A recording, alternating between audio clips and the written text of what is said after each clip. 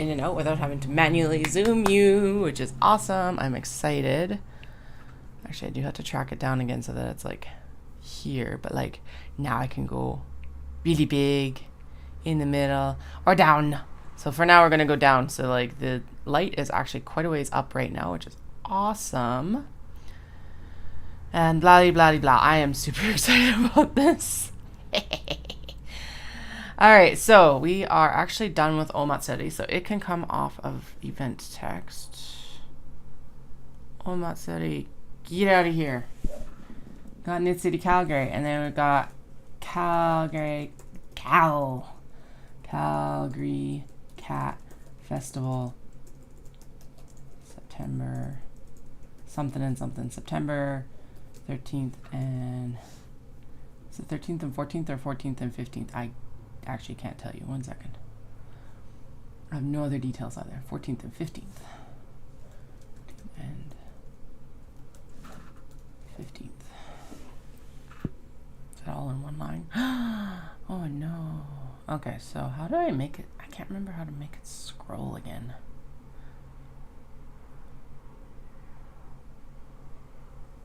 Don't word wrap maybe? Done. Okay, let me find out 1 second. How to make font scroll on Streamlabs. Sorry for having to stare at the top of my head. Oh, I don't want a video. I just want an explanation. Dun, dun, dun, dun. Okay, so right click the text source, go to filters. Okay. Filters. Oh, edit filters. Add filter. Scroll, add, close. No? Oh, did I? Maybe it didn't get saved. Edit filters. Oh. No. No. Too much.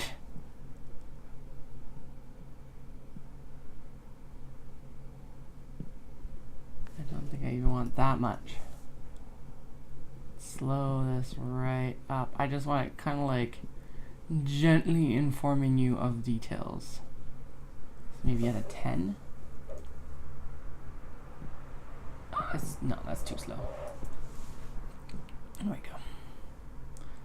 And then we'll go in and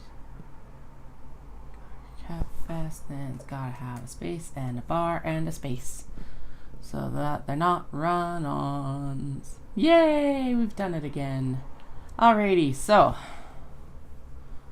I was successful in getting all of the mini traveler slings done on that day, Friday. I'm gonna zoom you out a little bit. You're a little bit too close in. Maybe one more. Zoom you out to there. Yeah, so I got them done. They're done. I gotta post on YouTube here.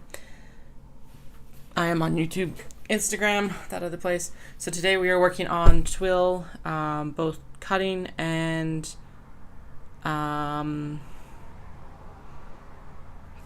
clipping it into the bags, and then we'll be moving on to sewing the end seams of all of the bags. We've only got 99 to go. Just nothing at all. It'll be fine.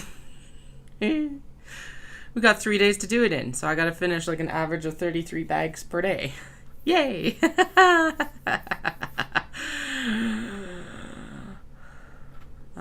Small box bag sewing on deck. Only 99 to finish in 3 days before.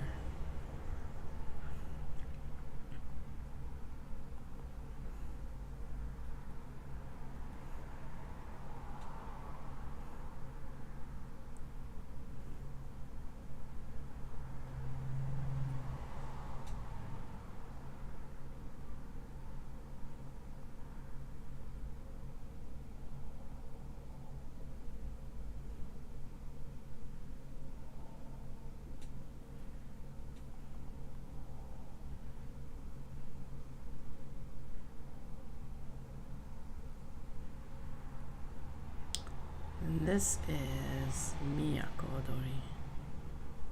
Do they have...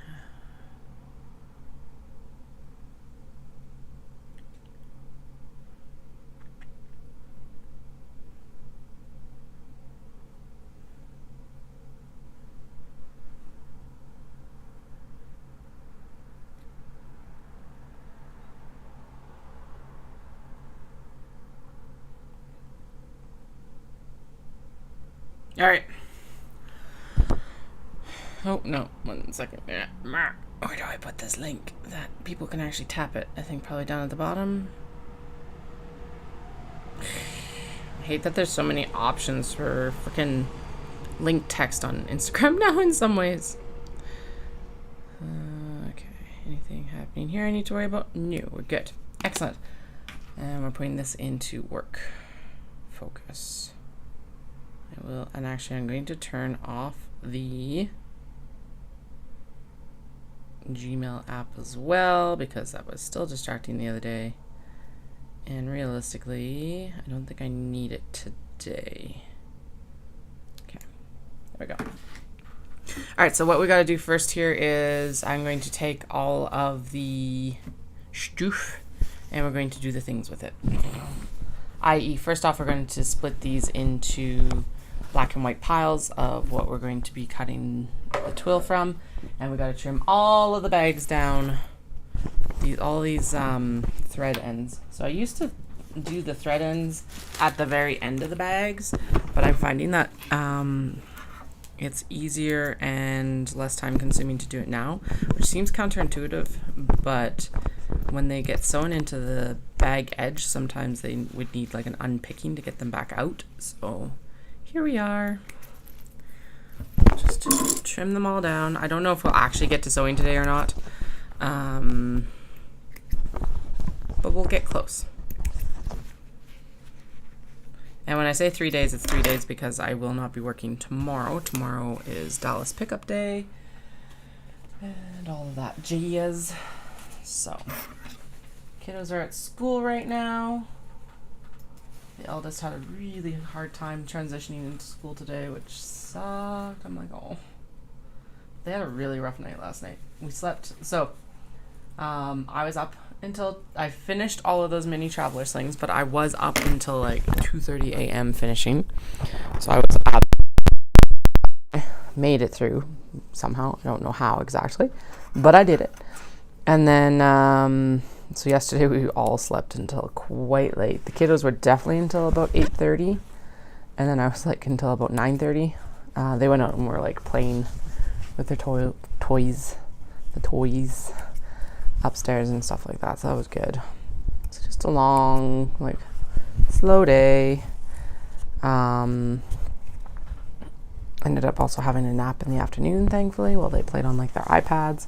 But between them like having had a lot of sleep and then we didn't end up doing a lot of physical activity, they were definitely rabid at bedtime last night. I was like, no, of course. I knew better, but like I was so tired just today. Between the late nights and then like the show, Omatsuri is a really interesting show because it really does not slow down all day. Like there are still people in and out of the venue at like 4:45. Show ends at 5, so it was good. And then you have to hustle to get out because I think the venue rental's only till about 6:30 or 7 or something like that. So it's like at the end. I need to go back. Actually, I need to get my flat bed dolly again from my my in-laws have it, and that for that show in particular because it's got like one ramp, but honestly that would make it easier. Next year I also need to figure out a way to or figure out who can come chill in the booth for like an hour or so I can actually like go enjoy the festival. I also am 100% going to do the night market next year because I think that would, like, I'm already paying for it, so I may as well go make the money from it as well. It was just like this year the kiddos were a little bit too young. Seeing the eldest, how they're doing, I think that them being with people like my family in-laws next year will be fine. So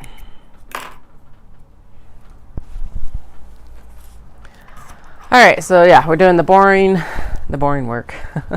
Trim down all these top stitch threads. But the good news is that you get one more preview of these before they head off into the ether of the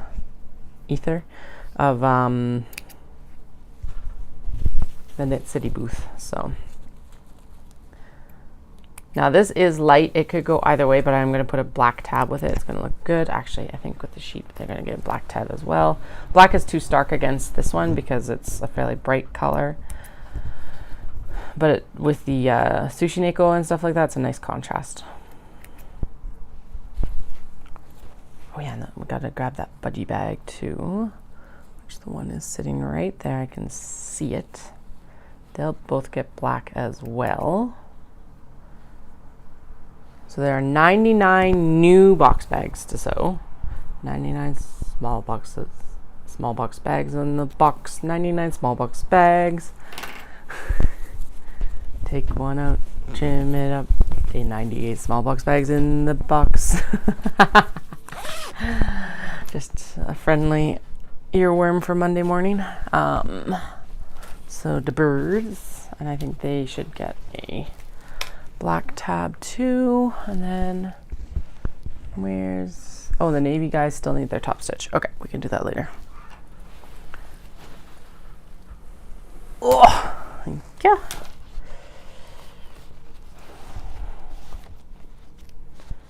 But yeah, I was also very glad. It's a good thing that I did actually finish up on the mini traveler slings because I ended up selling more than what I would have gone with if I hadn't finished the mini traveler slings. Sold 2 of the Obi traveler slings. And the interesting thing with this was that there's a lot of guys that stopped and looked at the mini traveler slings too, which I know sounds like it shouldn't be remarkable, but my product is not something that typically has appealed to a lot of men. But yeah, in this case, there was a significant number of them who like stopped and looked and admired, and it was all the mini traveler slings. So that was a good thing to like recognize as well. So okay, ducks are gonna get an off-white because the ducks themselves are off-white. I'm just gonna see how this is coming through on the actual YouTube. Okay, let's do some adjustments with this image and see what I can do to make it better. Turn the brightness up. That's too bright. Okay, let's go about there. And then we could do a little bit more saturation. Yeah, sweet. That's looking a little bit better. And I'll move my light too because I could use that anyway because these are some small threads. Okay,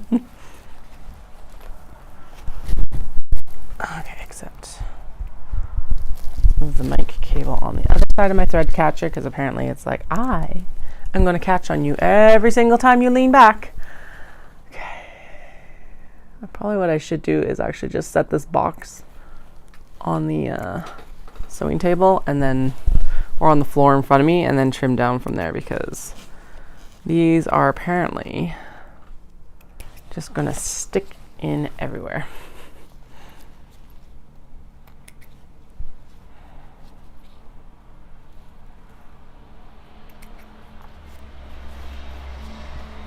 Which means that they're well chain pieced, but it does mean it's difficult for me to pull them out of the box. Okay, yeah, let's do that. All right, Mike, you gotta go back on the sewing machine for a little bit. There we go. Seeing the actual equalizer, it looks like I'm still able to be heard. Yay. I do think we'll go in and we will do the whole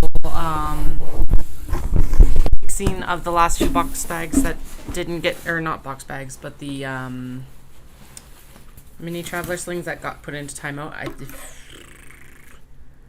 They'll be low priority. If I finish the small box bags, we'll go in and finish the mini traveler slings that didn't get finished on Friday for various reasons, mostly because the straps are fucked up.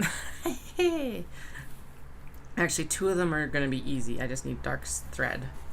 And then one of them needs a complete swap because I put a black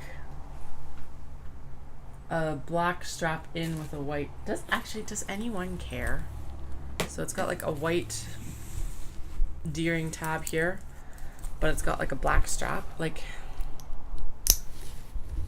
the white makes sense with the bag, but does it matter? Let me know, because honestly, if I don't have to swap that strap, I would. This is the one that's going to take the most amount of time because I would have to take it out at the top here. These ones are going to just need a swap of the, as we were discussing, just trim off the hardware and put it back on, basically, in the right direction. But let me know what you think on this one with the whole, like, will you care if they don't match? I don't know. I don't think I would, but like, I'm also a maker, so the maker for these guys. And then the Sushi Neko just needed to have their bottom re-sewn, so that'll be easy enough to fix. So I guess we will be going in to wrap up on those before Knit City. Like, if I have time, but no, we'll do it. I also have a Kato that just needs the top stitching and closure done, so we'll do that. And one of the 100 box bags, small box bags, is the Shiba Inu that we just need to swap. I keep saying just, but like, it is just, and it's not like sewing a whole new bag. The Shiba Inu needs the handle swapped to the other end is what it needs. So here's what I'm going to do. So we're just going to turn this direction, and then I can sit back from here instead of potentially giving myself cardboard cuts. Aha! And then we will zoom you in. Dun dun dun. Ha ha ha. Better. Better, better, better. Okay. So yeah, Omatsuri, as always, well, okay, it's my second year doing it, so maybe not as always. But as per last year, it was really amazing again. I was right across from the cultural stage, which is really cool because like I'm always vending at these events, so I don't often get to go do and see the things. It was very loud to be across from it, so that was a little bit of a drawback.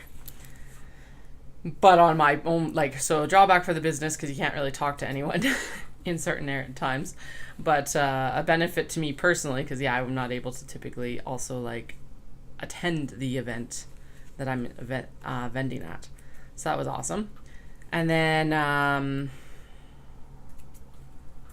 yeah, and it was like really well attended. I heard that the numbers were actually up over last year, which is always nice to hear. My sales were up, so thank you for that as well if you're one of the attendees and or purchased from me.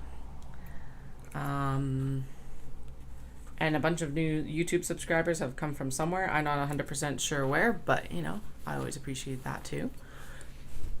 I just realized we're almost at 550 subscribers, folks, so that's really exciting as well. And yeah, now we're just cranking along for Knit City Calgary, which is this weekend. And we're gonna finish up on these small box bags that I've been productively procrastinating on, or procrastinating. So I think there's probably a late night in the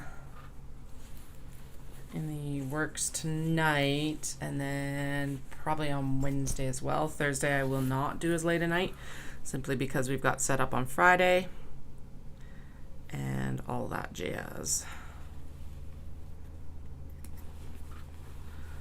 I am apprehensive and excited to be done.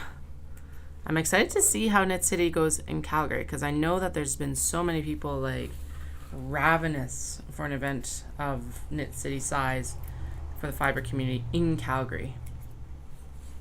So it's exciting. All right, off-white or black? I think off-white for the cats. But let me know. Black would look really good with it too. This will be the off-white. Off-white matches the white in the cats, but black would also look very dapper. Black will definitely go with the dark teal version of this for sure, because the off-white will not work very well. I'm gonna just grab a like bundle here, hopefully. Oh yeah, there we go. Now off-white. Seeing that together. Apparently, let's just loosen this box up a little bit, because then it's like I can pull easier.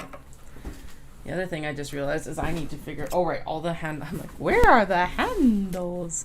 But the handles are all down in the, there's a whip bin right here beside me that they're all in. So, yay. So glad I finally found software that works. Not that I think the auto like focus and brightness and everything was bad, but I wanted the zoom, because the whole point of getting this camera is it was like easy zoom out. Well, okay, it was reclaiming my phone, first off, and then second off,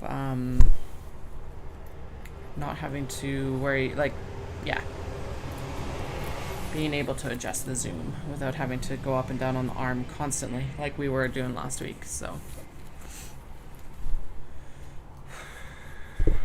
alright, so that's gonna get a black pole. Some of these are really easy and straightforward. Some of them, well, most of them actually are straightforward. Nomura Taylor in Kyoto keeps posting new fabrics, and I'm like, ew. I want all of, well, I don't want all of them, but they just posted a series of like tiny fairy tales, and oh my god, they're so fucking adorable. Well, like folk and fairy tales, because like one of them was Hansel and Gretel, and I think I would count that more under folklore than fairy tale. I don't know. I don't know what its official designation would be, but meant in my head canon, that's more folklore than fairy tale.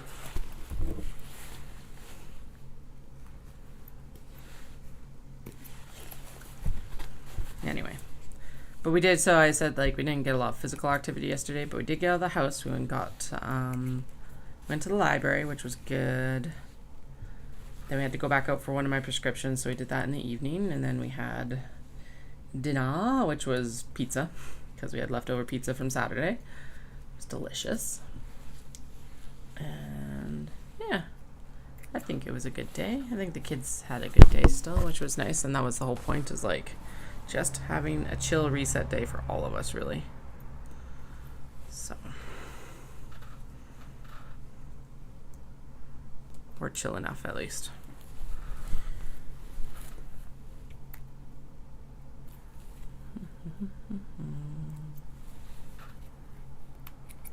Alright, so basically what I do with these is I'm trying to trim these threads down as close to the bag as possible.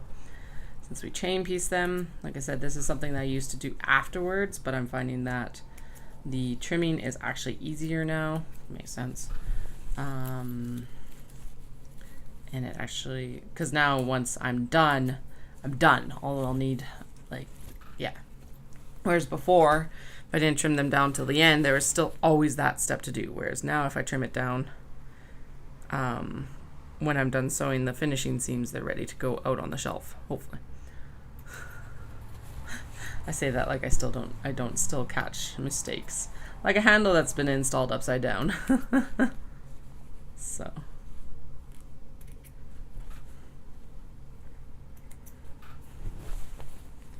Hedgies obviously will get a black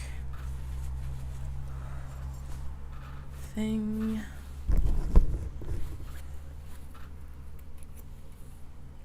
Also, somehow the capybara in Hot Springs survived the weekend. I don't know how. Usually it sells like right away, but if you had your heart set on that for Knit City Calgary, just know it's going to be there. I have not actually set up a pickup thing for Knit City. I probably should do that. Also, the whole donation of proceeds will be going to the Canadian Red Cross in support of the Alberta Wildfire Relief Fund through Knit City. So, also, as a heads up, I'm going to make up some signs for that.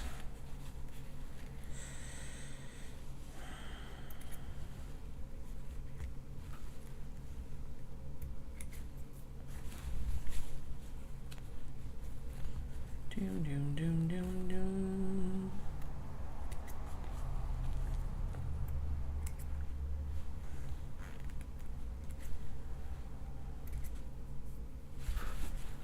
Oh, obviously a black set of pull tabs. Hedgies will also get black.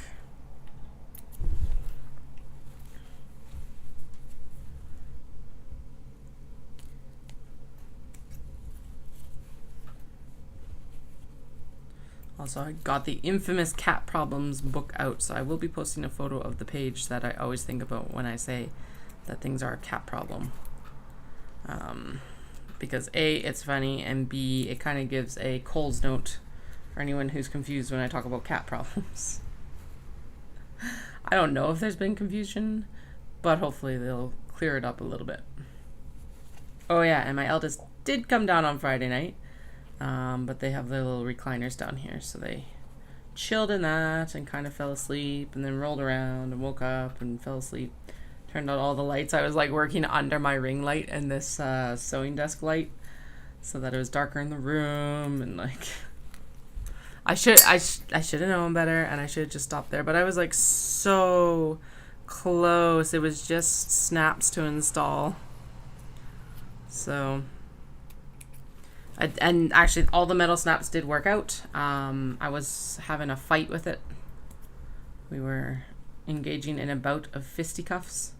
But now I figured it out. I can't believe how, like... I don't know if it's just because I never properly... I've never had any training on these snap presses and stuff like that. But it is not intuitive, really, for how... Like, you can adjust the bottom by, like, putting the screw in further.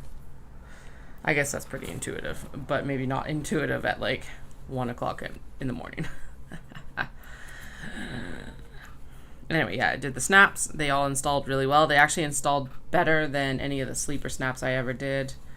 And then I glued on the tags, and then I put them in a separate bin because I was like, well, the glue's going to smell overnight, so I'm going to put them in their own bin with the lid off so they could air out.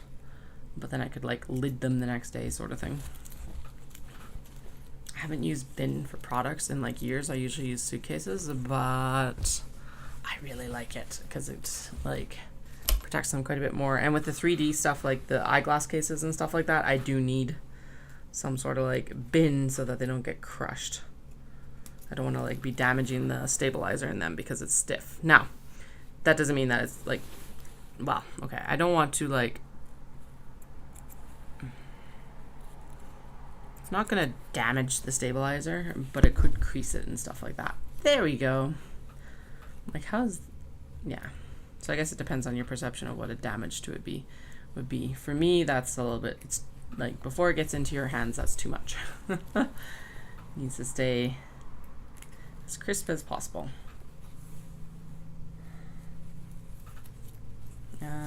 Black or off-white when it's light gray? Oh no, it's white, so it's going to get black pull tabs. Seems counterintuitive for such a light colorway, but it's fine. Alright, I'm going to go very light with all of the stuff for the strawberry bag, so it's getting off-white tabs.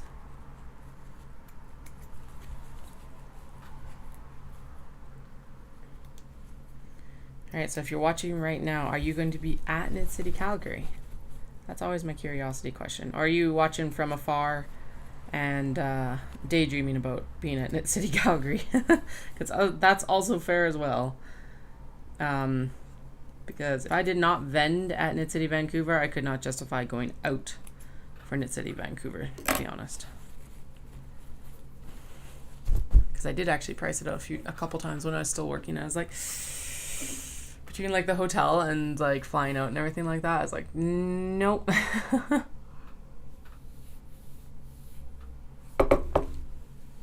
Which is another reason why I'm excited that's in Calgary this year, because so many people from Calgary travel to Vancouver for this show, vendors and attendees alike, that it is exciting now that it's like here.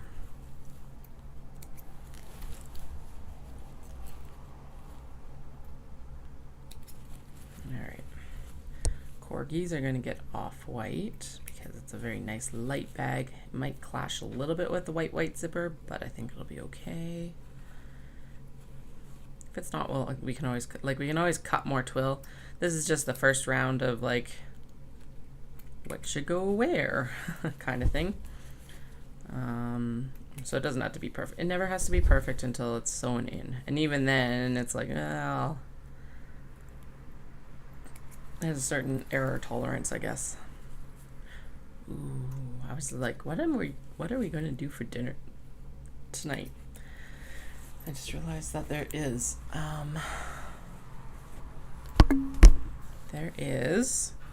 stuff in the fridge, and that stuff is tortellini. There we go. Tortellini with some peas with Caesar dressing. Yum, yum, yum. Butter sauce. And tomorrow, so tonight's going to be a tidy up night, and then tomorrow the kids and I are going to go to the zoo because we're all going to be in the city because Dallas is coming home tomorrow. And I got to fill up the truck. We've been trying to like fill up as much as we can at Costco as well, so it's like, ugh. Because usually the gas prices are between like 5 and 7 cents cheaper, which has added up significantly over the summer. And since I'm in once a week anyway, either with Dallas coming or going, it's like, all right, fill the vehicle up. So that's a good point. We'll go by the Costco on our way to the zoo because it'll be quieter in the morning than it is in the afternoon. It's always stupid busy after I've picked Dallas up, which you'd kind of expect in the school year, but it's like, why is it so busy at like 3 p.m. on a Tuesday in the summertime? I guess that might just be the time people are regularly available or something. I don't know.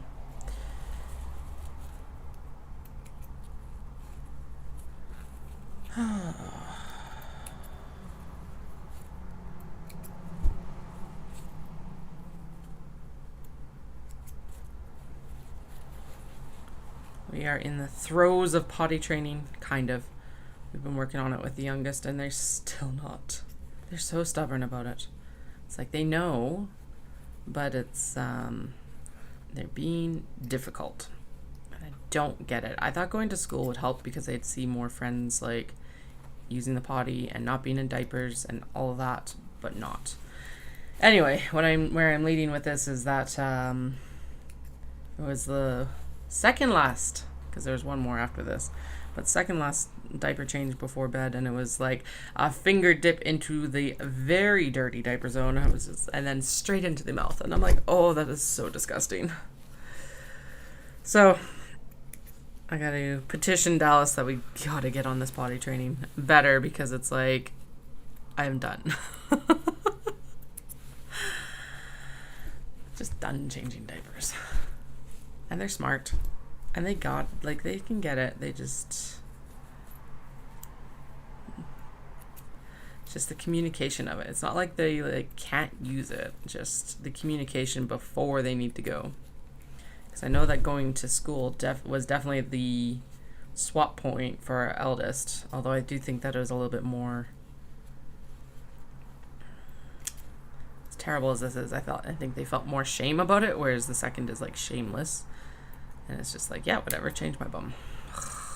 Kid. So, I gotta figure out a motivating tool. I think it's like one of those situations of like, okay, you need like a chart or like a treasure box, or maybe actually a sticker chart that works up towards a treasure box. So like, it creates the consistency. I don't know yet. I gotta figure something out, because, yeah, like I said, I'm done. And I think that they are at a point where they can potty train and be using it. So our eldest is actually out of diapers completely, even overnight, which is awesome. It's been such a like nice transition. And they're extremely proud of themselves as well for it. So yes. Go baby, basically. Now, this is one of the parts that I'm not sad about. Like, I will not be sad about not having to change diapers anymore. It's like, good riddance. I did do cloth diapers for quite a while, but then they both, like, outgrew them because, they started, like, leaking constantly. So it's like, okay, so this is, like, a good time. And I was also done washing them, But we used those for a good 2.5 years between the two of them. So like 2.5 years, 3.5 years total probably, which was awesome. And the eldest has been more or less fully potty trained probably for a year now. And then, like I said, just recently transitioned out of night diapers. Yes! I really want them to be not needing diapers before we go to Japan, which I know is still like over a year away, but it's like in the back of my head of like, okay, I do not want to be packing diapers for Japan. Is one of the reasons to wait this little bit extra that we are, besides all the other factors. It's definitely still, it's like in the back of my mind as a factor in the decision to wait as well, of like, I don't want to pack diapers. So that's the current parent adventure we'll be on, I guess. And they're just such different little people. Shocking, I know, right? That I just don't know yet what to do.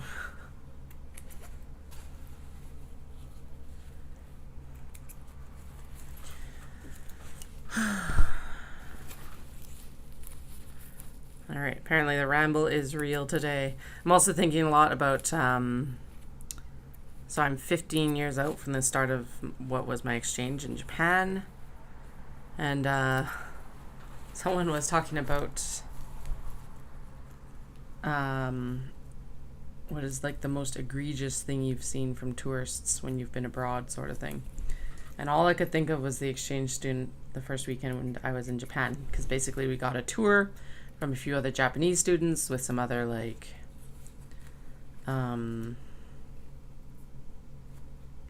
exchange students. And at the end of the day, and I'll set this up that there's other things that happen throughout the day, and I'll tell that afterwards. But at the end of the day, we're looking for food, and this exchange student absolutely refused anything because it was all too weird to eat. It's like, why are you in Japan then? Like, this is like, I'm not talking like we were going for fugu or something like that, or even sushi, which, okay, I get it. Not everyone wants it. And like, there's so many good things to eat in Japan that it was like, but there was nothing. Even like noodles. So soba was like too weird for them. And this was just kind of like I said, at the end of the day, there was a bunch of other shit that had gone down throughout the day. So on this group, there was a couple Brits with us, and we were taking photos at one of the shrines, and the American threw up a backwards peace sign, which is not how they do it in Japan. They always do it front forward, obviously. And the Brits, and rightfully so, they called him out on it, and they said, hey, that's like super offensive, especially as like for British people, it's like flipping the bird. And he's like, oh, well, it doesn't matter because I'm American. And I was just like, I'd forgotten about that part of the interaction until after, like, basically I commented this on a thread on Threads about tourists, and I'm like, this is like the most egregious thing that I saw. And someone was like, well, my son and their twin sister went to Japan and he doesn't like fish, so he didn't eat anything with fish. And I'm like, but you don't have to. There's so many good things to eat in Japan. Like, even for me, sushi is like, and fish things are usually the lowest thing on my list of things I have to eat when I'm in Japan. Mostly because I also have some amazing options for those things here, whereas I don't have like any really good options in this area for like okonomiyaki or anything like that. And the gyoza, I still have not found anything outside Japan that like beats not the little, but the fast food chain. I usually go there for gyoza. So that sort of stuff. And I'm like, that's perfectly fine. He knows he doesn't like fish. That's a thing. And there's so many other things you can eat that's not disruptive to anyone, really. But that was part of it, is that the student didn't communicate what he wanted to eat, had a bunch of options that seemed perfectly valid, and like was super uppity about it at the same time. And all I can still think of is like, why are you in Japan then? Like, if you're not, yeah, hell, even if they had said that he wanted to go and have like McDonald's, who cares? McDonald's is a cultural experience in every like country as well. So what the heck? Anyway, that is my rant for the day. We had a couple like that. So he was the worst one, I think. He was only there for a term. And then there was a girl that was actually in our dorms, and all, like, she at least would go out and do cultural experiences and all of that. So I have to give her points for that. But all she would eat was Coca-Cola, or, well, she'd drink Coke, as in Coca-Cola, not the drug.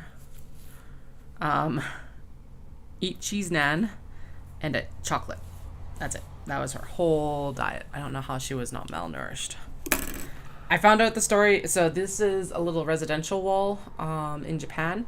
And I found out the story about these water bottles and why they're set along walls and why this cat is looking scared out. So apparently it was an April Fool's joke put up by a radio station. But the April Fool's joke was that these water bottles, if you put them outside the walls, they'd scare cats off. I knew there was a story behind it, but I didn't know what it was, and that is what it is. So I was very happy to find that out.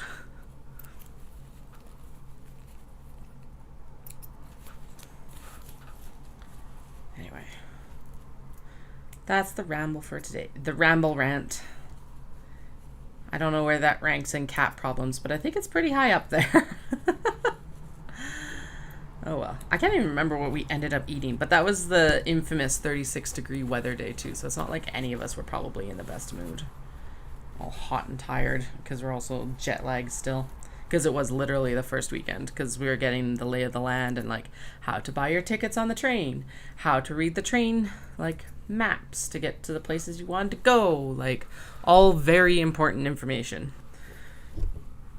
I went to Kyoto. I remember. Well, yeah, we were in Osaka and then we transferred to Kyoto. That's right, because we went to Yasaka Jinja and things.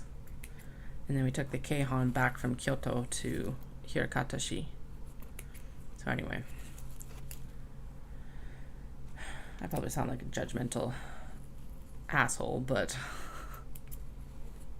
that's fine.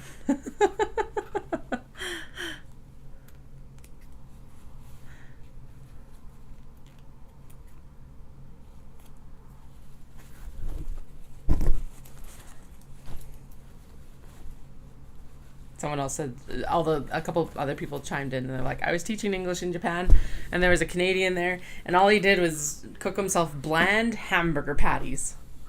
And he's like, why is he here? Or he actually did ask, he's like, why are you here? Because basically, apparently the Canadian said that he doesn't like the Asian shit. And I'm like, what the fuck? What's so I actually asked him, like, so what was his answer to why he was there then? Like, because he was there to teach English. Apparently I wasn't the only one with a run-in with exchange students, though. Another one said that she ran into an American in Finland and she had gone on exchange to teach other people about her culture. And I'm like, oh, honey, that is not quite how this works. This was not the commenters, someone else in, like, the group that they encountered.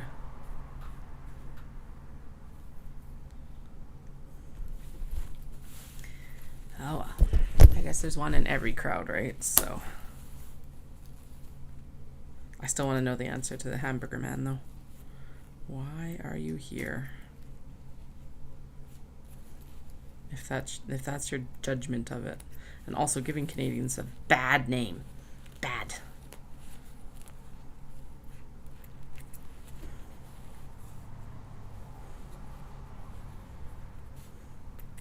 Love the sheep. Love, love, love, love, love them.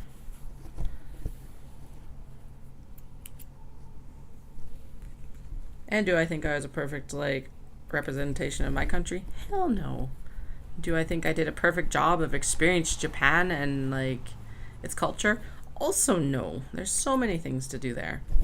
And to, like, experience. And I probably could have been better informed before I went, to be honest. But good God.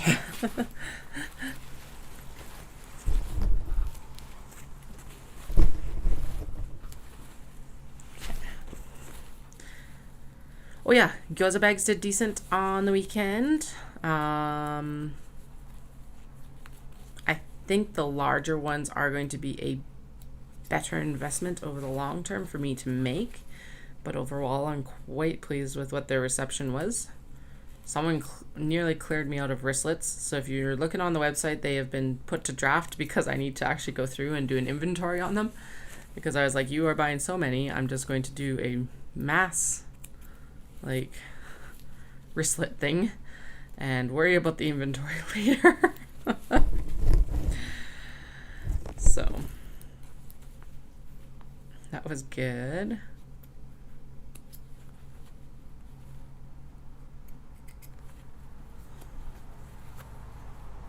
And given that it was also like a new organizer and they'd like never really done the inside section of it and things like that, I think they did a really good job.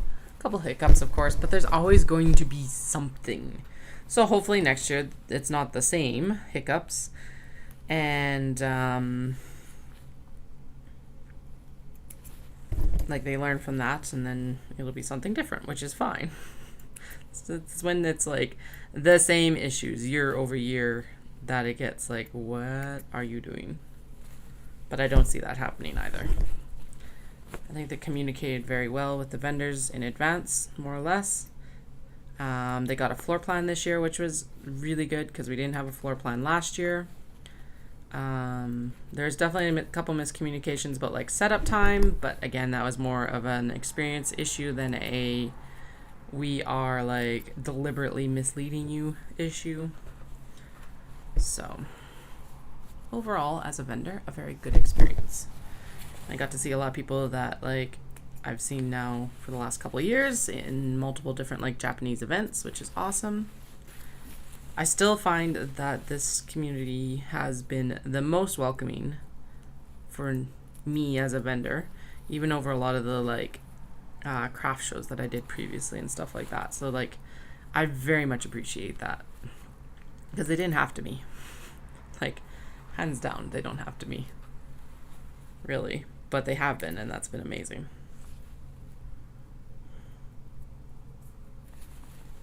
Ramble, ramble, ramble.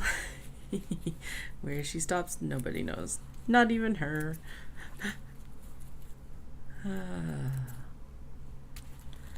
I can't believe it is like 3 days to Knit City. Well, okay, so it's like 4 days to Knit City setup, but it's 3 days of sewing till Knit City setup. And I'm like, she just realized as well that the yarn store in Dawson wanted to be contacted in September, and we could discuss stock for their shop. I wonder what they would do the best up there. I should look at what sold while I was up there, and then I can let them know what was popular in the booth, actually. That's what I'll do. Ooh, the little bifold card wallets didn't sell a lot, but it sold a few, so that's good. Especially since I haven't, like, advertised them or anything like that. What else? Yeah, I think the mini traveler sling was the most popular. Followed by... No one touched the large box bags, at least for sales, or the Kato.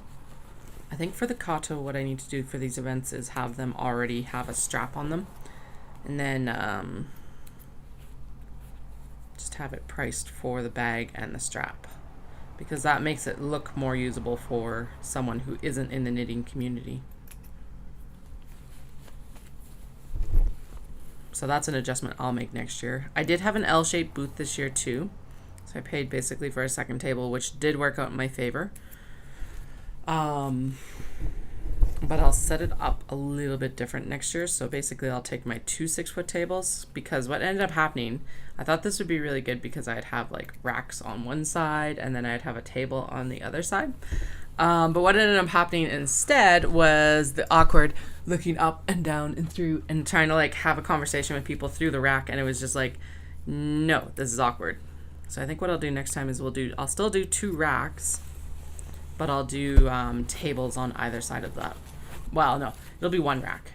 It can be the handbag rack, and that'll be like the pivot point on the outside of the L, because the majority of the traffic does go down the sides.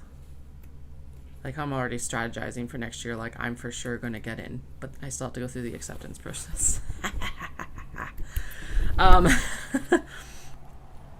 Anyway, if I get accepted, that's one of the changes I would make, is I would basically have 2 table setups and the handbag rack on the pivot corner. It's a hinge. So.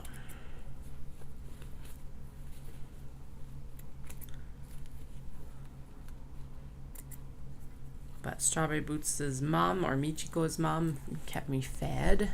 She makes really good inari, and then she basically just has like a setup in the middle behind their like booth that has like all this food, and they're just like, have at it, go for it. It's like, oh, thank you.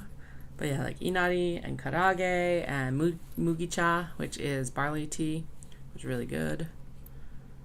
All homemade, which I very much appreciate, because I did actually pack my lunch this year. I usually pack a lunch. Well, sometimes I pack a lunch, not always, but I try to. And I did actually do it this year. And then I forgot utensils, so I was like, about 1:30, I went up to Michiko because it had quieted down enough that I could consider eating. I'm like, do you have chopsticks so I can eat my lunch? Because I'm like, I forgot my fork, of all things, right? I remembered all the other important stuff at least, but ugh. Anyway, so it was like, all right.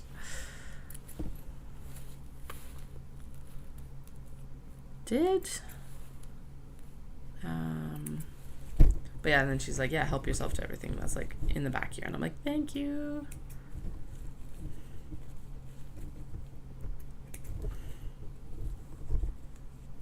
I found one of my kiddos' back to school outfits there. It's a little yukata dress. So it's got like the top of a yukata, and then it's got a skirt that pulls on over top of it. So it's going to be really easy for me to put on them. And fucking adorable. Exactly, like something different that I was looking for.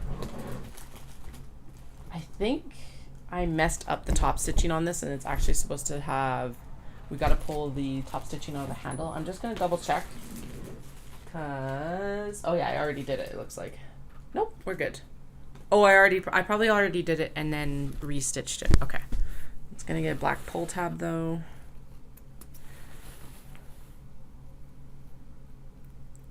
I think the handle had been top stitched in black, and then I ended up top stitching the handle, or the box, in like white thread, and that's where the mix up happened. So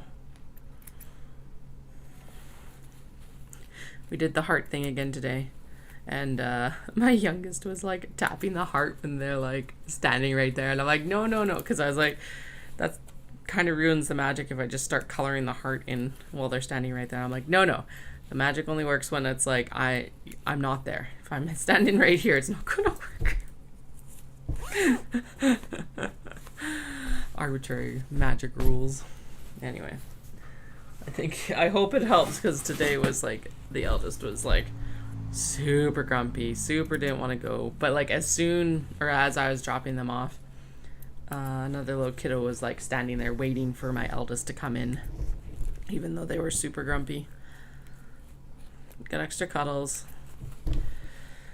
and kisses, and just kind of like, all right, now's the time to go. And the teacher even was like, look at your friends like waiting here for you too. So that's good. At least they're hopefully going to transition right into playing together.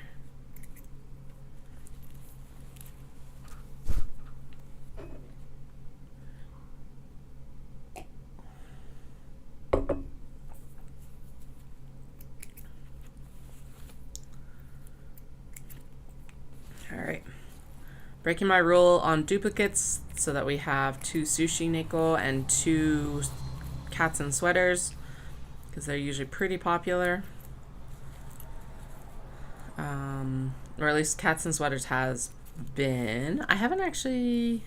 Oh, never mind. Sushi neko sold really well at Caroline's store. I'm like, who's had sushi neko? But yeah, it sold really well at Caroline's store, and I think it's done really well for Paulette Bananas as well. Good, because usually during show prep I don't allow myself to do a lot of duplicates. I used to, And then I was like, no, get more variety out than duplicating. And especially now that we have plans for a lot of those back cuts, I don't have a lot of duplicates anyway.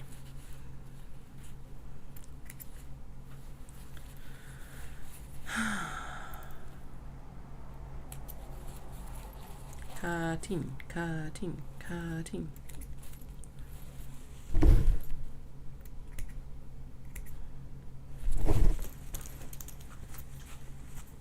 Penguins gets black.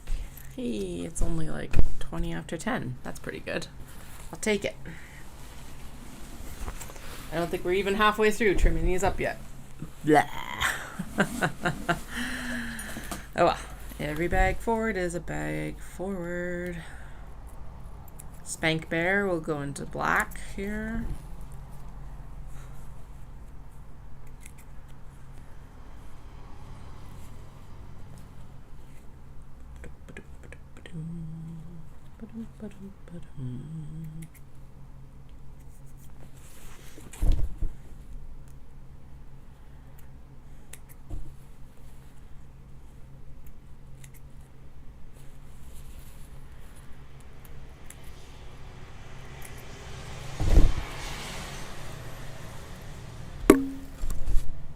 Concrete pumper truck just went by. That's what, if you heard it.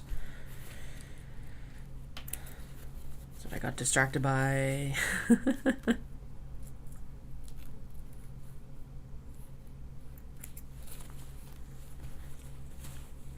I have not heard the skill saw again after Friday, although I guess I wasn't up here or around outside very much the last couple days, so maybe it was still running. I just wasn't here to like witness it.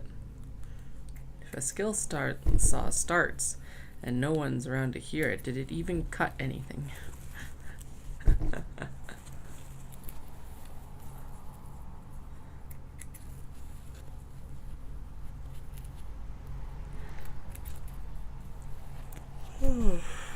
Actually, we're going to go with black for that one because the tops on those strawberries are pretty dark, so it'll be a nice reflection of that. Even though this is a white background with the fans, we're going to also go with black because it'll pull the black accents out that are quite prevalent here.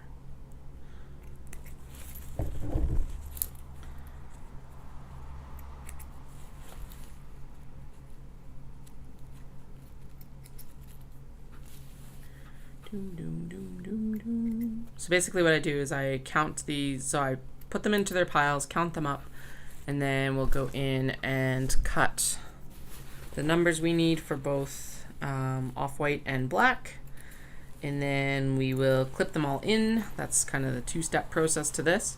And then they get sewn on the ends, and then they get boxed.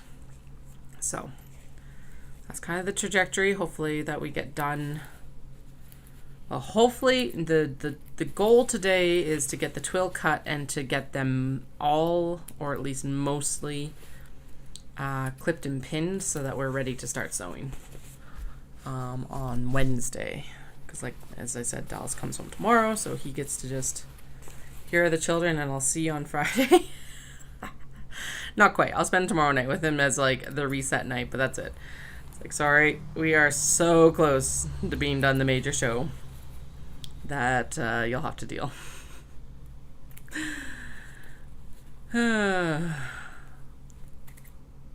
But he can.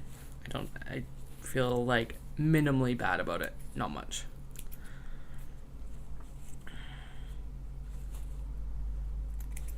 Especially since compared to some years, I've definitely not been slacking off over the winter time and stuff like that.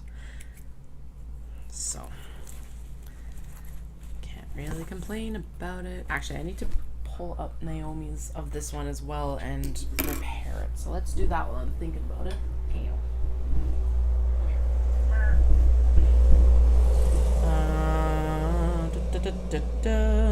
Yeah, so her dog actually chewed the end here.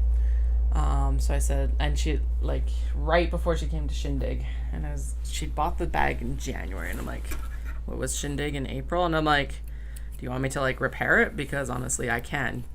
She's like, would you? And I'm like, yes, it'll take me a while, but I can do it. because I'd much prefer the bag getting used. Now, it will be a little bit smaller than it was before because I can't do much but basically like sew back across this. But she like even has a zip pull and everything here. So I was like, perfect, I can definitely repair that. So we'll put that in the pile of like stuff to do here. Off-white or black? I think black. Because the off-white is like, the white is very stark on that one. Like white instead of like slightly off-white.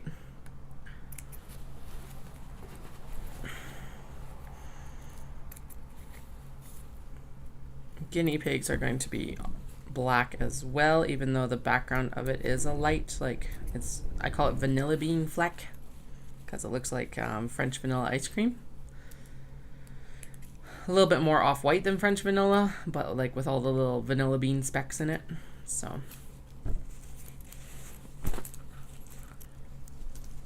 it's black, but then the hamsters that are right after it are going to get an off-white.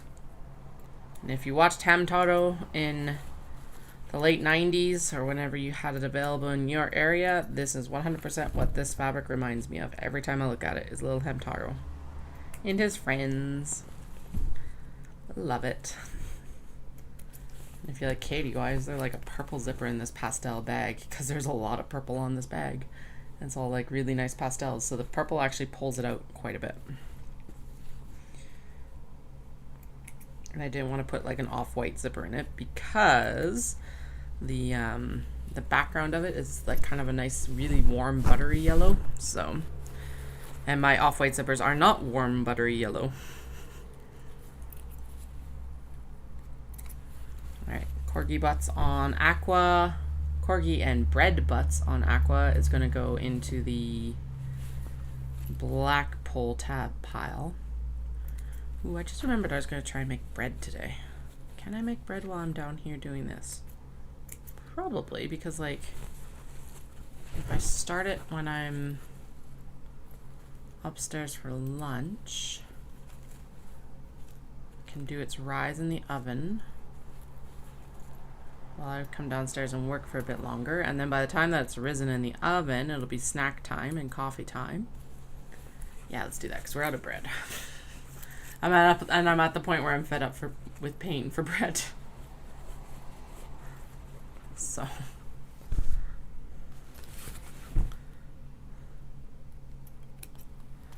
although it's like still, so we get some, like they've got a really nice bread at Costco from the Calgary Italian bakery. It's like a sunflower flax mixed bread. So it's got a bunch of like grains in it. Well, not grains, but like seeds and stuff like that. So it's really tasty.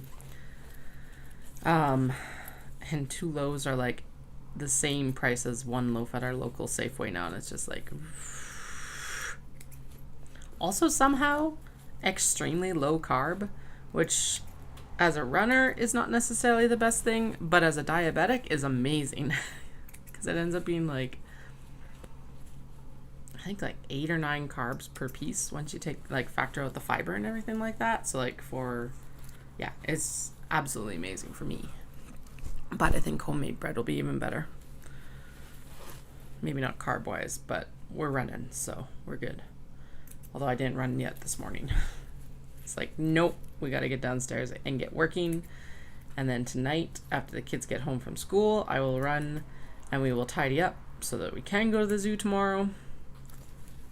And then I will come downstairs and we will do more work, whatever that might entail.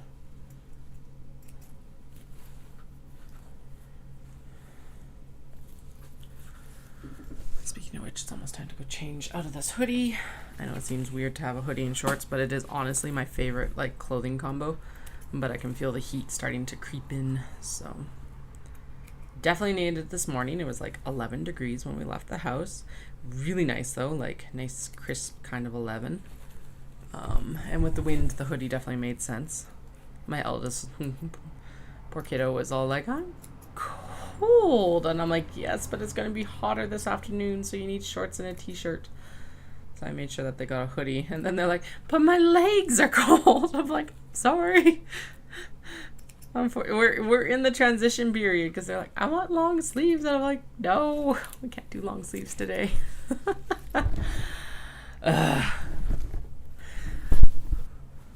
Not that I didn't want to, but it was also like, I don't want you. I would much prefer you being a little bit cool in the morning, and then then having like heat stroke in the afternoon because you wore long sleeves and pants. So I know they could change them. But, like, I don't want to put that burden on the teachers of, you have to change them to go outside. No.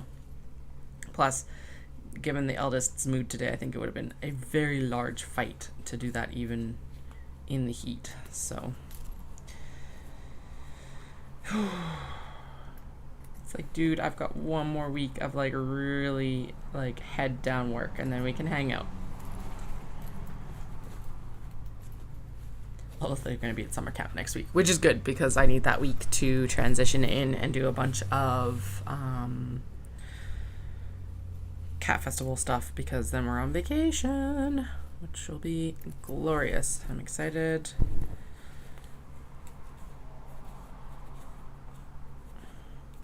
Actually, I should make some more.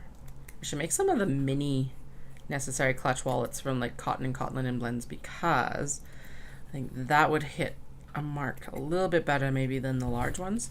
I can't do it with the Obi, but I can do it with like the other, like the new fabrics.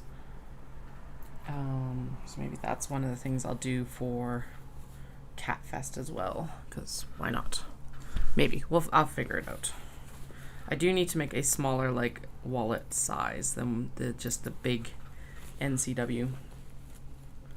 Although they caught a lot of people's attention this weekend, so that's really cool. I like watching what people get drawn to at the booth because sometimes it's not what I expect. There was one woman, I'm out of tote bags practically. I think I have like 3 or 4 left now because there's a woman who came in and she like beelined straight for the tote bag rack because they're hanging on the handbag rack and just was like this one and this one and this one. And I was like, all right. I was like, you are on a mission. And the girl that was with her is like, apparently. And it must have been her mom. She was like, well, it's Christmas shopping now. And I'm like, yes. Perfect. And then there's a big, tall, black dude, and he was like, he beelined straight for the pouch bin. This was like, I should have made a joke about how he could have like Jedi minded it out of the basket into his hand. That's how strong the pull was. Because he spotted across the aisle the little black cats on the piano keys and just like zoned right in on it. He's like, this. He's like, I don't even know what I could use it for. And I'm like, it practically jumped into your hand. I'm sure you can figure something out. I'm like, it's good for coins. It's good for little things. It's like good for anything you really can think of. Just don't use it illegally. Or was it? I don't condone illegal uses. And this is the joke for everyone. But if you do that, just don't tell me. Otherwise, I don't care.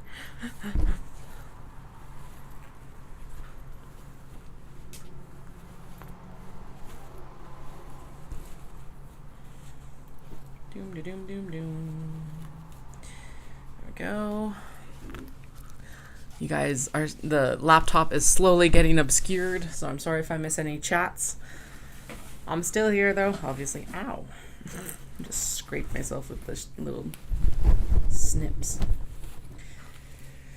The risks of wearing shorts in the studio. Oh well. Oh man. We're almost at the bottom of the box. Yay! Well, kinda. We're kind of at the bottom of the box. I can see the bottom of the box. So we are in a greatly improved situation versus where we started.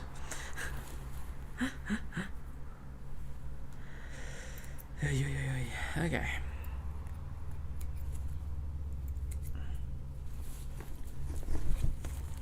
We are not doing any counts until we have to count the white and black for what we're cutting.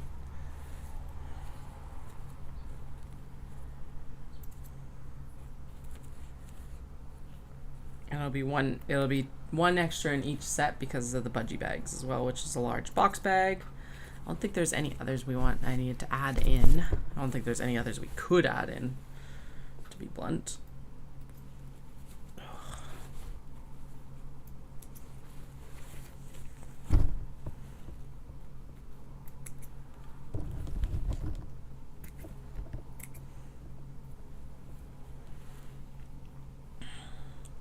So if you need more details for Knit City, Canada, Calgary, we are down at the TELUS Convention Center. From the floor plan, it looks like we are upstairs, but I'm sure as long as you show up to the actual convention center, there will be signage to direct you to where you need to go. We are there from 9 to 5 on Saturday and 9 to 3 on Sunday, with the kickoff party from, I think, 8 to 10 on Friday night, which is intense. Usually it's not quite that late, but that's all right. And I think tickets are still available. I don't know if they're available for the kickoff party or not. Don't quote me on that, but I'm pretty sure that there's still, like, all variations of tickets are still available for the actual show, which is exciting. This means that, like, as much as it's awesome when it sells out, it's also really nice that there are still day tickets available. Now, if you are considering coming down, it is like $5 to $10 cheaper to buy your ticket, pre-buy your tickets online. So I would highly recommend that, because if you're bringing the train down, that's like your train fare, or most of it at least, or your parking fee, because Saturday, Sunday, the parking downtown is $5 in the parkade. And don't forget that Calgary downtown has free parking on Sundays for street parking. Just as a subtle, or a tip and trick. And not only that, but, or that is it. Yeah, street parking is free on Sunday. And $5 in the parkade, which is like a steal of the deal compared to like the 23 it is on weekdays. Ooh.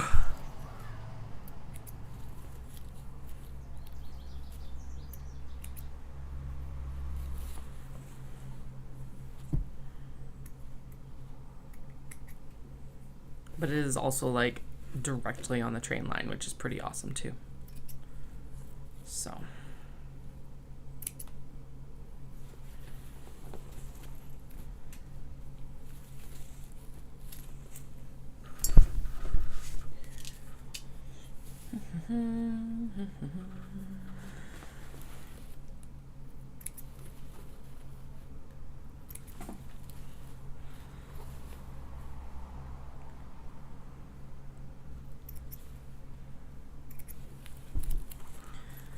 all right, getting there. Doom, doom, doom, doom, doom.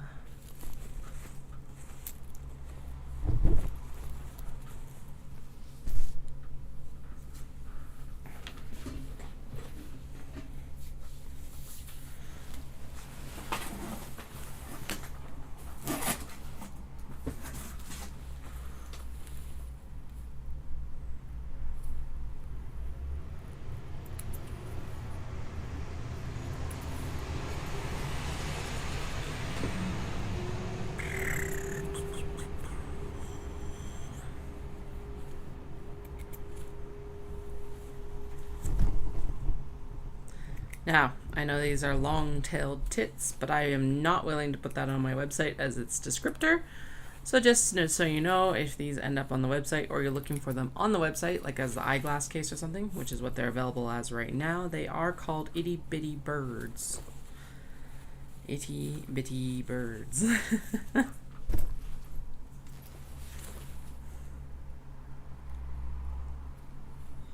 If you need me to write that they are long-tailed tits on a tag when I send it to you, I am more than happy to do that. But yeah, I'm not going to put that on my website. For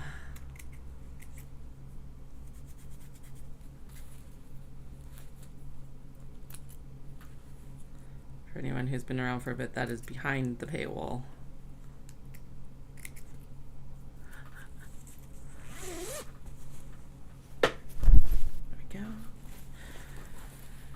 Oh, where I can see it.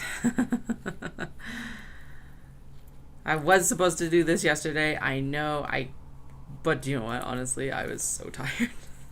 I was like, because I was so exhausted, I was right on that edge of a migraine. So it was like, okay, we're going to go out and we're going to do the library, which was good.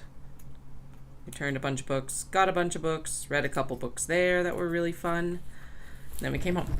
And then I took some Tylenol because I was, again, right on that edge. And then I had a nap. Or at least I closed my eyes and laid on the couch while the kids like did some iPad time, because I was like, yes, this is what we all need right now, especially me. And it was glorious, so you know.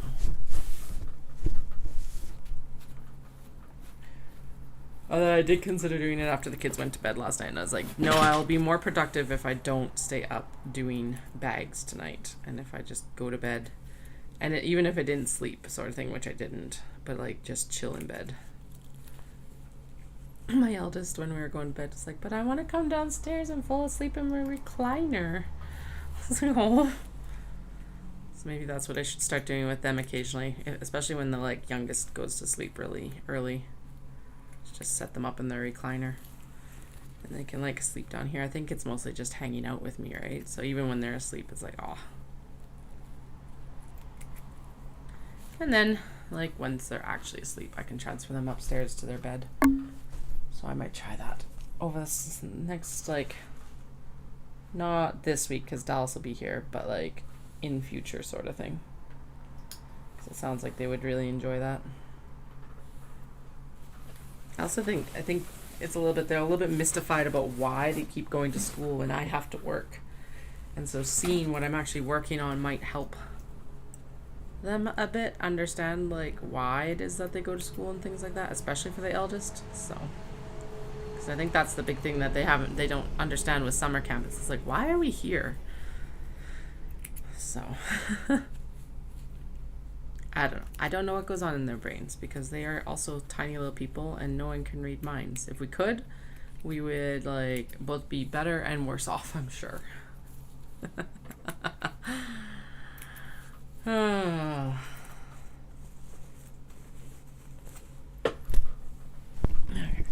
Squish, squish. Boom, boom, boom, boom, boom. We are down into like big handfuls left. Yay, us. Yay, me.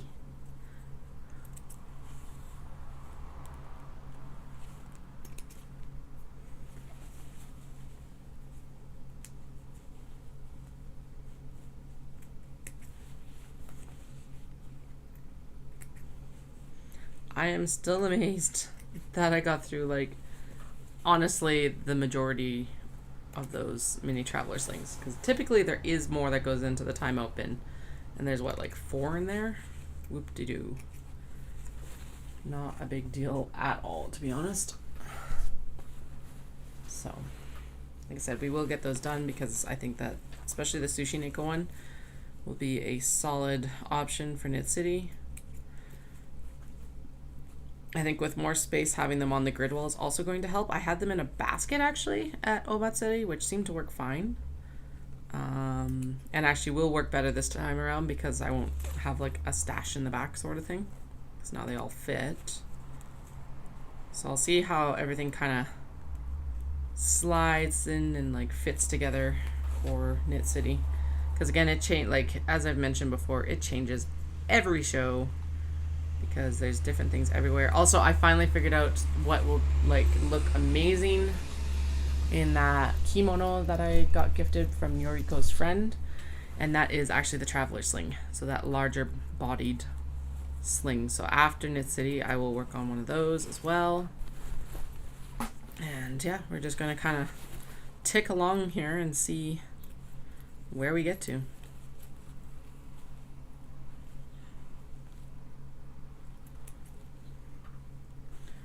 Yeah, so the next thing I have to order my canvas and interior fabrics, because the next big thing will actually be a tote bag restock. And then we'll also do, so I think in between now and that coming in, we need to work on the cat head pouches that I was talking about for Cat Festival. And then we'll work on the cat head pouches, and like applique coasters for Cat Festival. The applique coasters will get cut by the Cricut, so that'll be pretty straightforward. I kind of really want to experiment with that for Knit City, but I think putting something else on my plate will make me scream. Maybe not. Maybe I'll hair off with the idea Wednesday. Could design them on my phone tonight while the kids are in bed, are going to bed, and then like set it up to cut tonight, because that would be the big one. And then go in and, because all they would need after that is actual iron onto the fabric, onto the felt backing. I'll think on it. Still sounds like a lot of work for what else we need to do today for this week. Maybe let's not add more. I don't know. We probably will. I probably will. Who knows? Probably. When do I not? Not like I don't already have enough to sew. Actually, the big thing would be finding scraps that would fit on a coaster size that I would be happy with. So it'd be a little bit more experimentation than I have time for. So that'll be something that we focus on then for CatFest. Along with those cat head pouches and stuff. Also, I'll probably make some actual cat head coasters as well, because I think that would be a lot of fun. And that we could do. So in that case, they would be twill backed, and then yeah, the applique coasters will be wool felt backed. That's what they'll be. So they'll be nice and thick, and then the cat head coasters will be a little bit smaller, and then there'll also be cat head coasters or pouches. So that'll be the focus before CatFest. And then post CatFest, we'll focus in on the kato that need to be finished and kato that need to be finished. What else? And some more traveler slings. Maybe some more mini traveler slings. Figure it out. And also photographing and posting the stock as well.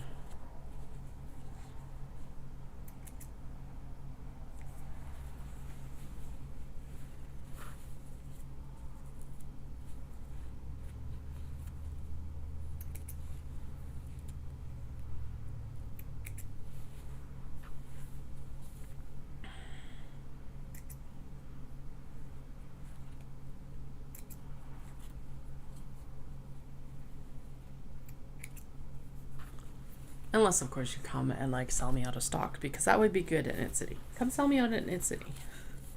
If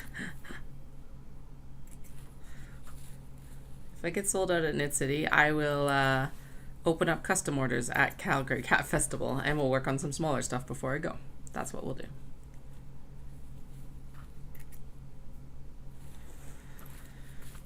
Oh yeah, I guess we need to do the Kato run because Shindig is in October. I'm like, I don't have anything else big this year, but I totally do. Never mind. Shindig is like medium, I guess. Medium-sized show.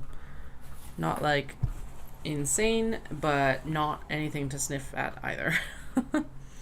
So having a good showing of Kato there will be good. Yeah, and getting tote bags done as well.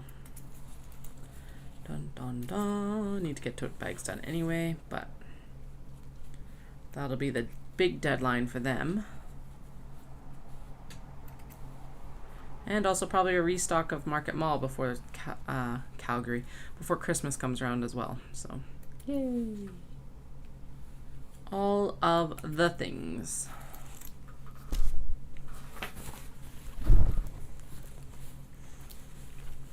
Okay, so it looks like we're under 20 here to trim up. After which I will go upstairs. It's break time for the washroom. I'm going to start the bread. And maybe grab an early lunch. Although I don't know what I'm actually going to eat. And I'm not that hungry, so probably not. I'm gonna grab lunch, but I don't know what I'm gonna have. Oh, Classic work story. I'm also not that hungry because I didn't run this morning, so it's like meh.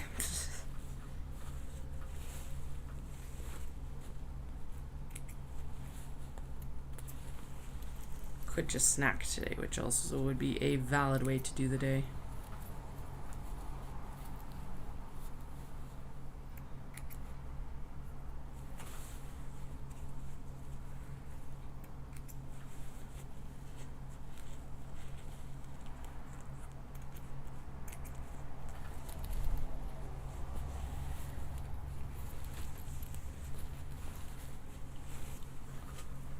Boom.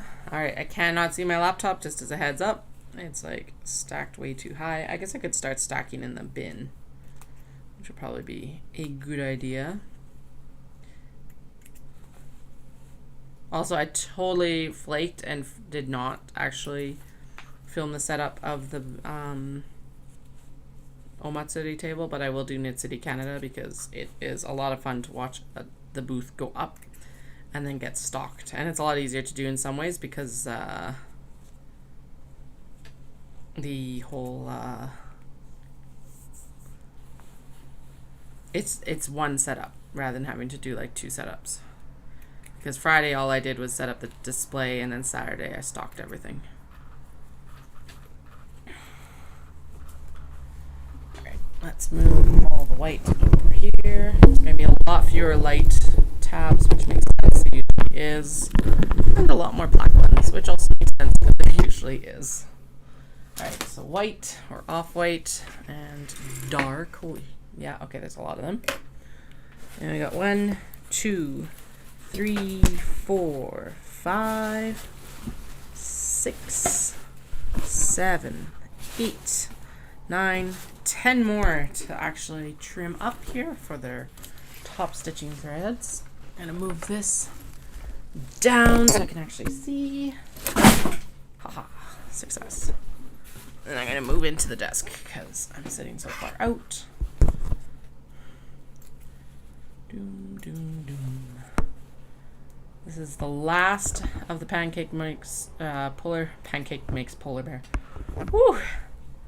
Oh no, what happened here? Okay, we're good. Anyway, this is the last of the polar bear makes pancake for penguin fabric. I think there might be some scraps and stuff like that, but this is the last like full-on bag size. So if you've been eyeing it up for the past like 5 or 6 years or more, now is the time to do it. Because after this, I will not have more for a bag. And there will be the monochromatic version, which is what I'm trimming right now, and there will also be the pastel version.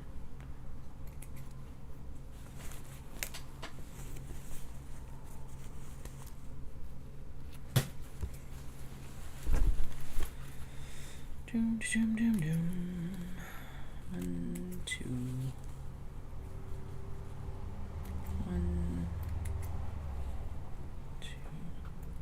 So to give you some perspective on this, because there's like 99 bags, we will have had to trim, well, at 100, there's like 1, 2, 3, 4 per bag.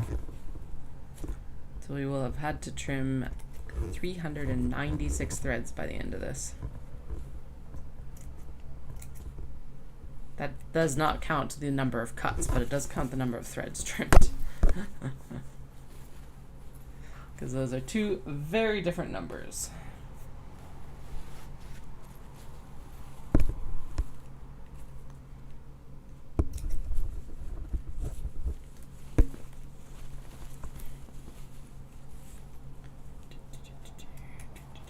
Oh, right, and I need to respond to a group chat for Friday as well. So do that while I'm upstairs too.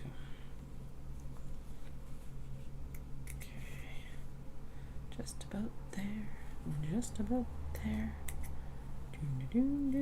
just about there. Don't know why the Winnie the Pooh theme is stuck in my head. That is not the earworm I need today. Do we ever need an earworm? Really? No. Do they happen frequently as is? Yes.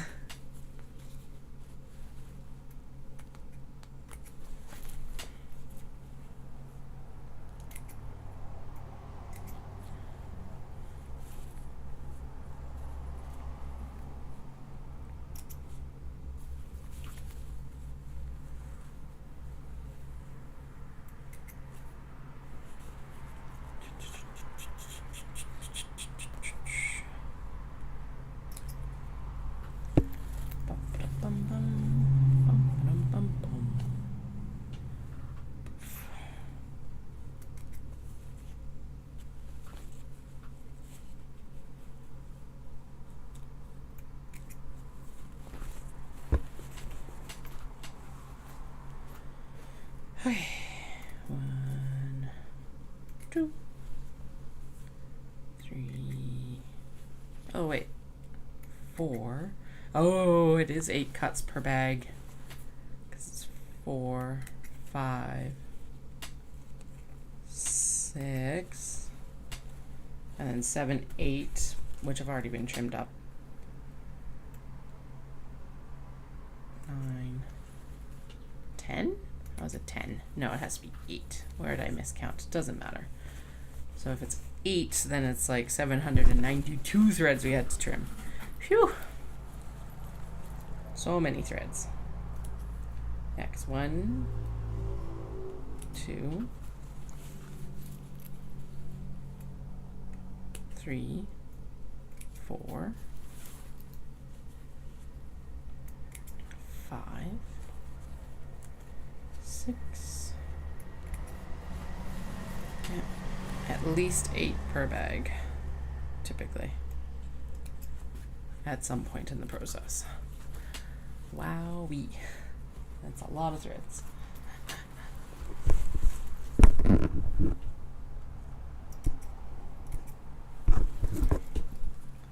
Do do do do do do do do do do do do do do do do do do.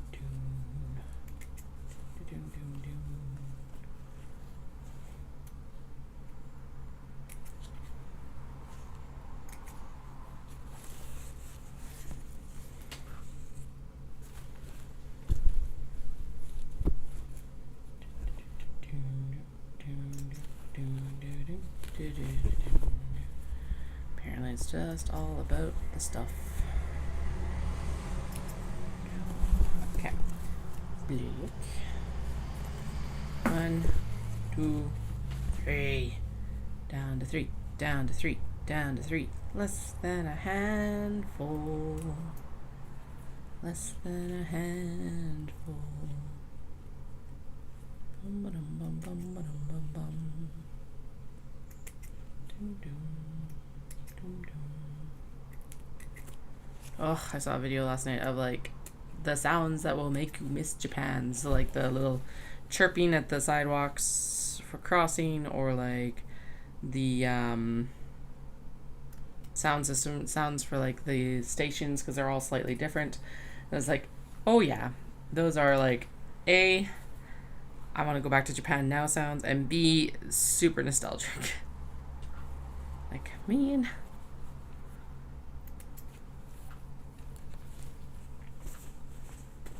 Still taking sponsorships to go to Japan and vlog the experience for you.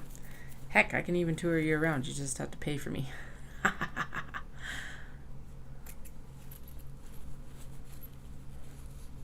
Separate rooms.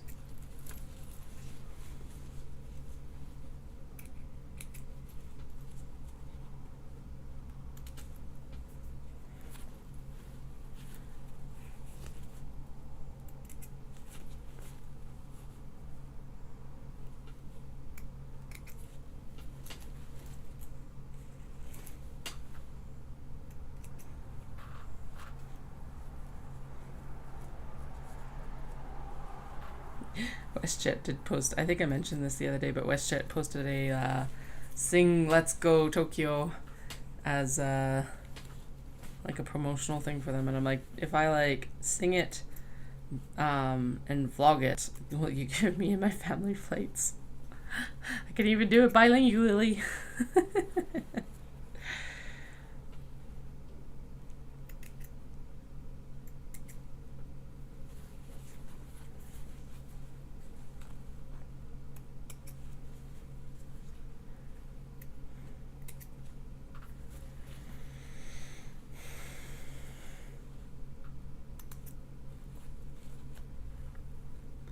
Threads are cut.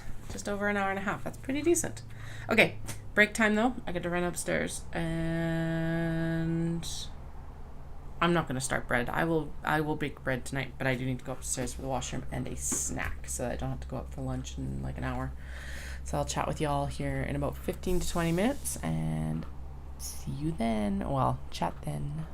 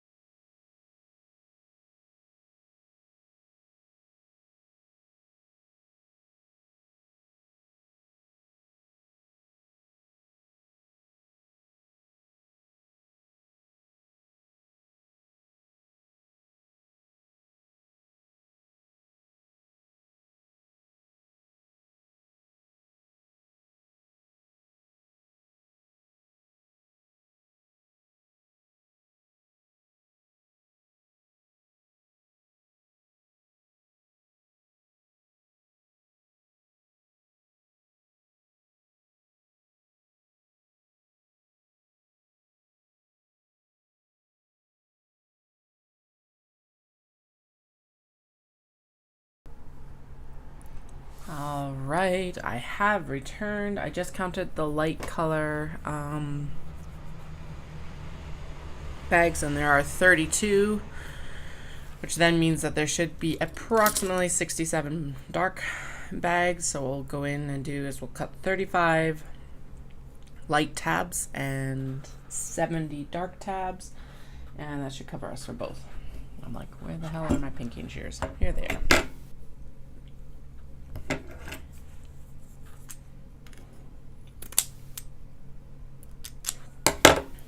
So this is a cotton twill now, so that's why they are getting pinked. Although the ribbon, when I was doing ribbon, always got pinked as well. Or at least as I got more skilled. Just to help prevent fraying. It's not perfect, but I'm also not going to fray check these because it's going to also have sewing across the actual stuff. So, ooh, and other exciting news, D23, which is Disney's big like announcement weekend, just happened, and they've been saying for a while that they're going to be investing a lot in the parks over, I think, the next decade or something like that. And holy crow, have they gone all in for a lot of stuff, particularly in Disney World, which is where we typically travel. It's in Florida, not the California park. Although they're putting a lot of investment into California as well, so that's super cool. Anyway, Florida is finally getting the infamous and rumored Villains Land, which is something that everyone thought the new Fantasyland would be, but now it's going to be a Villains Land for sure. They're also adding a Cars attraction in, apparently, which is super cool because it's going to be like an older one, and it's going to be like off-roading or something like that, it looks like. And then the other one is going to be a ride for younger children so that like all ages can do it as well. So that's super cool. And then but the Villains Land is super exciting. Apparently it's going to have 2 large attractions for sure, and then probably like shops and restaurants and all of that. Basically e-ticket attractions, which if you know Disney is like something like Space Mountain or Tron, like all those high-level, high-profile rides that pretty much everyone has heard about. And then what else? Hollywood Studios is going to get a Monsters, Inc. roller coaster, and it's going to be a suspended coaster, which is super fucking cool. Suspended coasters are actually my favorite style of ride vehicle.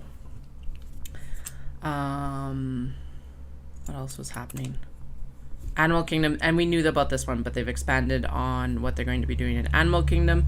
They're basically taking out like the state fair roadside attraction sort of area that was based on dinosaurs, and they're putting in a Central Americas kind of area, which is like really cool reskin of the area because they've got Asia, Africa, Pandora, as in like the Avatar world, and then Central Americas is like very underrepresented, and it's going to have an Indiana Jones temple ride. They're reskinning the dinosaur ride, which I know is on the exact same track as the Indiana Jones in Disneyland, and I absolutely hate dinosaur. I cannot ride it. It's like, I think it's jerkier might be part of it, but the theming of it is also a lot scarier. And even though every time I'm an adult, I know exactly what's going to happen at the end, and I just am like, yeah, nope, I nope out of there very rapidly. Anyway, but the reskin to Indiana Jones will entice me back to ride it. They're adding more into the Avengers campus in Disneyland, which is super exciting. Although the ride there that I saw, I was like also noping out of that one because my motion sickness could barely handle the preview of it. And they're getting some cool upgrades to a couple of their OG attractions that I'm super excited about as well. So if you want more details, you can look up like various videos of D23. I think I'm probably most excited about the Monsters, Inc. roller coaster. Mostly because that's also going to add more value to Hollywood Studios for us as well. Hollywood Studios has already gone up significantly in value for us with the recent upgrades that they've done for Toy Story Land and Mickey and Minnie's Runaway Railroad, because before it was probably one of our like least favorite parks, and now it's actually in, I think it's probably tied with where Epcot is right now. I think it's tied with Epcot. Magic Kingdom, hands down, still the favorite because obviously it's the castle park, right? But Hollywood Studios is definitely more up there now than it used to be. 2, 4, okay, 2, 4, 6, 8, 10, 12, 14, 16, 18, 22, 23.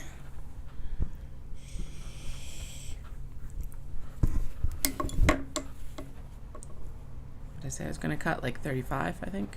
Yeah, sounds about right. 23.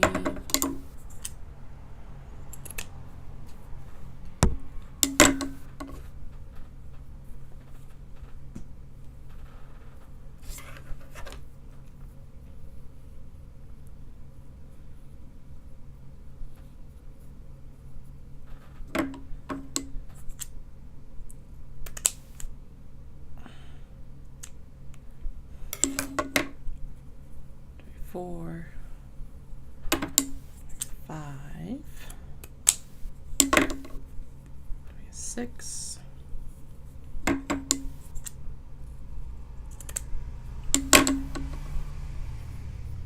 7,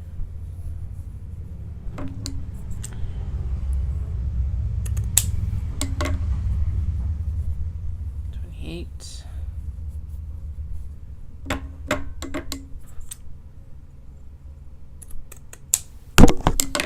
and then these will all get cut in half as well before they get put into the bags. But for now, we're just cutting the long bit for both pieces, and then I'll trim them in half as we do it, because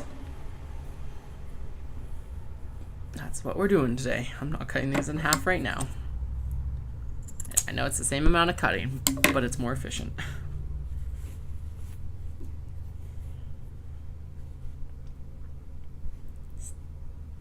Stab. All right.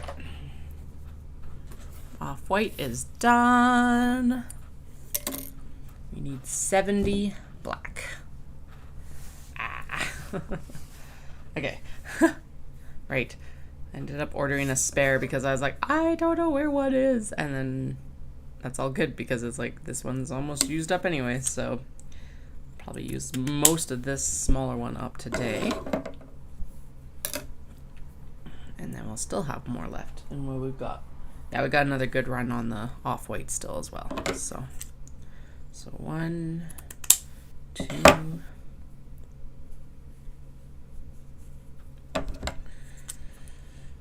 3,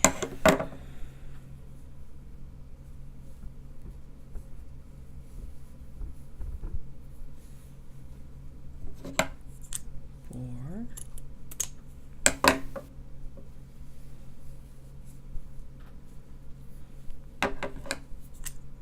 So if you weren't here earlier, I figured out what I'm going to be doing with that obi that I got donated from one of my vendor friends, which is going to be some traveler slings, because it's one of the big wedding kimono. It had been used in plays previously, and so they knew perfectly well what was happening with it. But yeah, I'm going to put it together as some traveler slings after Knit City here.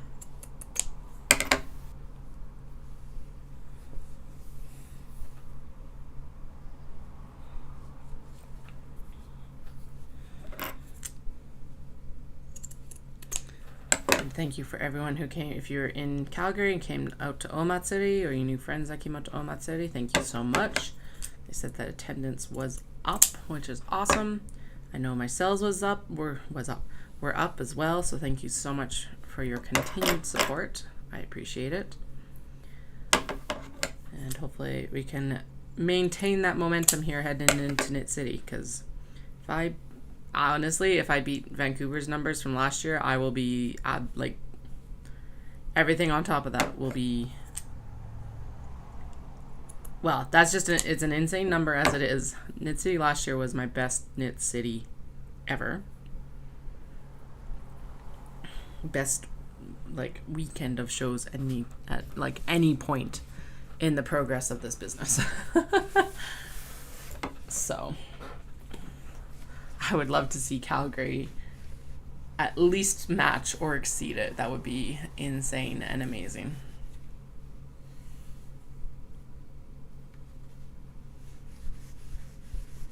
And because I know that Calgary's been absolutely ravenous for a like show of this size as well. So that would be just a nice proof in the pudding for that too.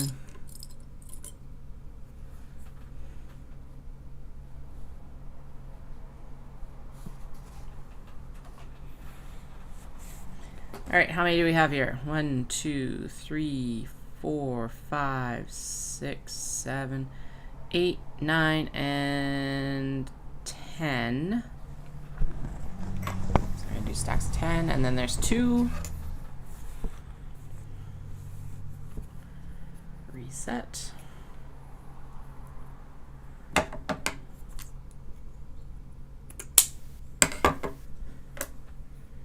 3.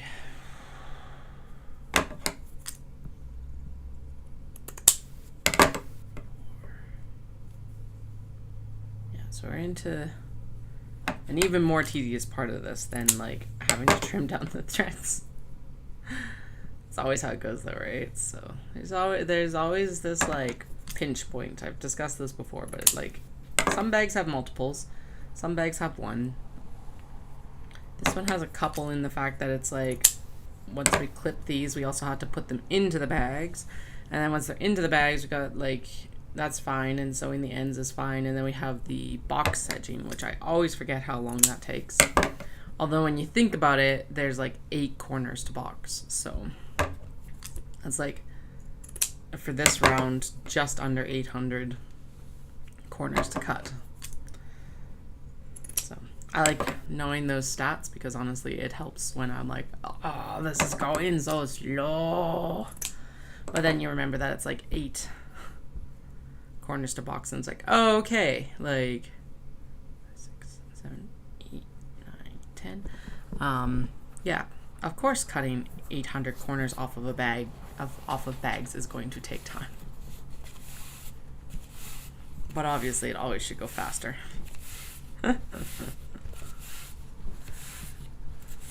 Zero patience here, and overcommittal issues.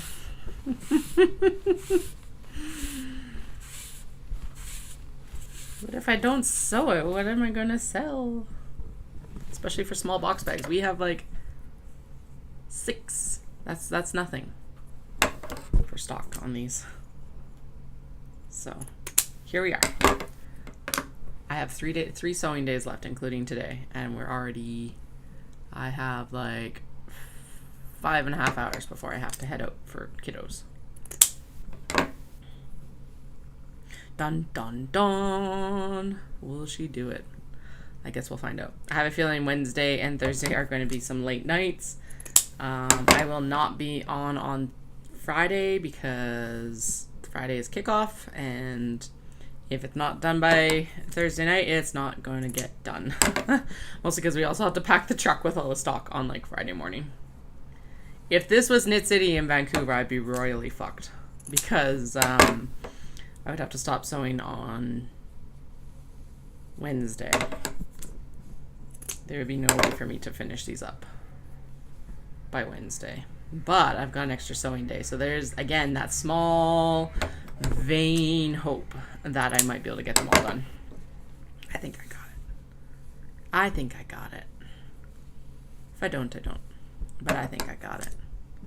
It's worth a try. The point if you don't try to do difficult things, right? Especially when they're self-inflicted.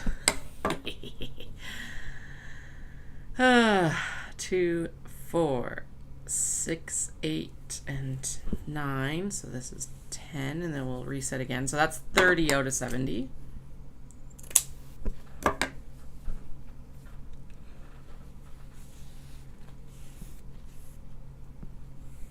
honestly. I wonder if I could just do... So if that's 30, I said I need 70.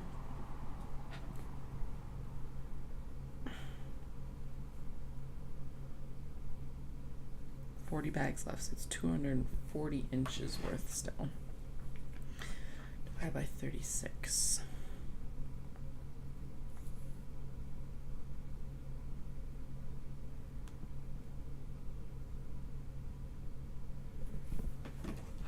Okay, so 6.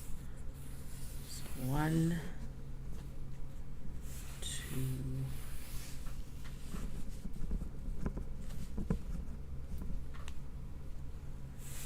3,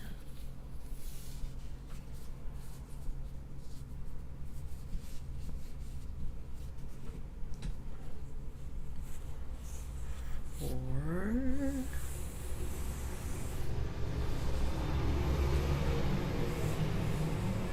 5, 6, and then it's like 6 2/3, so we're gonna do 7 because I'll allow for some wander, and let's do 7.5 yards. Because realistically, then I've still got, like, it's been cut for other stuff. Roll this back up so it's out of the way, but that should be the general amount that I need for the rest of the cuts, hopefully.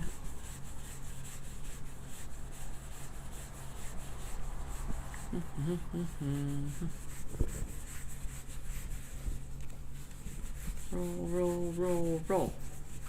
Roll, roll, roll, roll. Go, go, go. I apparently also overcommitted on how much I was actually pulling off the roll. Surprise! All right. Pin it, pin it, pin it.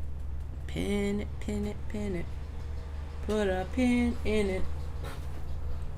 All right.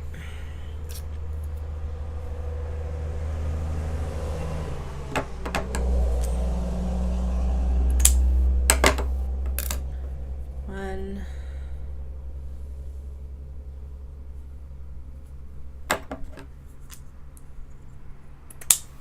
2.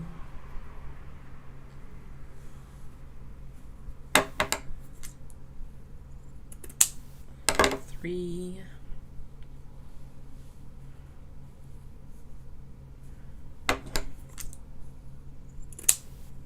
4. 5.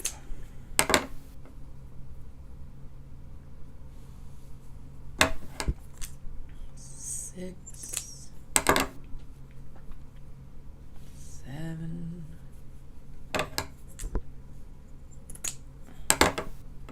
8.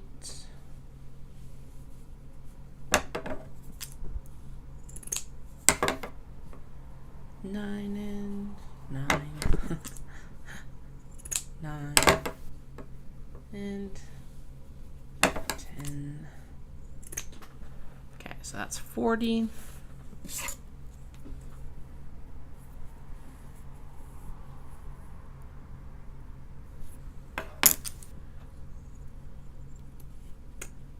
One and 2 and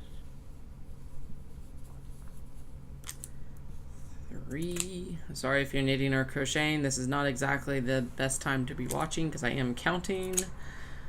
Unless you can, like, I don't know, count around it, or you don't need to count your stitches right now. It won't be too much longer and I won't be counting anymore, but for the next little bit I will be. 1, 2, 3, 4, 5, 6, and apparently I can't count to 10 right now anyway, so we'll find out how this goes.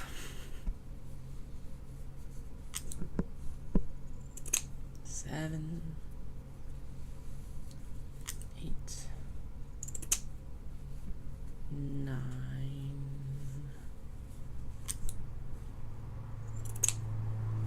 and 10.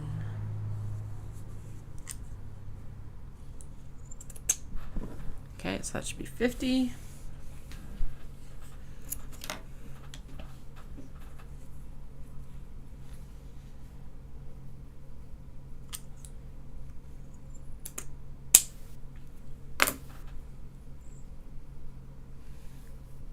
One and two and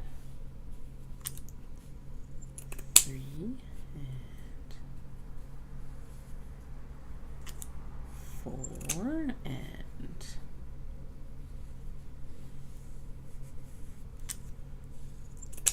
5 and 6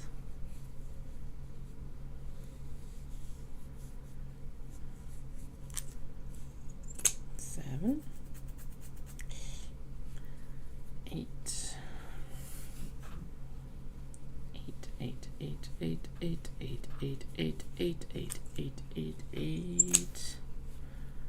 9 and 10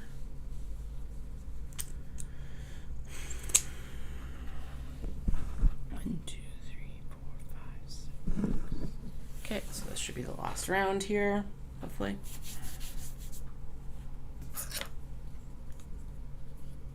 Boom, boom, boom, boom, boom, boom, boom, boom, boom, boom, boom, boom, boom, boom.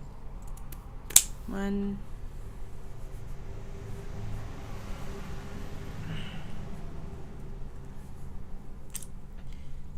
2,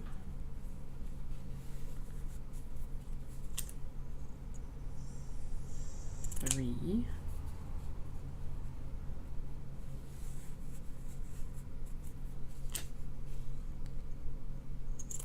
4,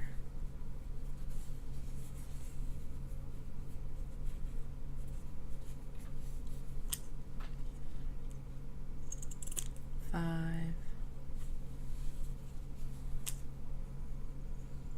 6, 7. This one really wandered off the track, so we're going to do the last few with the ruler.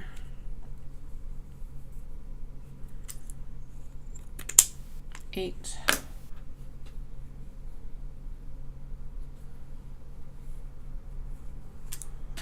9, 10. And like I said, this should be more than enough, but I always prefer going a little bit over than under, just because some bags shuffle. Like, as I said, this was like a preliminary resettling out. And now we get to go into the very tedious part of clipping these in. All right, you do not need to stare at the top of my head. So let's get you. There we go. Nice zoomed out overhead view. So should we start with black or white? I guess black is like right here. So let's start there. Right? Yeah, let's do it. Okay. Now, the next question becomes, do I trim these all down at once or do I do them per bag? Ask her. Let's do them all at once because then they're done.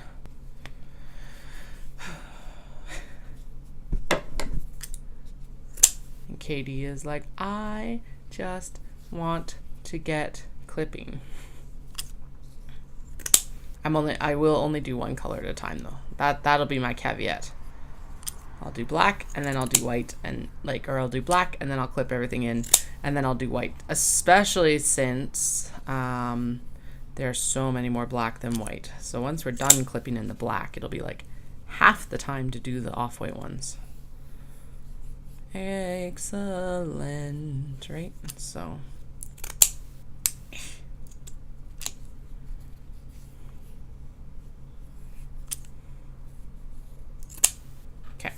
there's one pile of 10. It's looking like I probably can trim 2 at a time. Let's try 3 on this round, because why not? May as well try 3. Excellent. Okay, so 3. These ones are too long, so we're going to even them up a little bit. There we go. Does that leave me with an odd man out? 100%. Is that okay? Can we do 4? Maybe we can do 4. Let's find out. I don't think so. I think 4 is too much for the scissors, but meh, you never know. Fine. Perfectly fine. So let's split this up into sets of 4. Can we do 5? 5 might be okay. If 4 is okay, 5 might be okay. That looks like too much. Yeah. We still did it. It wasn't happy, but it did it. That might also be because I actually did 6 instead of 5. Whoops. There's 4 here. We definitely did 6.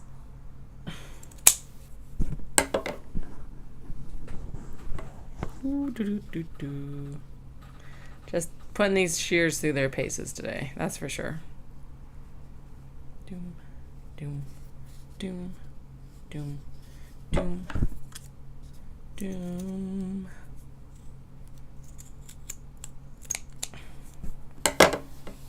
Yeah, they're not happy about 5. Okay, well, whatever. We'll do this stack like this anyway. Does just mean to I just have to like triple cut it a little bit, so that's okay. Or like cut it multiple times. Basically open the scissors back up and then close them back down on it. 1, 2, 3, 4, 5. Let's get this all trimmed. Fabric dust everywhere. Little bits of twill tape. Okay. Fold.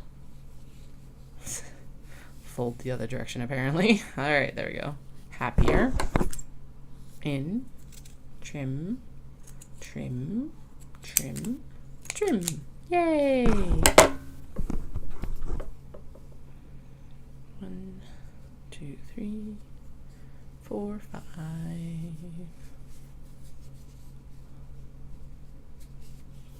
Okay, and then we're gonna go in and trim and trim, trim, trim. Oh, apparently it's really cranky on this one.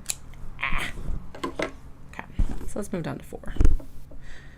Don't need to hurt my hand because honestly, cutting all of the box bags is going, or like all the boxing for the corners is going to do that well enough on its own.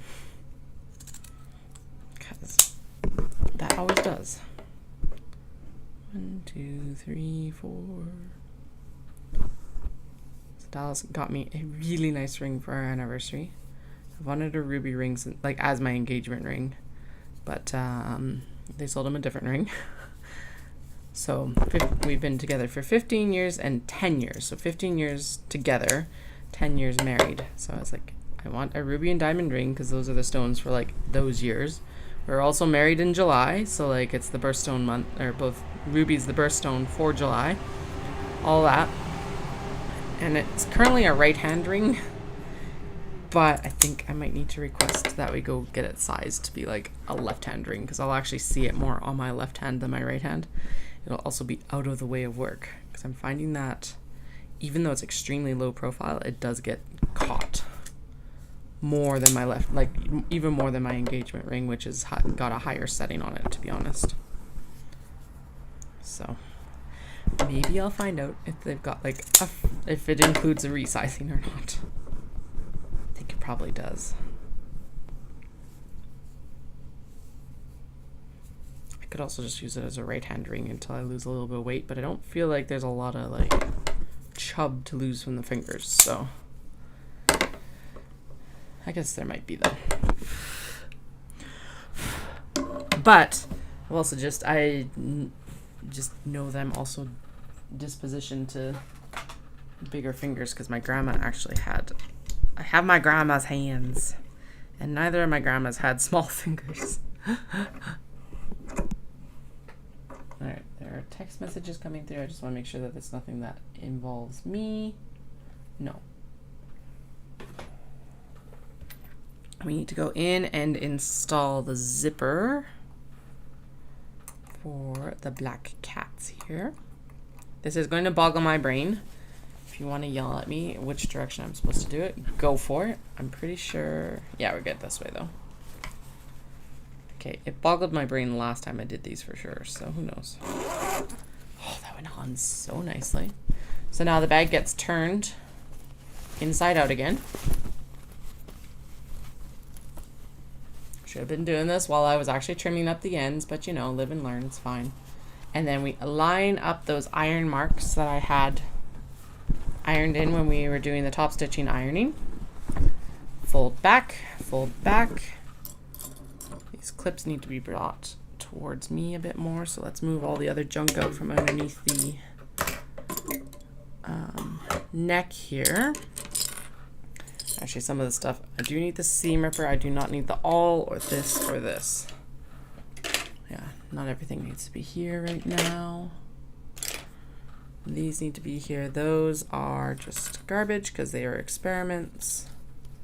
Make sure that stuff fit in where it needed to. Yeah, just get out of here. Okay. These to clip in. These to clip with. Why are there so many pins around here? Do not understand. Alright. I know all these little stabilizer pieces are for the mini traveler slings. So I'm going to pop those over with the... Oh. Apparently I got... Oh no, the hardware is up here. Okay. The metal snaps, because that's what they'll be going with. Jenkins is okay there. Alright. Now we're good to go. So we get these, we open up the bag, we plop it right in the middle here, lay the zipper down, and I clip over top of the zip. Turn, fold. Those are both pieces that go together.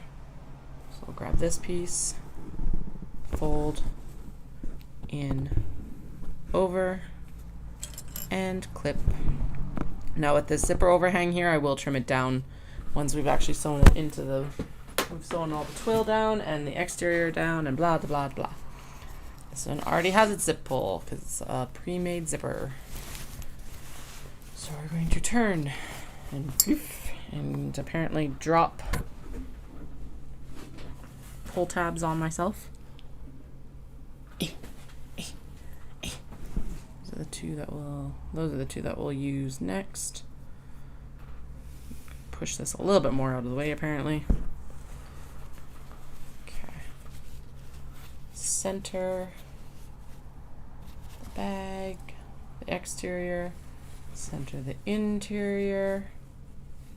Again, we're coming up to the end of some of these fabrics, so this Cats on Coffee Cups is definitely on its last hurrah here. There might be like a triangle pouch or something like that, but this would be the last like larger size bag in it, or bag in general. So if you've been eyeing some of these fabrics, I'll kind of tell you which ones are wrapping up here, this being one of them. Not all of them, but some of them. Some of them are new fabrics, which is exciting. But these are a lot of the ones that were like sitting in the whip bin just waiting for me to pick them up basically. From previous knit cities, probably, to be honest.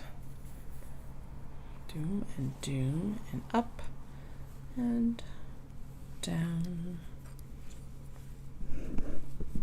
That one needs a little bit of a release. It's definitely had, the zipper was sewn in later or earlier, so the later ones I'm much more consistent about my seam allowance now, so I'm just going to open it up till we have a seam allowance that will allow me to sew everything in nicely.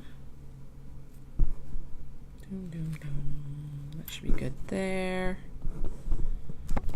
and that should be good there. Then we're going to clip the zipper, and good. Now, I did say that I haven't, like, none of these have gone into timeout yet. That does not mean that there is not still a chance of them going into timeout, because of course there always is. But we will try our best to not have bags go into timeout. Alright, come on, zipper. I know you wanna. You definitely wanna, except that your coil here needs a trim, I guess.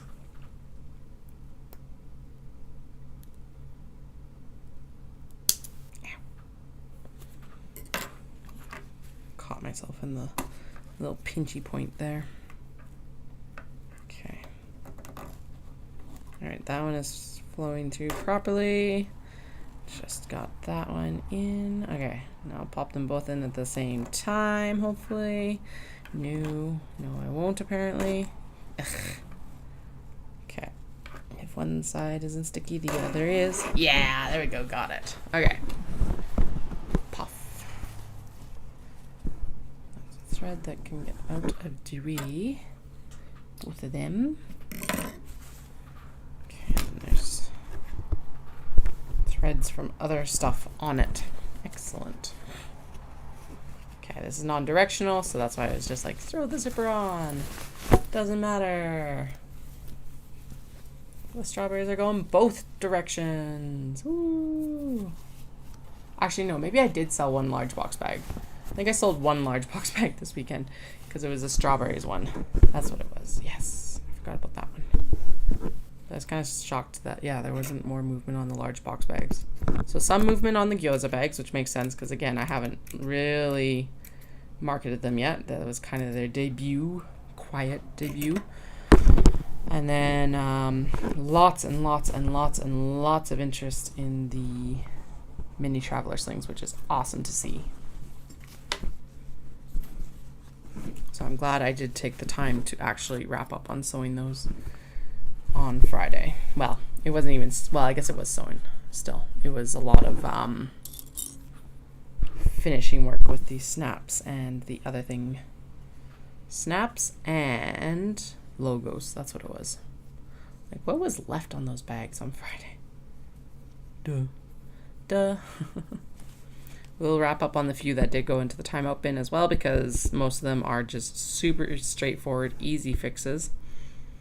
The one I do have to figure out if I'm like what I'm doing is the one that has like a black strap and a white D-ring tab. I'm trying to decide if I just leave it because it's sewn fine otherwise, or if I go in and I take out probably the strap in that situation, because it would probably, I think it's easier to seam rip the strap because it's one layer of webbing versus two, because the D-ring would be 2 layers.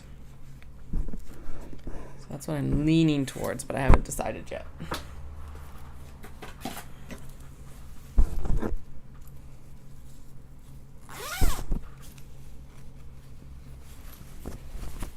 And as always, I invite any questions you have into the chat. I'm more than happy to have this monologue directed into something that you may wish to actually listen to.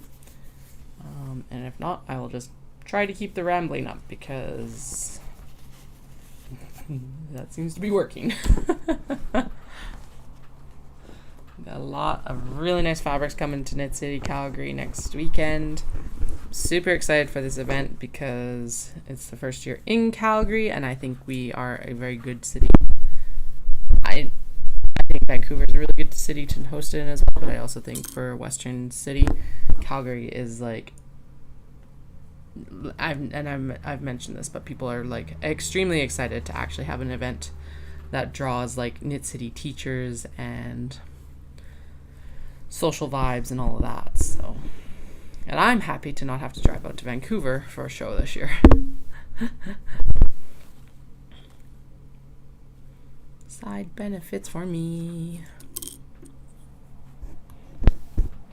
Now, I would love, however, if Knit City Calgary matched the revenue in, like, brought in that Knit City Vancouver brought in last year. So, fingers crossed. That would be, Knit City Vancouver last year was like a banner year for me. So I will not be disappointed if it does not, but I'm hoping it brings in what I typically would make at Knit City.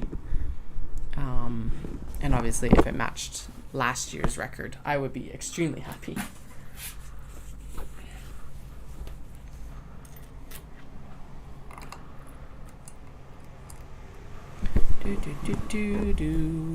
Want it this way. This one is not really directional, but that's the way that all the micro are facing up on that side, so that's what we're going to do it with. Oh, I just realized I can actually move this up or down a little bit more too if I need to. Yeah, sweet. Okay, so that's as far down as I can go. I finally found the app that works on my Mac for making changes to the camera. So I'm like, we're playing around with it today because it's been like, what, 6 weeks that I've had the new camera, and I'm like, I don't know. It's supposed to have fancy zoom or like, yeah, focus, view focus or something like that. What did they, field of view? That's what they called it. I'm like, it's FOV. I know that. Anyway, field of view. So I shouldn't have to like manually zoom you up and down as much anymore. There'll still be some messing around with it, but it should be better than it was.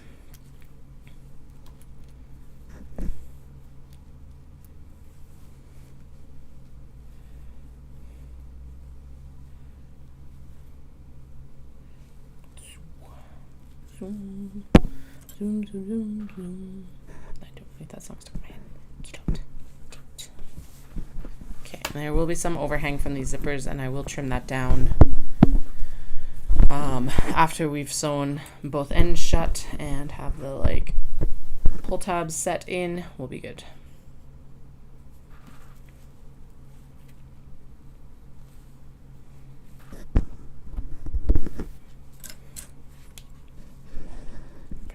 More radio silent with these. These do not take that much concentration, but apparently my brain is like, and shut down and zone in. Don't mess this up. Don't mess this up. Or something, I don't know. Pretty hard to mess up. The sewing sometimes can mess it up more because it's like getting it to stay in place sometimes. It's like, ugh, a second or third battle of the bag sometimes. Okay. Flip. And then make sure that, and this is fine that it's a little bit smaller on the sides. You want your lining smaller than your exterior because that will create less of a bagging lining. In theory. In practice, probably. But I definitely know, especially with the tote bag and the kato and everything like that, a smaller interior makes a smaller, like less baggy of an interior. And it's not much difference, just a little bit.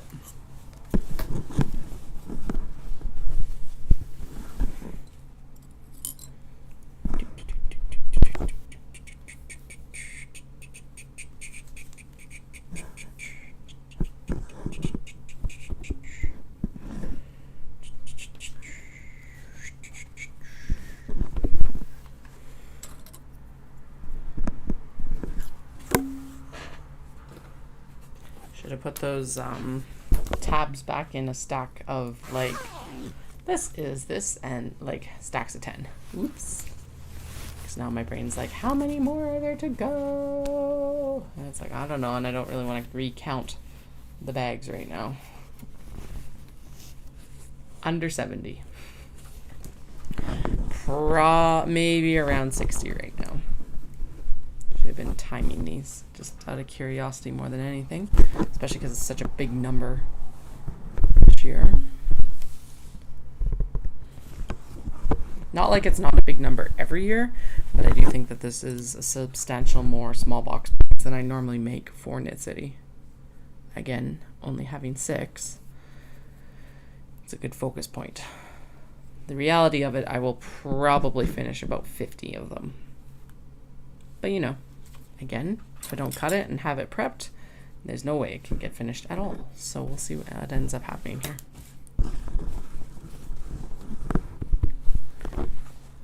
Just keep clipping, just keep clipping, then it'll be just keep sewing, just keep sewing. I can sleep next week.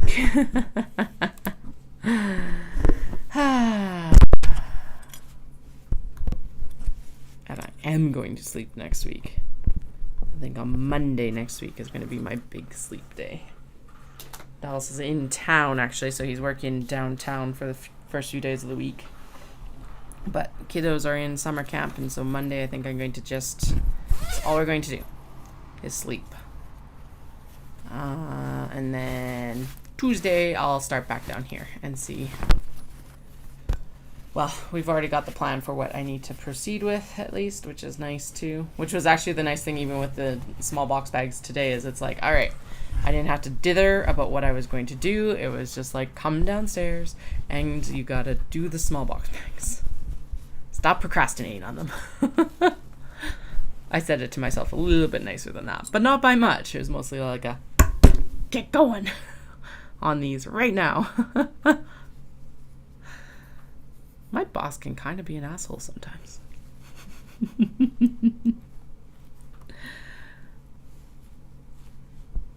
Being self-employed, it is sometimes an issue.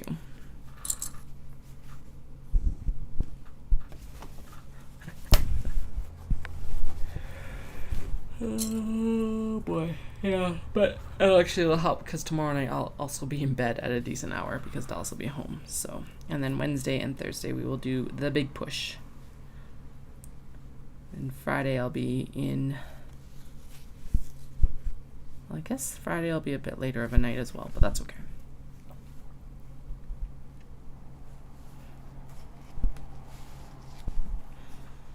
I'm actually really excited to go to the zoo with the kids tomorrow, so I'm like, okay, get the house tidy tonight once they get back from school, and then we'll be ready to go for tomorrow. We are lucky enough to have cleaners come in once a month, so it's like the big tidy up, and then they can clean easier. So stuff like pick up the toys, which should happen anyway, but Tuesdays are usually the day to do it. And if I do it tonight after they get home, then it's less stuff to do tomorrow morning. Tomorrow morning I can focus in on like garbage and compost and getting that stuff cleared out. Tonight will be like dishes and a generalized toy tidy. And then tomorrow will be like the detailed pickup work, which usually doesn't take quite as long if I've done that overview the night before.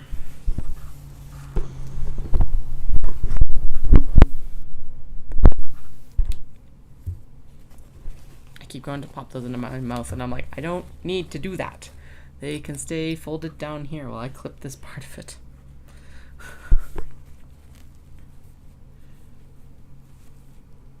Yeah, not pop them in my mouth to like chew them, but to pop them in my mouth just to hold them together, and it's like, I don't need to do that.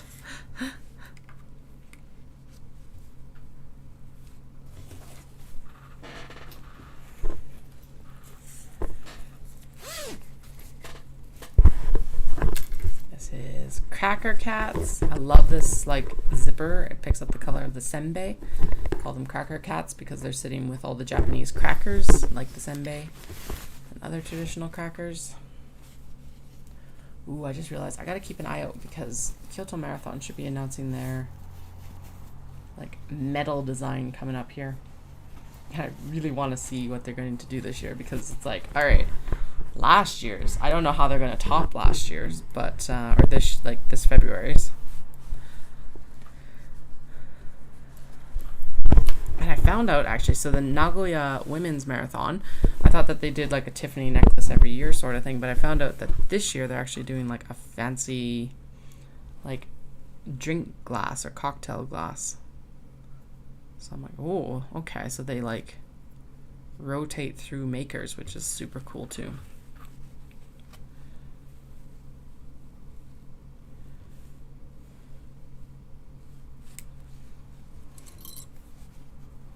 It's like luxury, I guess like luxury self-care products maybe might be the best description of it. I'm not sure.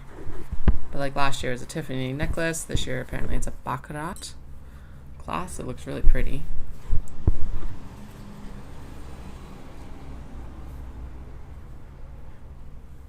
So I'll have to wait to see what like each year is, and then decide on the year that I really want, like the thing that they're going to give away for the finisher medal.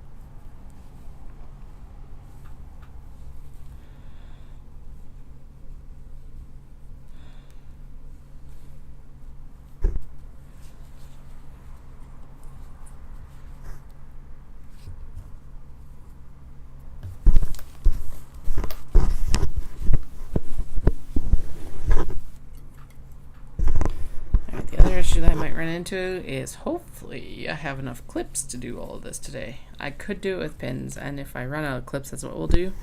But I prefer not to use pins if I can avoid it. I want to poke myself today. Hey, Dahlia. Hi. How are you? Yeah, I've barely seen you today. Okay. The brain itch of how many bags are left is getting to be too much. So let's do a count, at least for the black ones, and then we'll do a count of the white ones before we start them. There's a lot. So we're going to do stacks of 10.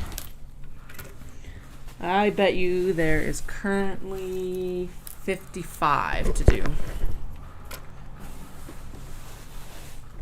All right, and then there's a large box bag in the mix as well. I'm just going to pop that to the side because I guess it does need to be done, but we can do it afterwards. So 1, 2, 3, 4, 5, 6, 7, 8, 9, 10. 1, 2, 3, 4, 5, 6, 7, 8, 9, 20. 1, 2, 3, 4, 5, 6, 7, 8, 9, 10. So that's 30. 1, 2, 3, 4, 5, 6, 7, 8, 9, 40. Hi, Susie. She's like, oh God. 2, 3. So that's 40. So 1, 2, 3, 4, 5, 6, 7, 8, 9, 50. Oh, I might bang on. What did I say? 55? 1, 2, 3, 4, 5. Oh, not quite. 6, 7. 57 left. Okay. Not bad. 12, 11. And we've been streaming for 2 hours and 47 minutes. So that's how long it's taken to like clip all the threads and clip all the twill and clip 8 bags. Woo! Like, I know it's a time investment, but my goodness. And how long do we have left? We've got like less than 5 hours. And now I'm also hungry. I had a snack. But now my belly's like, that was a good appetizer. What are we having for lunch? And I should have changed my hoodie while I was upstairs too, actually. So maybe around 1 o'clock I'll go up and I'll have some more food. About 45 minutes. See if I can actually get all of these clipped before I go upstairs. Doubtful, but there's some potential. I'll be very, very, very, very, very, very, very, very close to ending the black ones at least before that. So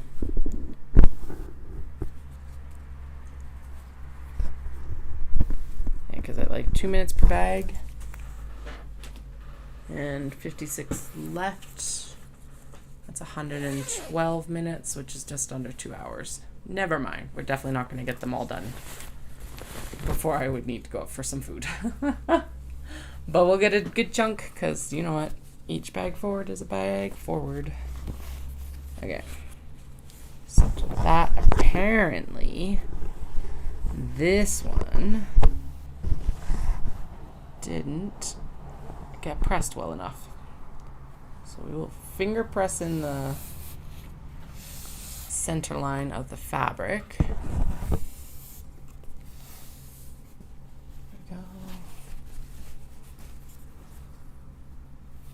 is the interior got it, but apparently the exterior is like, bleh, no. We're not holding on to that at all. Actually, yeah, and there is some admin stuff I need to do anyway, so that'll be lunch break work as well.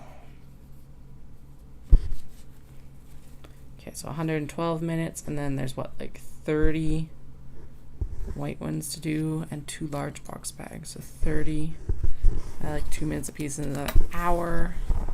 So we've got about 3 hours worth of work left today for just clipping stuff in. So that means that we should hit sewing before I go pick up kiddos. And sewing the ends is actually not going to be a big deal because it's just chain piece, go.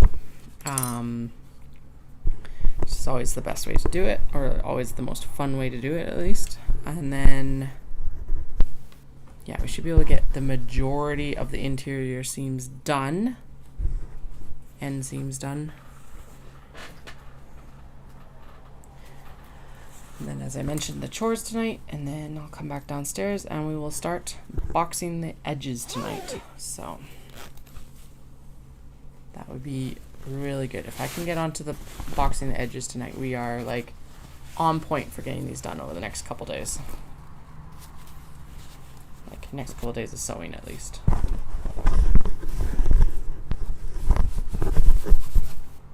Oh shoot, I think I do have a long run on Wednesday though.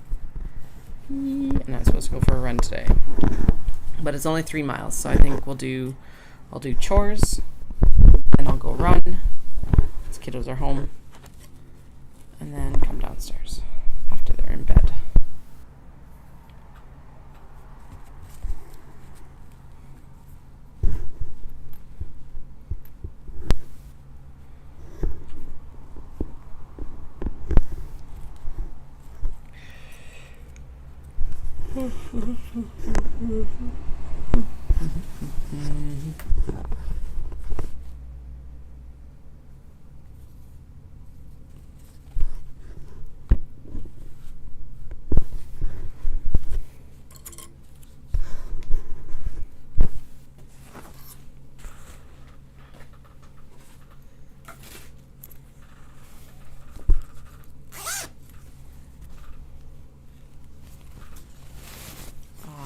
This fan fabric, it's so bright and cheery, bright and cheery, bright and cheery.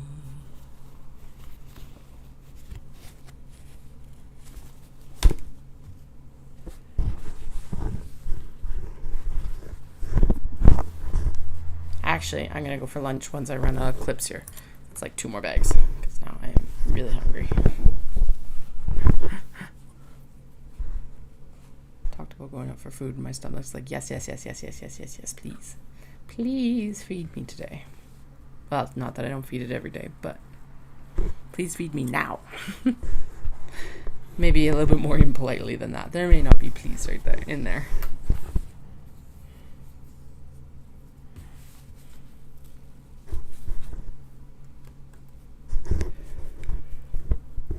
Mac and cheese.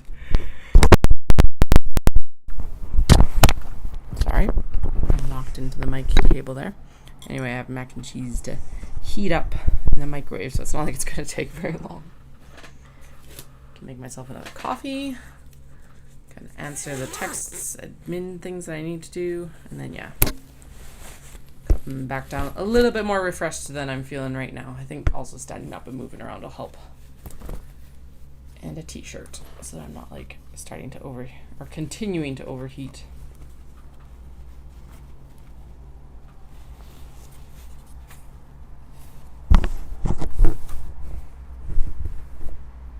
That's why, because already almost like the high for the day. That would make sense.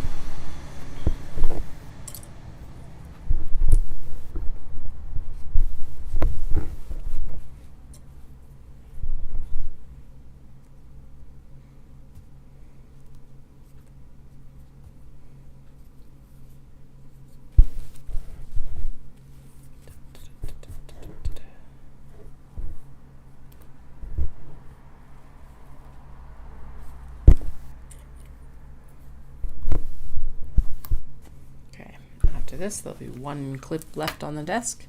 So definitely lunchtime.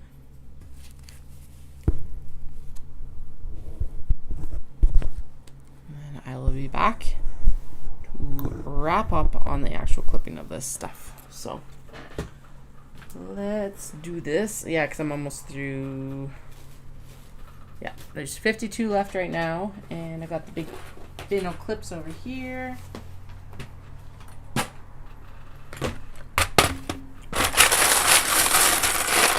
Put some out for now. And I come back. So I'll chat with y'all in about 15 to 20 minutes.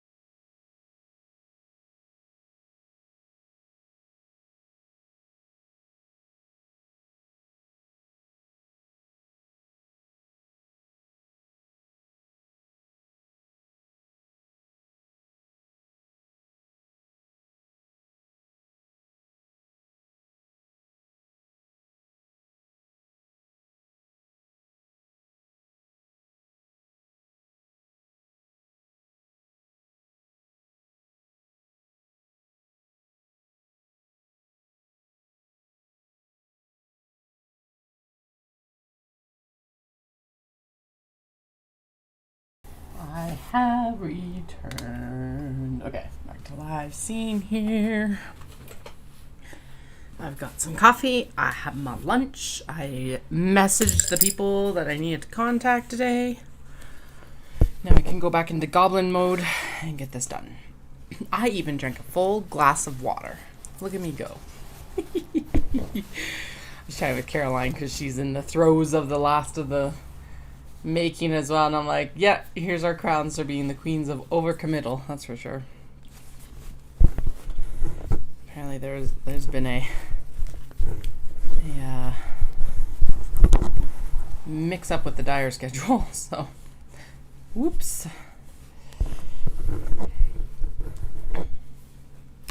And of course, always right before the big show, right? So can't be at a time that's like convenient or anything like that. I still have a little bit like food coloring dye on my fingernails, and I keep going, are they dirty? Or is it just like the cuticle having been dyed from the food dye? It's just the cuticle having been like dyed by the food coloring. We're all good. It's almost all gone, thankfully. That was a lot of color on my hands though for a few days.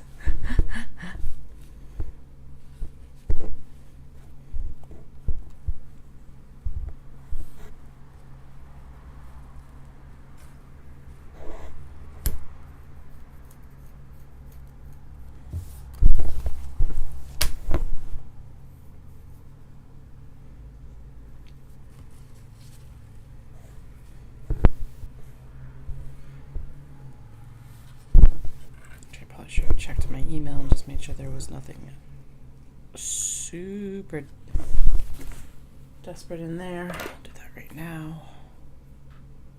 Didn't do that.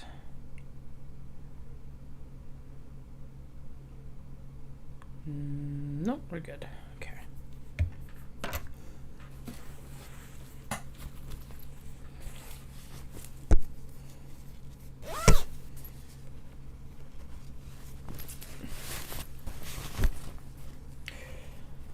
Turn the bag.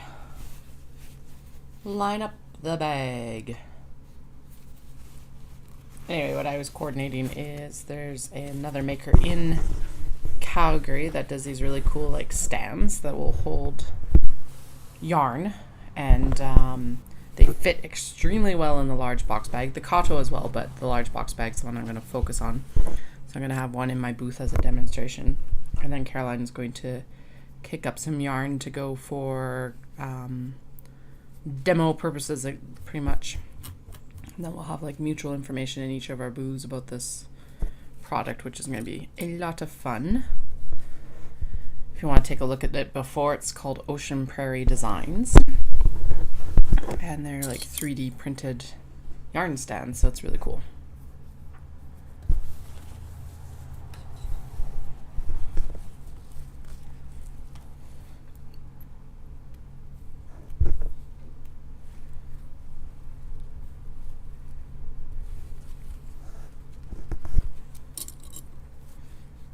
Smart about it, I'd bring a photo up, but I will bring up a photo on Wednesday when I'm back doing the full stream, and we're not just like clipping and clipping and clipping and clipping and clipping and clipping and clipping and clipping and clipping.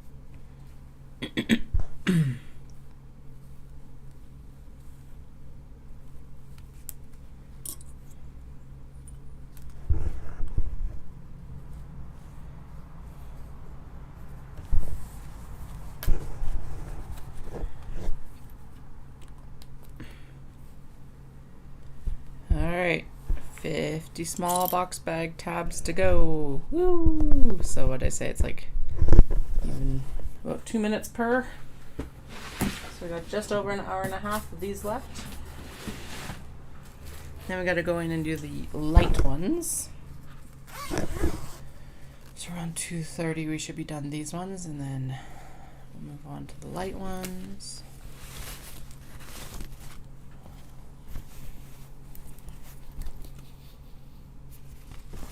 My brain is tired. This isn't even that intense of like brain work, but it's just like, oh my goodness. Actually, that might be the issue, is it's not very intense brain work, so it's like my brain's just like, all right, I can check out. And it's like, no, I need you at least somewhat. Come back. Come back.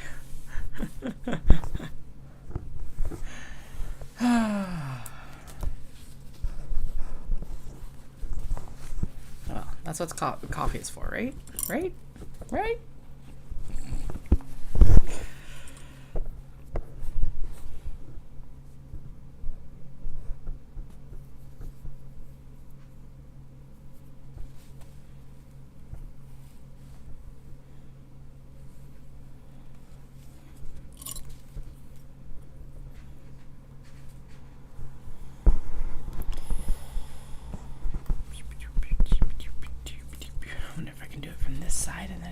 Them, and that would be some time saving as well, and I totally can throw it down there, and then I'm gonna clip it in here and into the bin. All right, 49. Actually, that means that we're, oh no, never mind. What's how many are in the other pile? Something like 20. That's gonna be like, that means we're halfway, but we're not. We're 100% nowhere near close to being halfway through all the bags.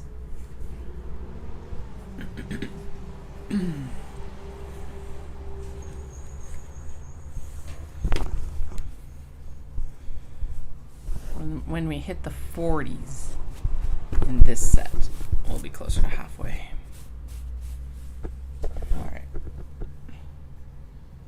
Where is the line? I think it's right here. That looks like it right there, maybe.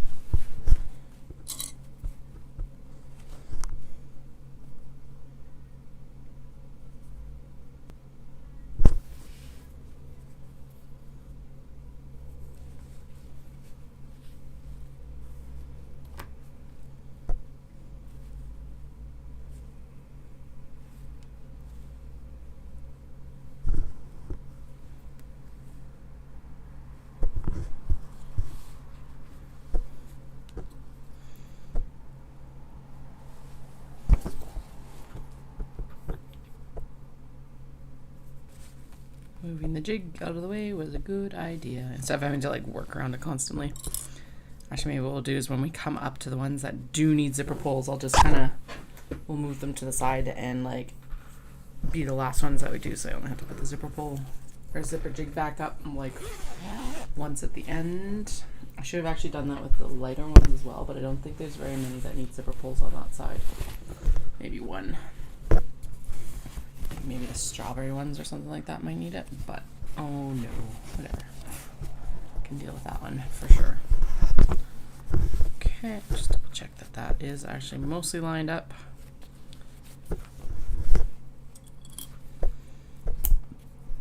Ow.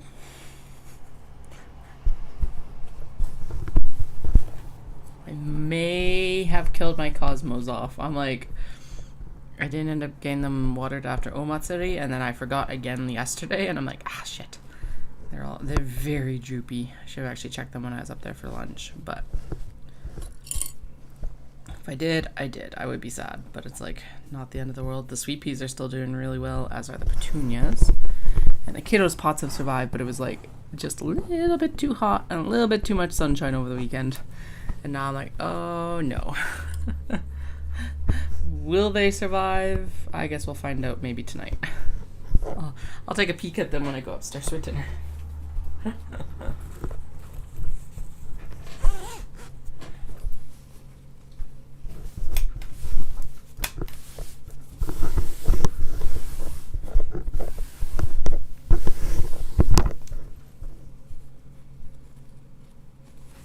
Still just mostly ready for a nap. I can nap next Monday. One more week. And I can sleep. And sleep and sleep and sleep and sleep and sleep. The only issue being that next Monday I still do need to be up with Alice and the kids, I guess.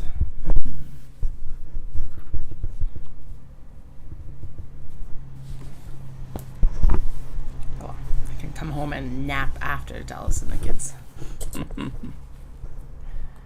Dallas has to be downtown on Monday, and the kids have summer camp again.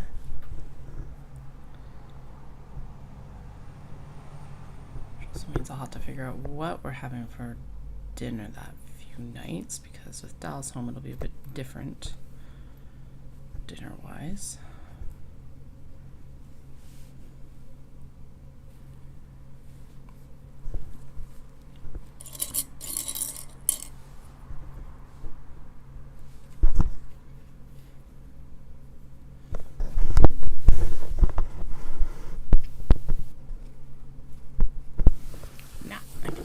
From this side, which makes sense. Okay.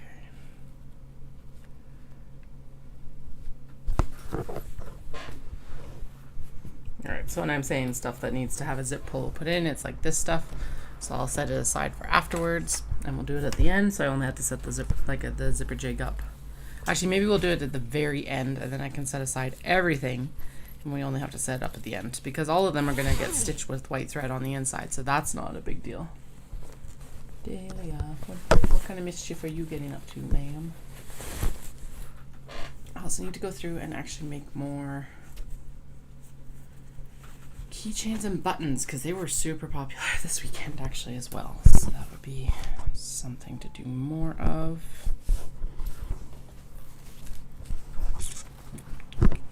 I don't know when, but yeah, maybe tomorrow night when I'm like chilling with Dallas and the kids, because it's like that is something that I can do upstairs.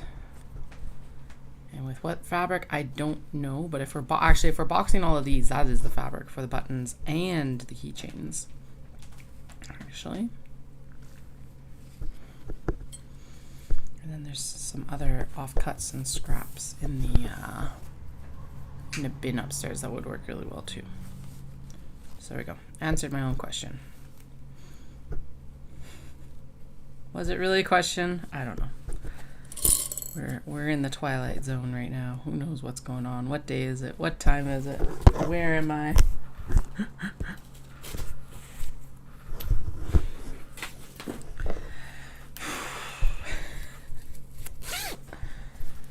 Keep myself entertained. This is boring. This is like Sleeve Island on the sweater.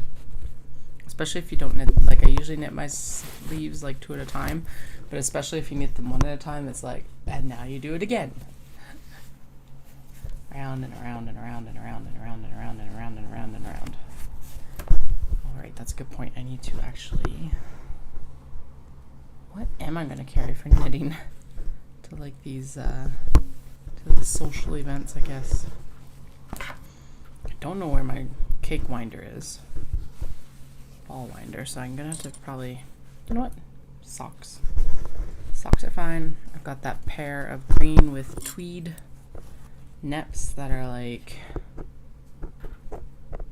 ready to go. So we'll do those maybe.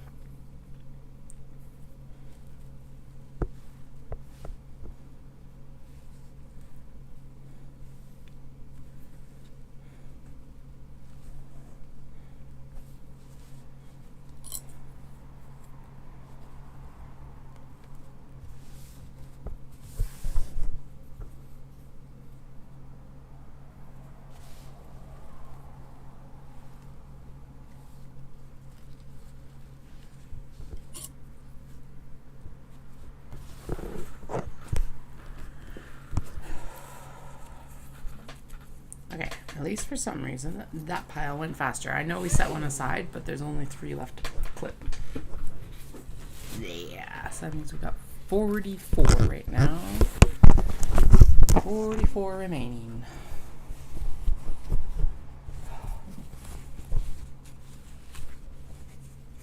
Sounds like an auction block. 44. 44. Can I get 43? I'm just going down instead of going up.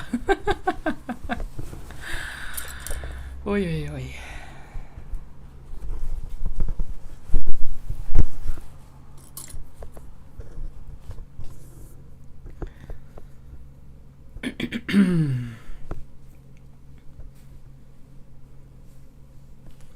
We are like 18 days out from when I left for Japan 15 years ago.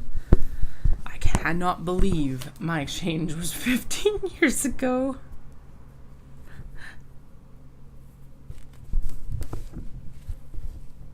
I like to think I'm making baby Katie proud, at least at this point. That exchange was definitely like I think this is pretty clear with how I've talked about it, but like that exchange was definitely the defining. Well, no, okay, there was 2 defining moments for my like degree, and the exchange was, I think, the bigger of the 2, but also my honors degree in English, because I did a year-long extra project with a specific like focal point. So I think Japan was bigger, but then that would be the second one, and meeting Dallas. But is that a personal achievement? I don't know, to be honest.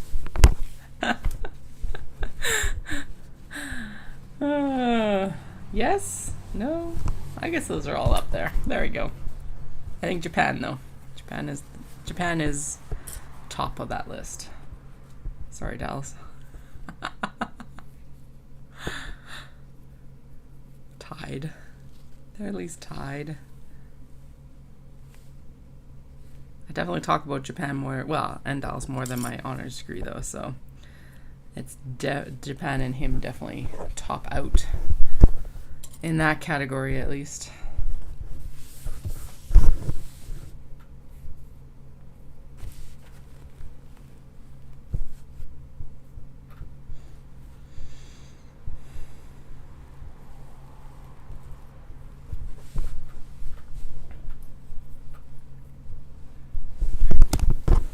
These little cats in sweaters are so adorable, and they've totally got Remy on them.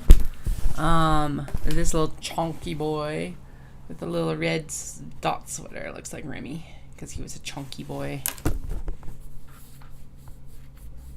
And just the expression as well. The stance and expression. I don't know why, but it's because chunk. He wasn't like, oh Lord, he coming, chunk, but he was definitely like, he was not a svelte creature at all. Dahlia's tiny. Flynn is like exactly where he should be for his size, and Remy was the chunk. I forgot that there was a Remy on this one, so super adorable.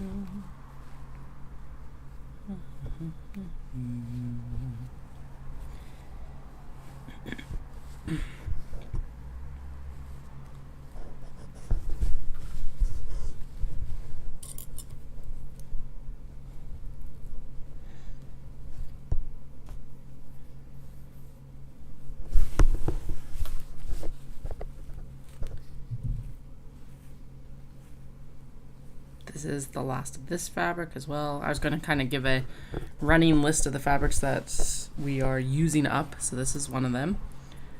The first being the 2 polar bear and pancakes, and actually the Alice bag from earlier as well. I forgot about that one. I see it lurking down there. So I'll do another kind of round as I'm sewing them up as well, if you haven't been here all whole stream, or you don't feel like going back and rewatching the whole thing, don't blame you. I don't watch back my videos either. But yeah. Ding, ding, ding. Shoop.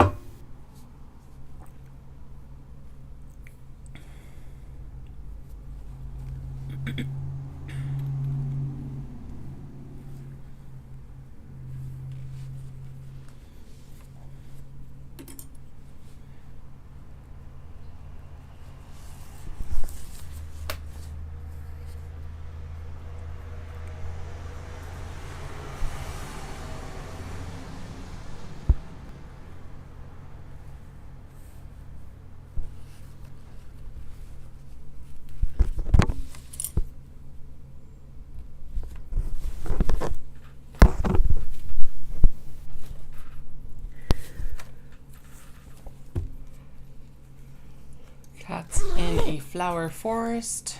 This is some of the last of it too. There may be another bag in there, but this is definitely the last small box bag cut. I can't remember if I have like a Kato or tote bag cut still for it, but yeah, this is the last the small box bags.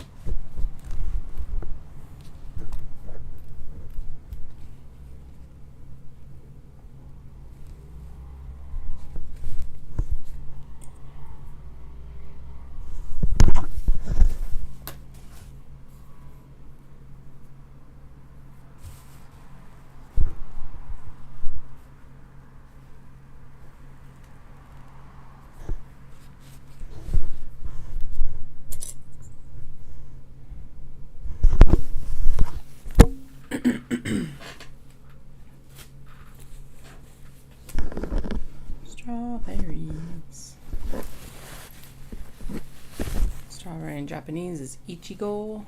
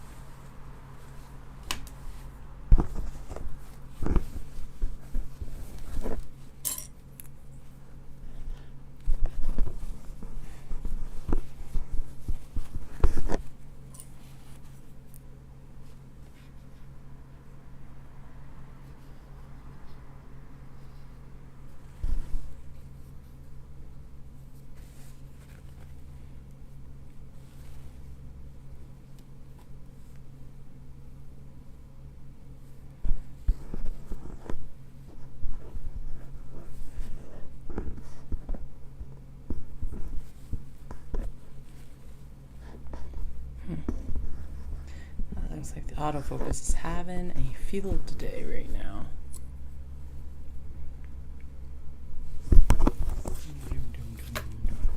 Ah, there we go. Now it's like, yes, got it.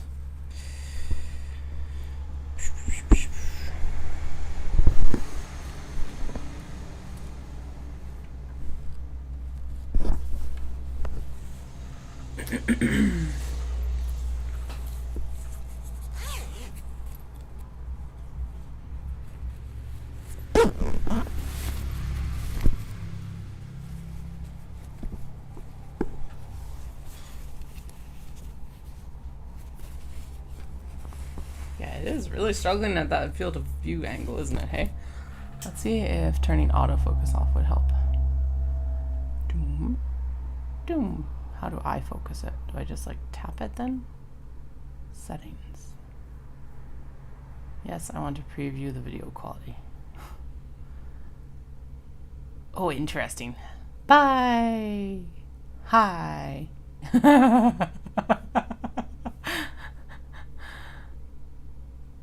Oh, right, and then I can turn the temperature down or up too, depending on what it's looking like. Actually, that looks a little bit better right there compared to this. Compared to that, yes. Okay, cool.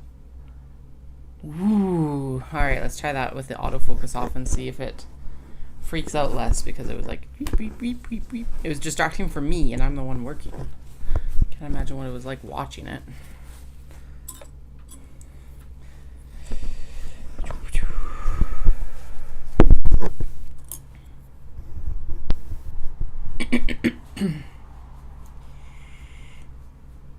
Okay.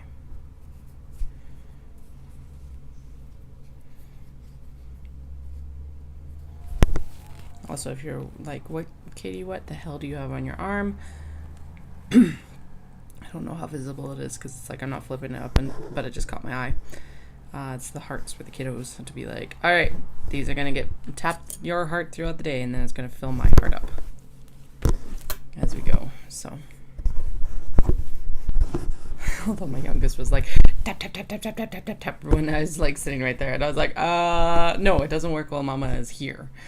We have to be like apart for it to work. It's like, otherwise it's like, I want to preserve a little bit of that magic that it like fills up throughout the day, rather than me just sitting there and coloring it in like before they even leave the house. Alright, so this is the last of this fabric. It's little black cats in roses, but it needs a zipper pull, so we're going to set it aside. This is also the last of this fabric. It's sketchy cats. Oh, I'm putting it that way because we're not backwards on the camera right now. Anyway, it's sketchy cats on like a light blue background. It's really cute. I really like this grumpy one with the stripes. Let's see if we can actually get it centered. This guy right here. And this one right here. Mostly this one though, because he's so grouchy. I don't know why it's a he, but apparently that's what they are.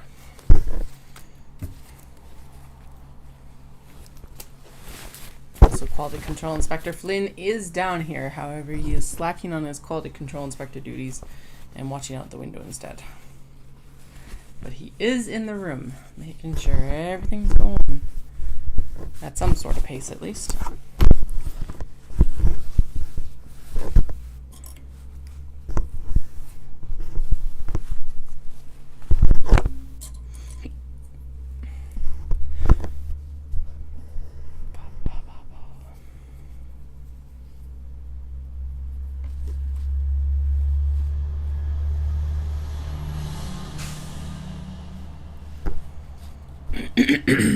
Excuse me.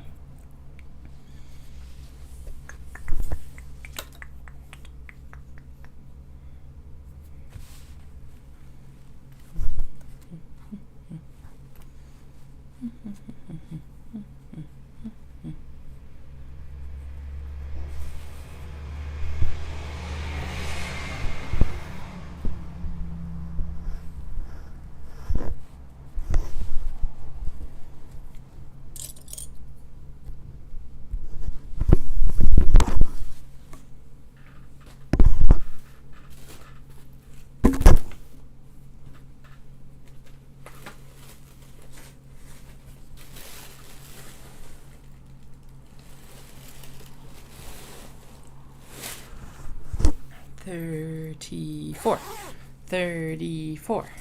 34. I think that was 34. Excuse me.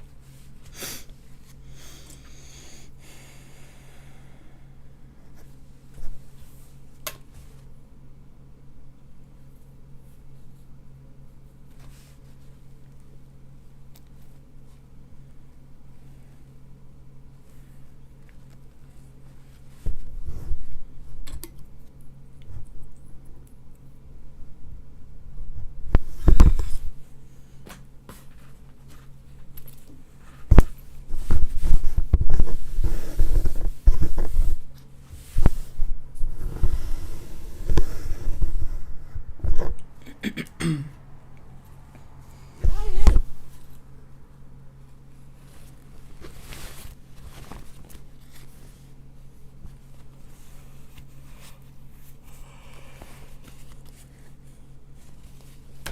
I should go for a nap over lunch instead of like making myself a coffee. Holy.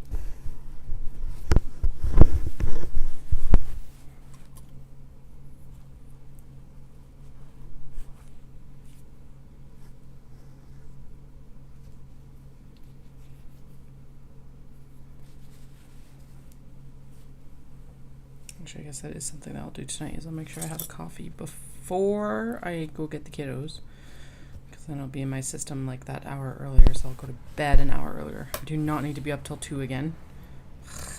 At least tonight. So I want to be up in the morning and functional. But like midnight would be nice.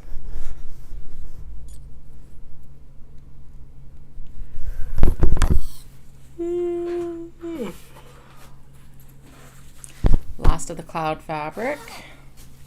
Super cute. I love the neon dots on this. It's so good.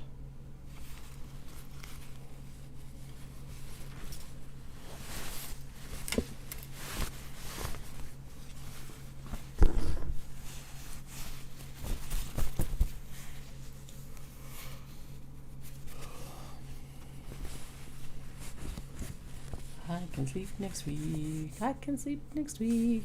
Next week I can sleep.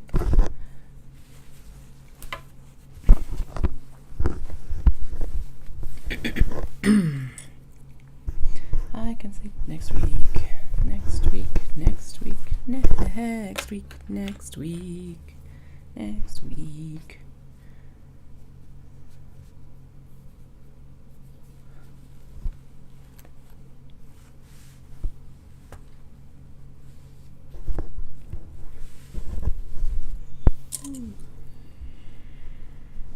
And we'll turn around and do it again. Not quite to this extent, but yeah. You know. Enough.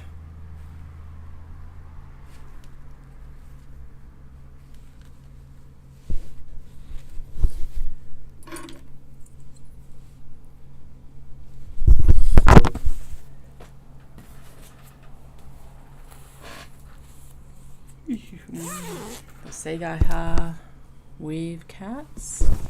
It's not going to be too many of these ones, because when I bought the fabric, it was all fat quarters.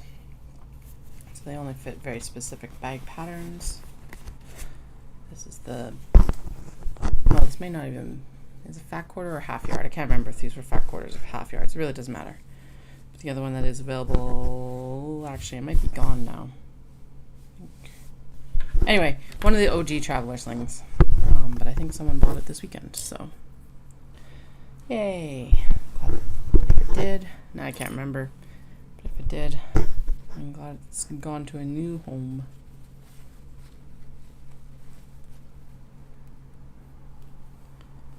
The iridescent Obi bag, the Traveler sling there, also sold. And what else?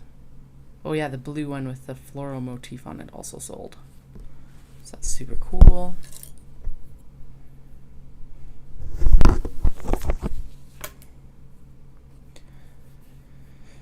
And like I said, the dumpling bags too did pretty, like gyoza bags did good overall, considering that they haven't really been marketed much.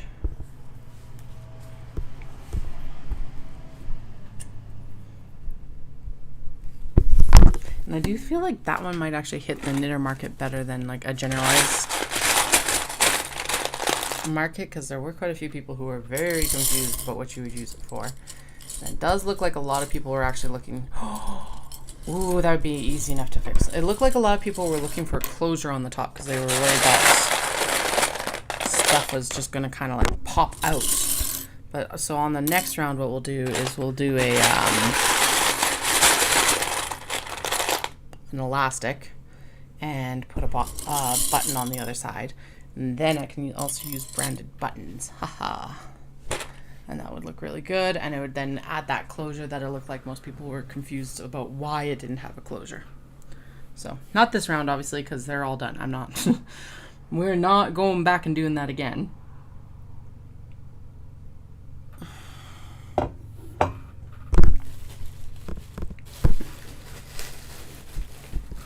Although I guess maybe adding a button might be difficult just because where the handles like fall. I don't know. I'll have to take a look at whether I can do that or not. It kind of goes against what the original like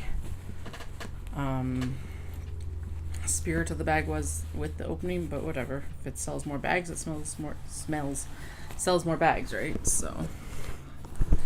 All right, I'm pulling out the rest of these black zippers that need their zipper pulls added to them, and we'll do them at the end. It looks like there's going to be about 10 of them, so that's kind of nice, actually.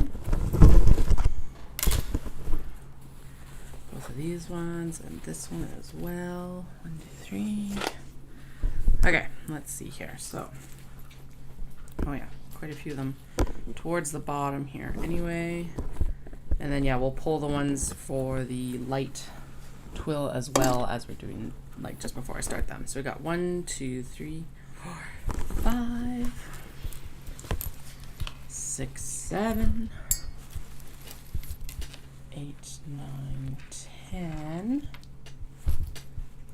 11, 12, 13, 14, 15, 16, 17, 18, 19 to do right now, and then however many is in the bin, we won't worry about that, so that's not bad at all. And I actually plop them on top here because now it's easier than it was before to like, since they're all separated and everything, now they're on top of the light twill ones. Not like it really matters where they go as long as they get clipped, right? So 19 plus of course zipper pull ones, but 19 is a nice number to hear. 19 probably plus about 12 I think over that need their zipper pulls installed, so that's not bad. 10 to 12 plus I think there is 1 or 2 in the other pile for the light ones. I think the strawberry ones need the red zipper pulls, so not bad at all. If you're just joining, I am working with Japanese fabrics to make bags and accessories. Right now we're working on what I call a small box bag shape. It looks like a box, hence small box bag, because I also have a large box bag. Because I'm very original in naming my bags. Sometimes I am, but if for practicality's sake, sometimes the non-fancy names are the better option anyway. These are all made from Japanese fabrics I purchased in Tokyo and Kyoto, and I'm currently prepping for Knit City Calgary, which is my biggest show. Well, Knit City Vancouver is my biggest show of the year. So I'm hoping that Knit City Calgary compares, because they've gone to a biannual alternating cities like they do in Toronto and Montreal now. And so it's going to alternate between Calgary and Vancouver from now on. I'm super excited. I'm excited that I don't have to drive out, which also gives me an extra like 1.5 to 2 days of sewing, which yay.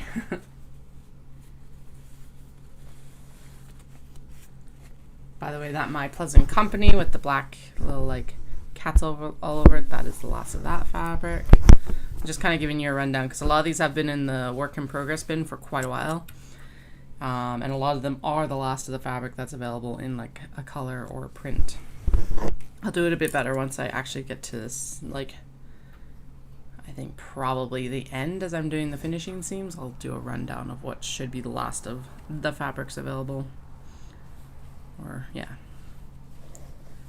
At least out of like anything of like a sizable chunk. There might be like triangle pouches or notions pouches, but I would count this and up as like a larger bag, given that the triangle pouch is a small one skein or like heftier sized notions pouch. And surprisingly, the penguins fall into this category. I've nearly gone as well because Paula Bad and has got a hold of it in the wholesale order last year. So here we are.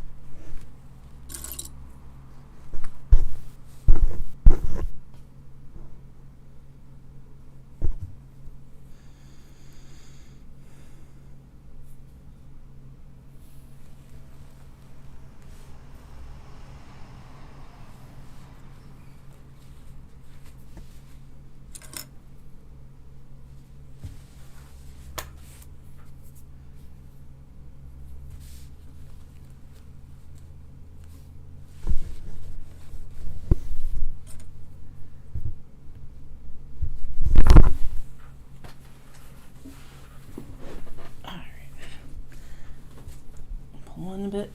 Get my chair out of the ruts. I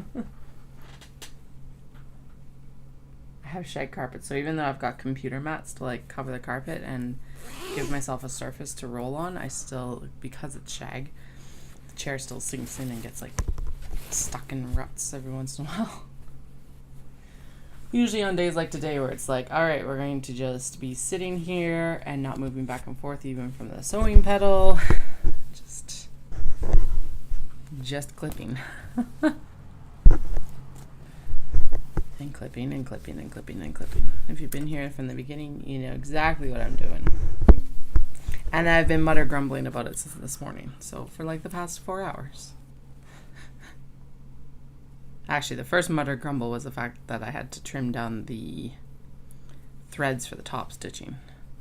And then the mutter grumble was that I had to trim down the twill to get it to clip into here. And now the mutter grumble is how long it takes to just clip everything together before you even sew it. As per usual. This is like one of the pinch points of these bags, especially when it's like up in this almost triple digit amounts. Because I think last count that we did it was 99 bags, and then I've got one small box bag that I don't want to open up and swap the direction of the handles, because then I can also add it to the roundup, making it exactly 100 bags. So that would be fun.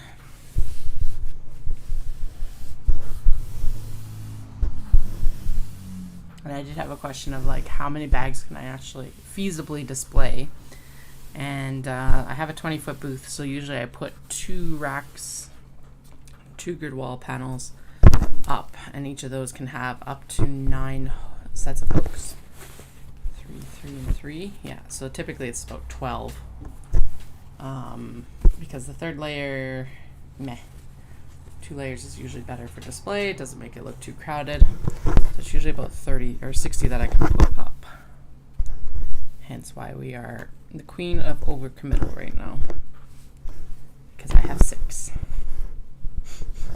I've had like 5 to 7, I think, since I came back from Dawson Creek. But I also haven't sewn any since April, so there's that too. Talked before Shindig. That was like stupid busy.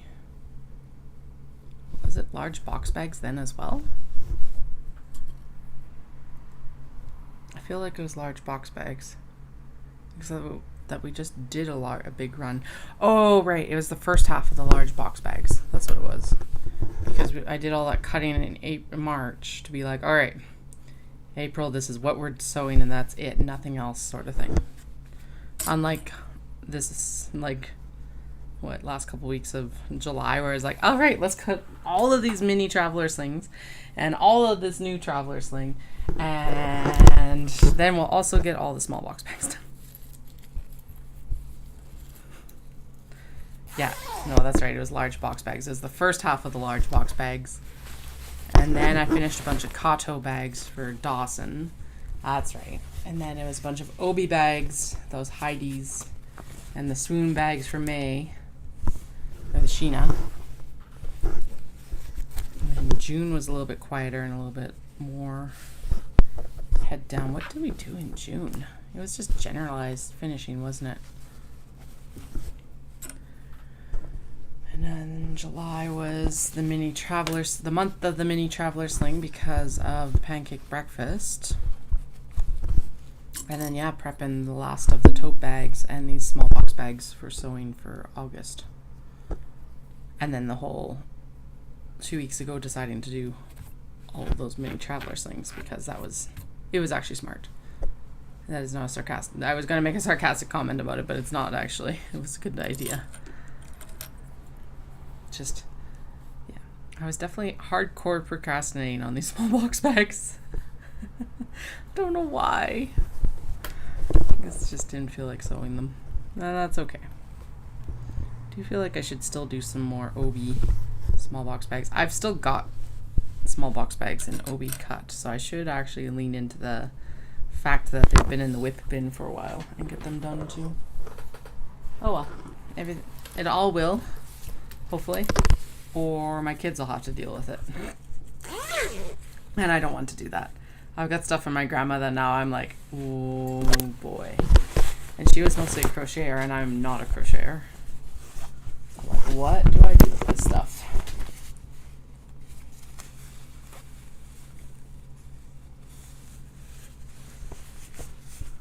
And when I say like she's got crochet stuff, it's like crochet garments and stuff like that. And she was a much smaller woman than me, height-wise at least. And I think like everywhere else as well. So I'm like, I think I need to find a good home for it. Actually, they are taking donations of yarn for the seniors community at Knit City, so maybe that's where some of it should go. The yarn is still perfectly good. It's still clean. It's still white. That's the other thing. It's not like yellowed with age or anything like that, because it was stored properly from what I can tell. But maybe that's what I should do.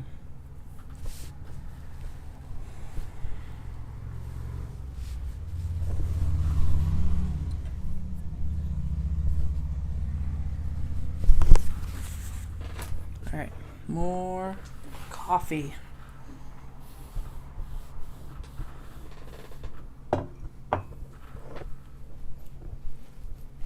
$12 more bags. Not including zipper pull bags, but 12 more bags. And then we'll sort through and pull out the other bags that don't have zipper pulls and the light clipping, and we should be good. I think we should be good. We also have the one large box bag that we have to clip. Actually, we got 2 large box bags we need to clip, but one that is ready to be clipped because the other one needs a dark top stitch, and I'm like, damn it. I'm pretty sure it was the sage that they wanted, so I'm going to finish that one and just chalk it up to we will finish the other large box bag next week.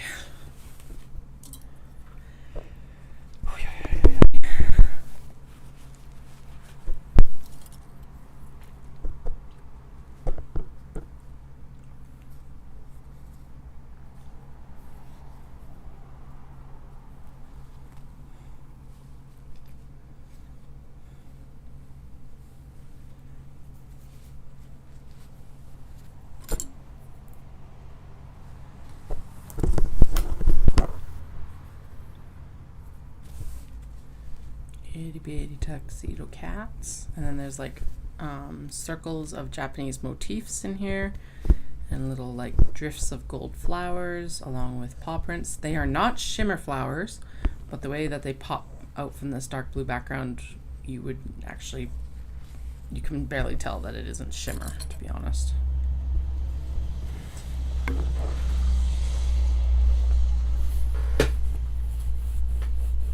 Ugh, okay. 11 more to go. Yay! Fireworks.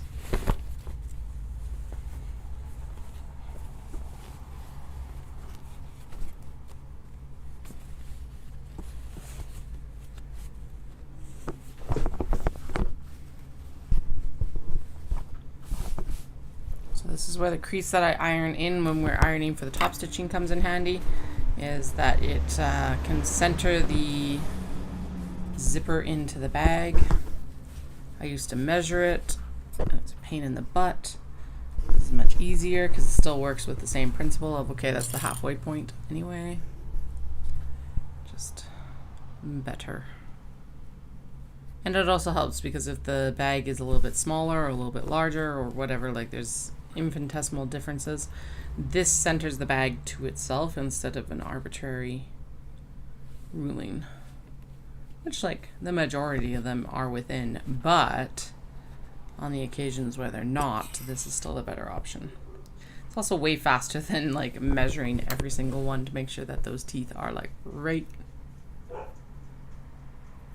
in the middle of the bag as well.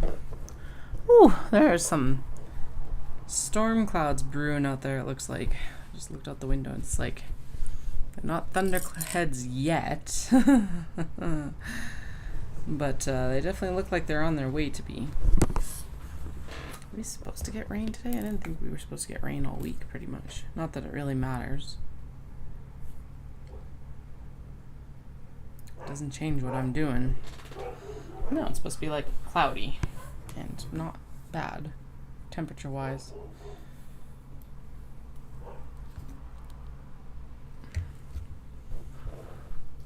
All right.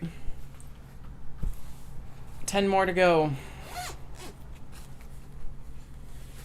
Plus the one large box bag and the zipper pulls that we need to put on, but we're ignoring those ones for now. 10 more small box bag, one large box bag, then we'll do the light ones, then we'll do the zipper pulls, then we'll finish them off, then we'll start sewing. Dun, dun, dun, dun, dun, dun, dun. Just chug along with it.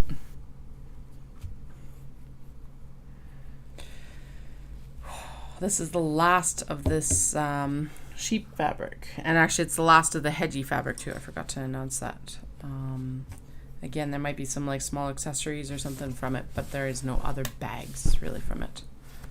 We're going to count the triangle pouches as mostly under accessories, not bags, even though you can use it for a single skein project. I have a feeling most people probably use them for notions pouches, so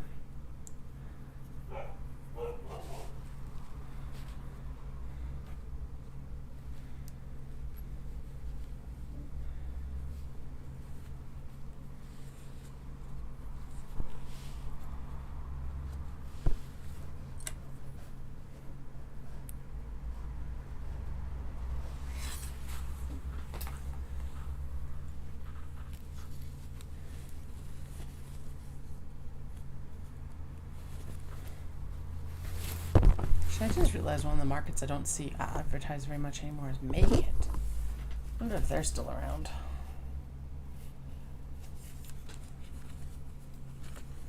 I'm curious. I gotta go. I'll have to take a look here right away. Just to see. Be nosy. I think they moved out of Calgary at least. But I wonder if they're still doing shows in Vancouver, because that's where the organizer lives. So, Make It.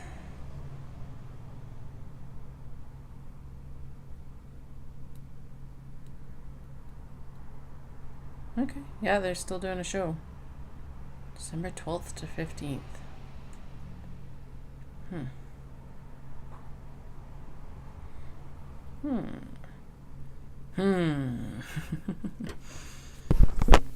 do not want to drive out there in December though, because that would be what I've been complaining about the roads a little bit in September, and like, yeah, December would be even worse in some ways.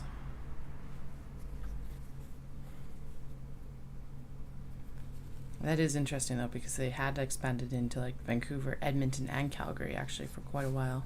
I think it started in Calgary, and then I can't remember if it was Vancouver or Calgary that it started in.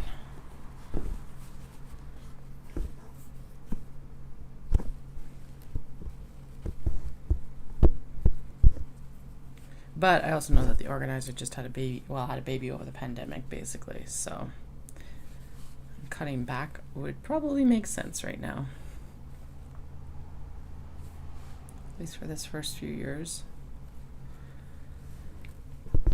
Everything's getting figured out. You can kind of reassess the goals and everything like that, right? So.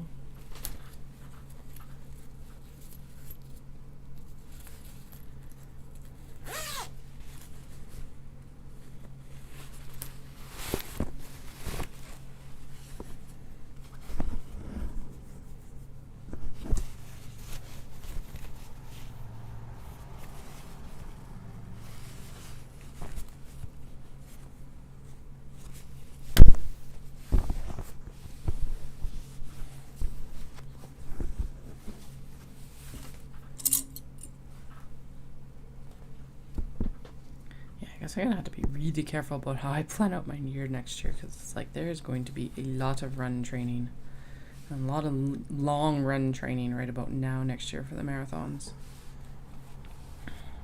Well, marathons, same difference. It's just gonna be a lot of training, and I have to stick with it too.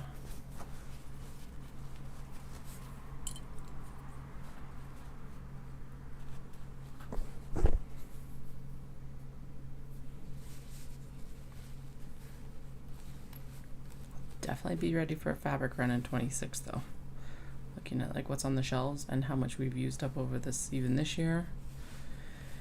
Like, I won't be out next year, but we'll definitely be closer than not. So, and definitely not like 2022 levels or anything like that. I think I was down to like maybe another show push, half show push at that point. So, geek. That's why I was like, when I was in Vancouver in 2022 for Knit City Vancouver, I was like standing in the booth like, Japan, please open up, please open up, please open up, please open up, please no, open up. And they did right on that Knit City weekend. And it was like, okay, now I gotta go home and talk to my mother-in-law and make sure she's good with the kids for a day. Because I wanted to fly out on the day that Dallas was coming home from work. And then I could book all my like flights and everything like that. Thankfully, it all worked out. But yeah, I was like watching that fabric stash just like diminish rapidly that summer. It's like, okay.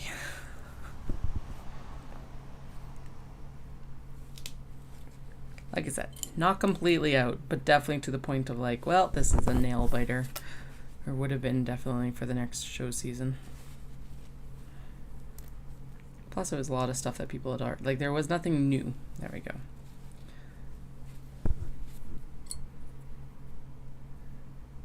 Even with different, it's partly why I think bringing the new bag shape in right at that point was a really good idea too, because it was like,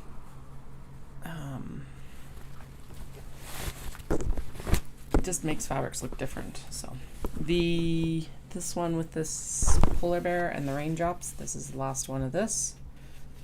At least in small box bag. I think there might be a tote bag left, but I don't remember.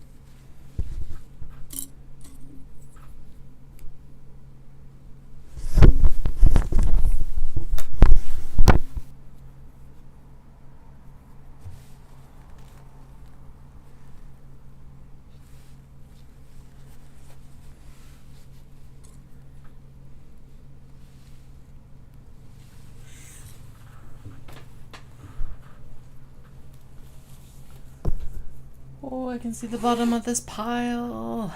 Yay!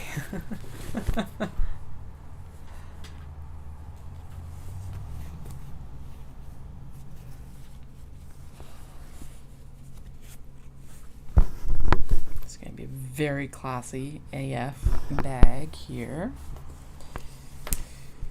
This one would probably also make some really cute mini traveler slings too.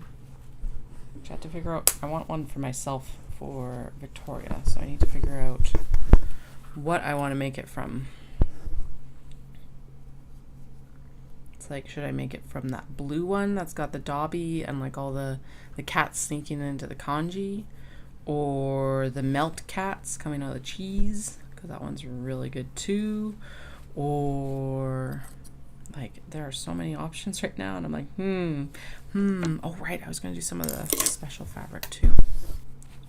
The mini travelers things. Those can happen for maybe September. I don't know. I'll figure it out.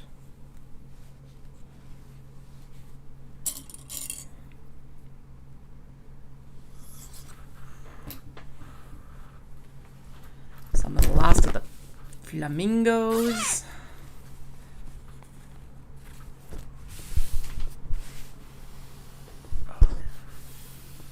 Just doing a little bit better finger press because I think that was probably a little bit less than it's definitely going to be easier to see after having finger pressed it. There we go. That's what I'm getting at.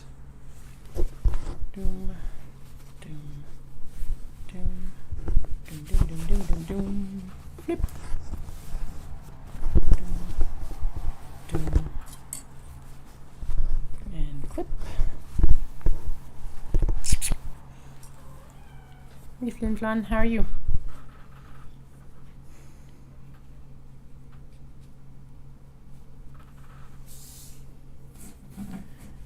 No one ordered from the website and picked up. I do have one pickup for Knit City, which is pretty cool, but it's not something that I assume is going to happen. I just figured that if there was anyone who was like, fuck yeah, it gave them the option, so that's okay. I also get it because it's like, as a tactile person, I want to see and feel these bags in person, right? So, whoa, hi. What's up? I love you too. Yeah. Oh, you're being such a suck. Yeah, I know. He's like in the box beside me now. It's like, this is my box. It's the perfect size. It's a little bit larger than me. Wonder if I can... Yeah, there he is. Right at the very top there. Anyway, but it was still an extremely successful show, so thank you so much for everyone who came out. I was up over last year, so that's always a nice,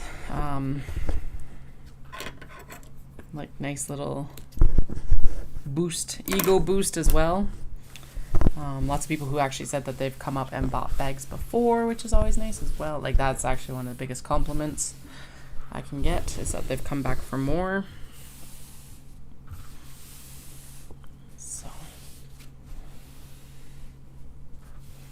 Next year, I am 100% going to do the night market. I think seeing what the eldest is at right now, I think the youngest will be good with, probably it'll be an overnight stay with my in-laws. I just don't know if it's my sister-in-law or my mother and father-in-law. So one of the two. And I think they'll be at a point where they can do that next year. Hopefully. Maybe. I gotta get cots. Remember to look for cots for Victoria, because I really don't want to be sleeping in the queen bed with 2 kids for a week. Especially right before a half marathon. That would be a lot of lost sleep, probably.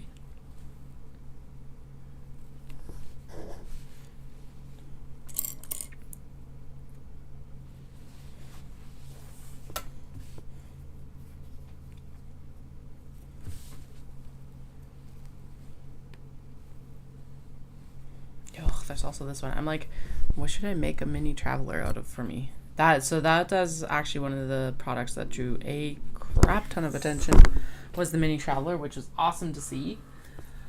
And it drew a lot of male attention, which is also nice, because it was that is one interesting thing I find with a lot of the Japanese events, is that the aesthetic that the men go for is very different from the aesthetic that men go for at like Fibre events. But so like, and that includes like white, Japanese, Chinese men, like all of them that were at Omatsuri. It pulled in like people from every racial demographic. There we go. Men from every racial demographic.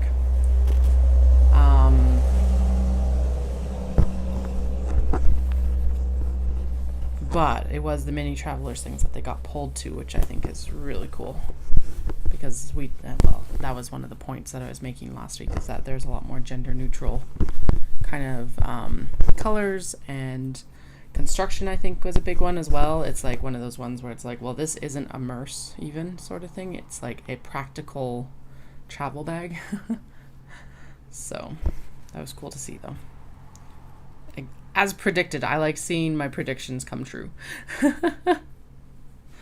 Although I think it was more than I anticipated as well. So it's good to know. Actually, the next round I should include the turtles and the dragonflies in the making as well. And then that cat sneaking into the kanji fabric too, because I think those ones would be super popular. Although the next show is the cat festival, so definitely that one first. The last one for dark pull tabs, and then we'll work out from that one.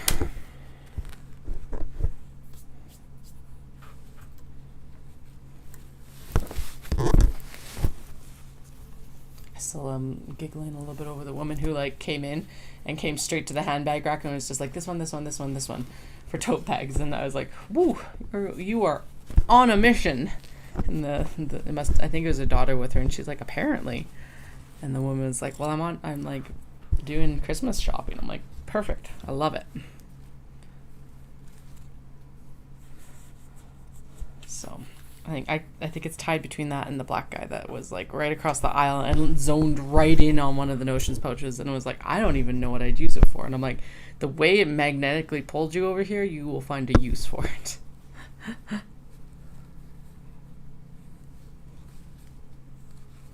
Only say that because he stood out. He was also extremely tall. Like, I'm 5'8", and I was like craning my neck to talk to him.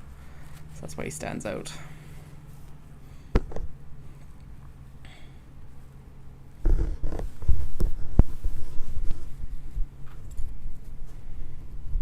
So he had to have been like 6'6", I think.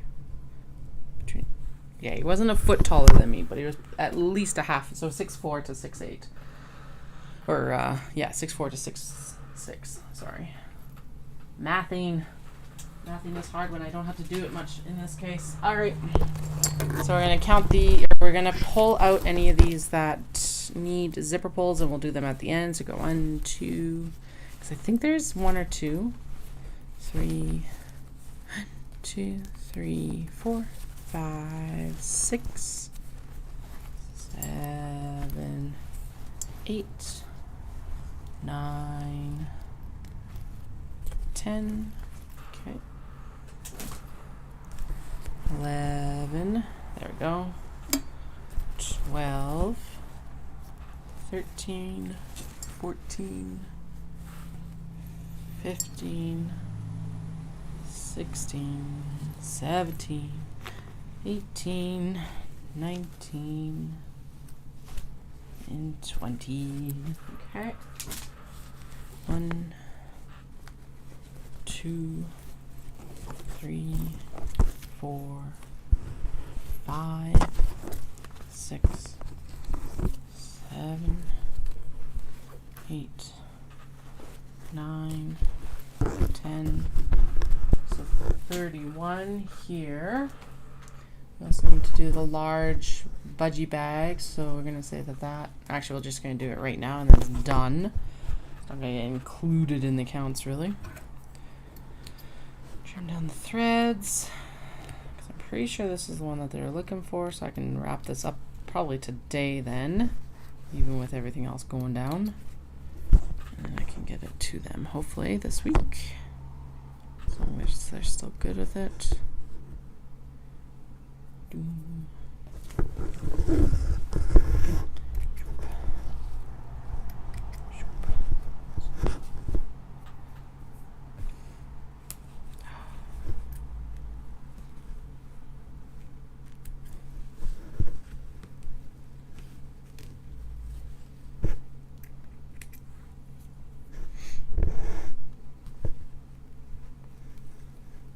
And I said this earlier today, and I've said it before, and I'll say it again. The people in the Japanese community have been some of the most welcoming to me as a vendor, which is like amazing. Definitely not as I did not expect that really, but it's just like they have been very warm and receptive, and I very much appreciate it. So, as always.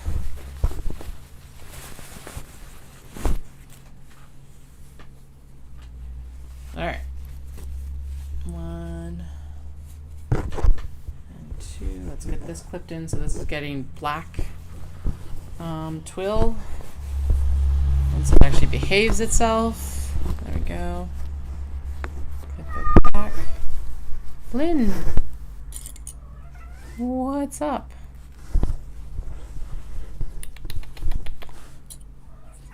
Really? Oh no, that is quite an offense, I know. We hear you.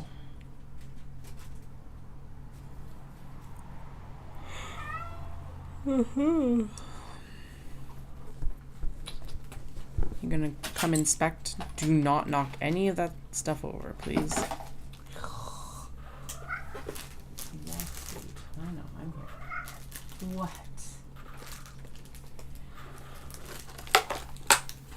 Hi. Come over here. Hey. I guess I can love on you right here, hey? You're like, love me. Adore me.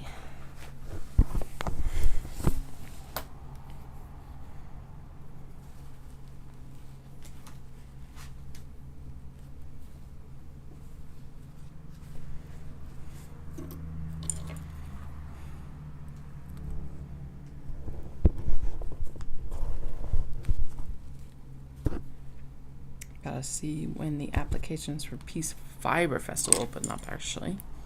So that's definitely one I want to return to next year. So I think the trajectory next year for shows is they're all out west still, because it's a little bit... The logistics of getting out east is daunting, basically. I know lots of vendors from the west that do it, but it's like just thinking about having to like pack up grid wall and ship it makes me almost break out in hives. Hi. What do you want? Come here. Hi. What's up?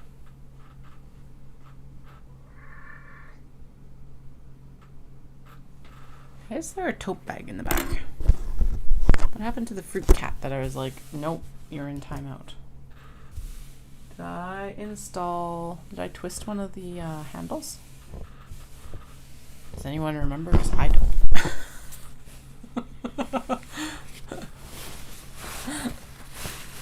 Tote bag cast confusion. It was super effective. Anyway, so hopefully Knit City, Vancouver. I would love to get into some of the signature shows for Calgary. If I don't get into like the TELUS Convention Center one. I'm like hemming and hawing about that one because it's like 4 pretty intense days.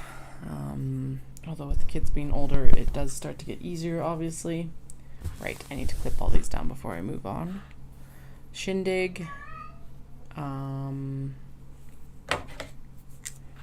and I guess some like pop-ups. Definitely the pancake breakfast, as long as Caroline will have me, which I don't see why she won't. Dawson Creek, if they'll have me.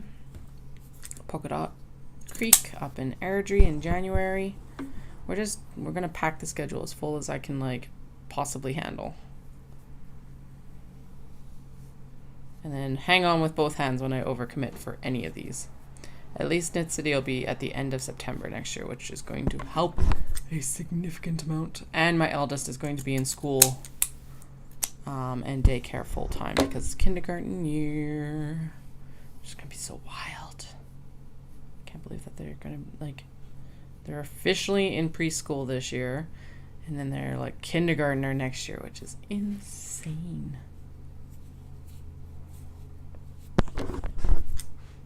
I guess the youngest will be home on the days that they're in kindergarten, but that's okay. Maybe we'll do full time for both of them next year. Just so I have time to train actually as well around the whole all the things schedule. So because the training schedule will be that I train for Royal Victoria because it's on Thanksgiving weekend. I train for that over the summer.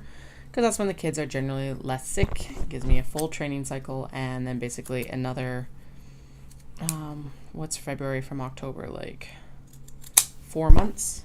And there's a truncated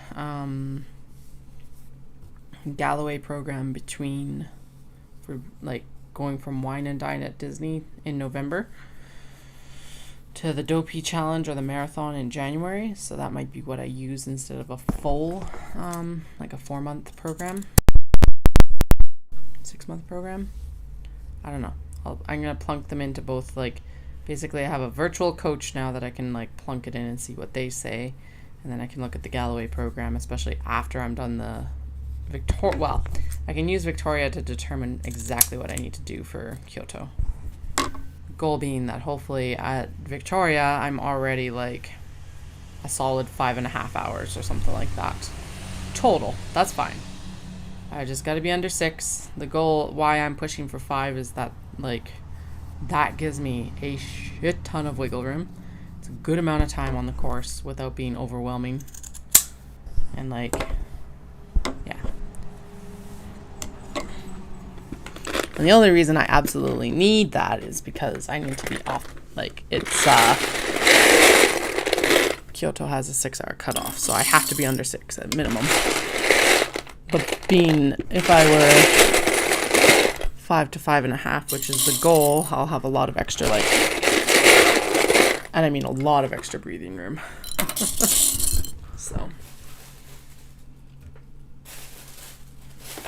So to kind of predict that, I want to aim for about 2.5 to 2:45 at the half marathon in Calgary in May. I think 2:45 is achievable because that's 15 minutes off, so it's about a minute per kilometer. And I'll have done like 2 half marathon training sessions between the last Calgary and the next Calgary. Plus, again, the whole like cross training plan that I'm going to go into here in this run training break as well, with like weights and weight loss and cross training on like spin and yoga and swimming and all of that, which is not going to hurt my running at all. And then very gentle, very short runs and like 30-minute runs sort of thing, just to make sure that my body still stays used to running as well. Because if I stop completely, it's going to be extremely painful to get back into. I do know that. We're not stopping completely. We're just taking a pause on the actual, like, I am not training for races is basically what it is. It's a race training pause. And then I'll train for the half in Calgary in May. And then it'll be right into basically Victoria training for October, more or less. Along with, I'm gonna throw the 5K for road race in there, because that's my, like, I think that is my favorite event of the year. Plus pancakes. And it'll be nice to just do a 5K race. I think the goal over the winter will be to try and get my 3-mile or 5K runs under, like, I think around 35 minutes is my goal. Right now my race pace for it, or my postpartum PB, because of course, like, my body is two very different things post children. The postpartum PB was 38:36. Now there was a significant chunk of time added on there, just because of the race that I was in and everything like that. So I think actual, like, proper number would probably end up being about 36 minutes, 37 minutes, somewhere in there. But 38:36. So I want to beat that, and I want my training runs to be able to drop down into, like, the 35-minute range. Now, that is going to take a lot of base heart rate training. So that's also part of what this winter is about, with those, like, I'll go do a short 30-minute run, and I'll keep it in that, like, zone 2 base running. Because the summer will be about building the, like, other zones and endurance and all of that. Anyway, so that is the race training plan next year, and then I'll have to plan that around, and the shows around that as well. So, which is one nice thing about the virtual coach, is I can be like, I can't run this weekend, and it'll shuffle the plan around so I don't have to do the thinking about it.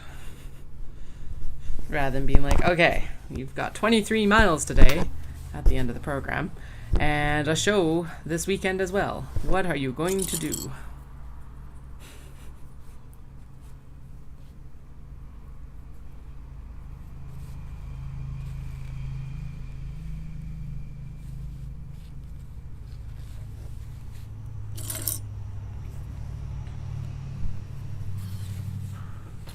Anyway, that's what that virtual coach would think about for me. Is it's just like, all right, you got a show, you don't run this weekend, but it shuffles this part of the program then.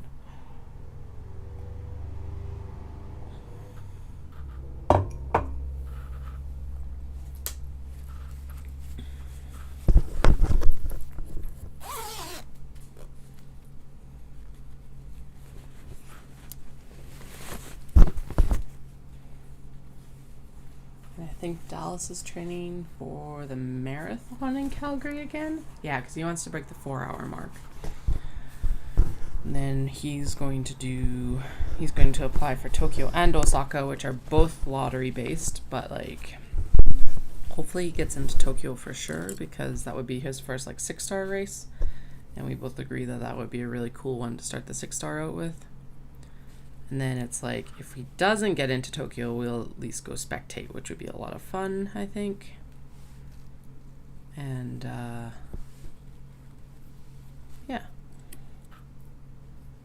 because he is training.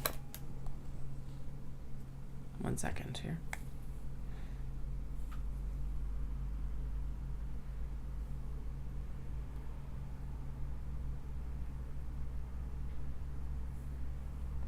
Someone just rang the doorbell. So I'm like, who is at my door?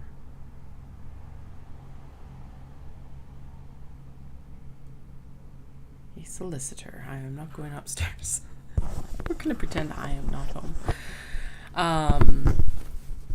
Yeah, anyway, he's aiming for Boston, and he wants to qualify on his time, which I think for his age range is like 3 hours, 10 minutes. And you always want to be under that for Boston, because basically they start with the fastest runners and then work their way up.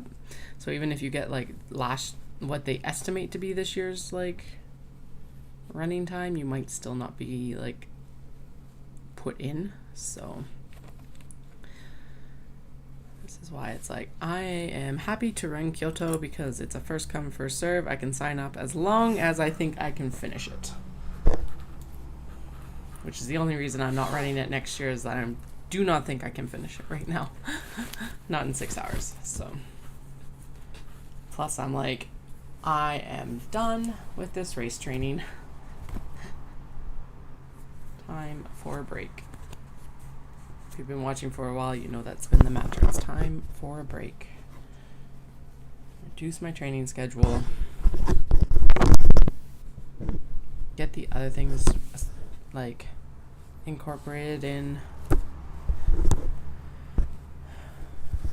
And just have a nice cross-train winter. Don't have to worry if I can run on the treadmill. It's like, whatever, go run on the treadmill for half an hour, it'll be fine.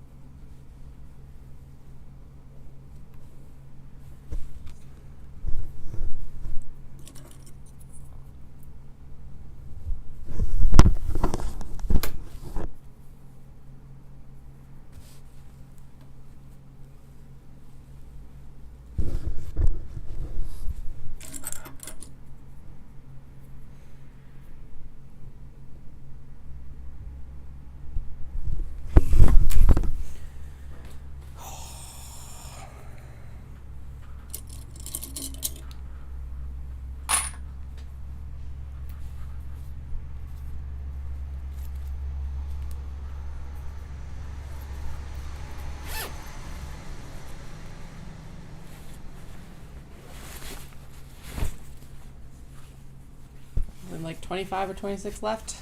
Woot. I don't think there's been anything in this pile. Oh, the ducks.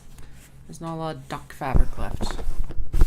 I said I was going to kind of announce the ones that are like lesser amounts, or like this is the last bag sort of thing. So yes, there's fewer ducks right now. Do you feel like we cut that for the Kato? But I don't remember. Could be. It could 100% be chilling in the bin right now, just waiting to be sewn. Who knows? I definitely no longer remember, so. But there will be a small duck box bag at Knit City, Calgary. Hopefully. As long as I get them sewn, we'll have it there.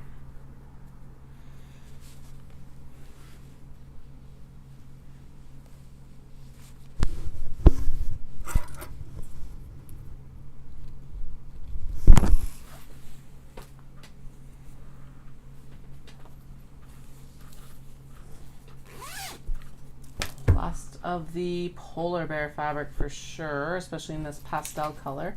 The other one is the monochrome, and so it is also the last of it.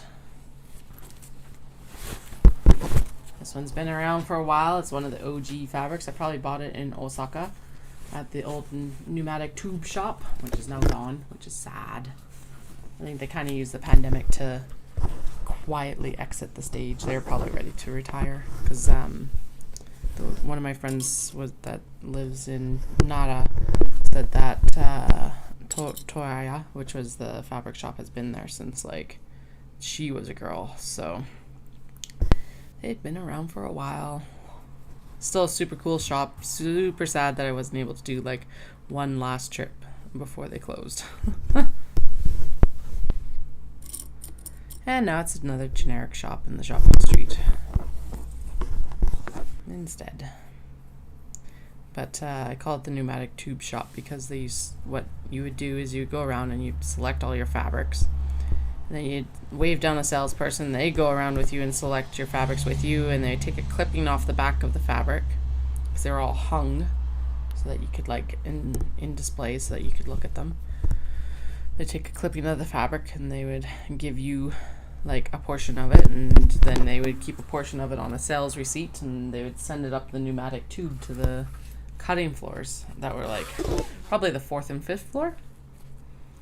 And then when it was all done, it would drop down behind the cashier, you'd pay and be on your way. It was actually really cool.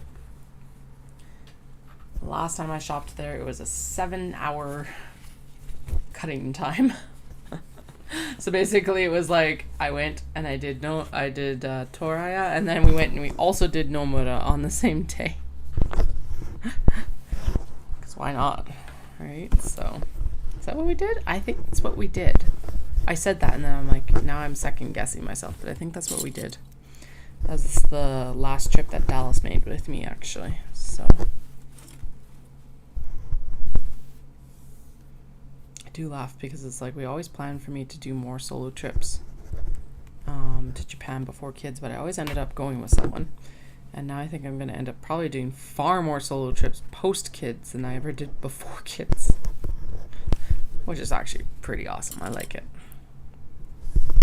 It also still kind of is like amazing to me that hi Jennifer, as much as I say that, it's like, so the exchange was obviously my first really big trip internationally abroad. And then I did Singapore while I was in Japan as well, which it's like, again, once you're there, the investment time and money wise to get to Singapore is far lower, so it made sense.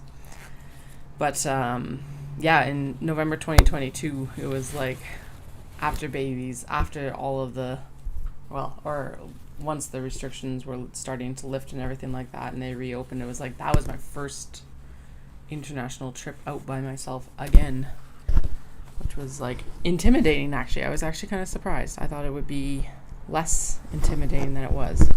I think there was like the generalized travel anxiety of like, I knew the kids and everything were taken care of, but there's always that little bit niggle in the back of your head of like, but what if something happens to you while you're gone? Now, I think it's very important to fill your cup before and everything like that, and I think that those anxieties are also normal. And the big thing is not letting them hold you back, hopefully, from what you want to achieve. So, kind of that. Acknowledge and keep going. Anyway, I'm just already looking forward to my next like solo trip.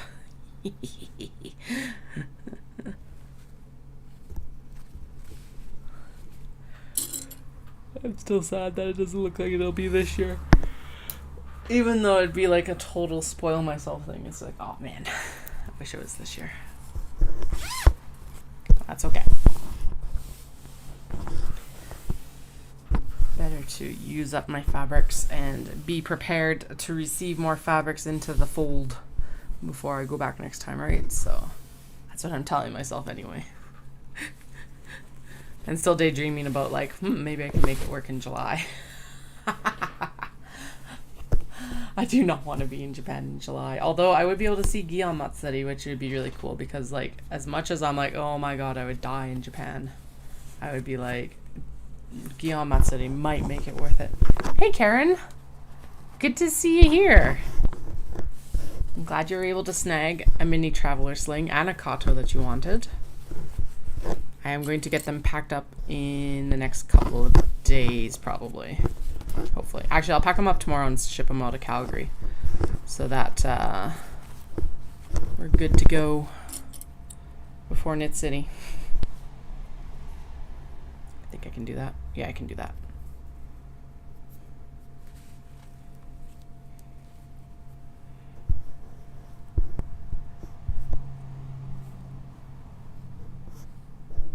We're working on small box bags right now, getting them all clipped together for Knit City. We are currently at about, what is it, like 21 and however many is in this pile right here because we got to install the zipper pulls on them.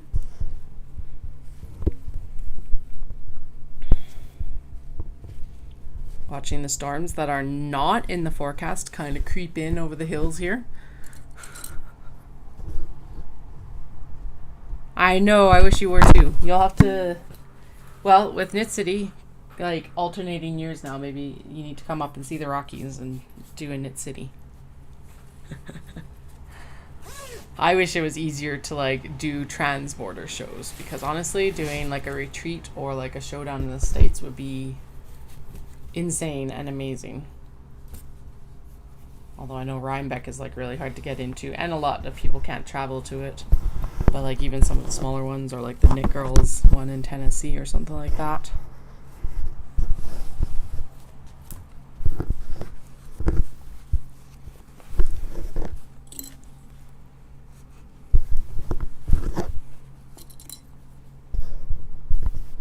Alright. There we go.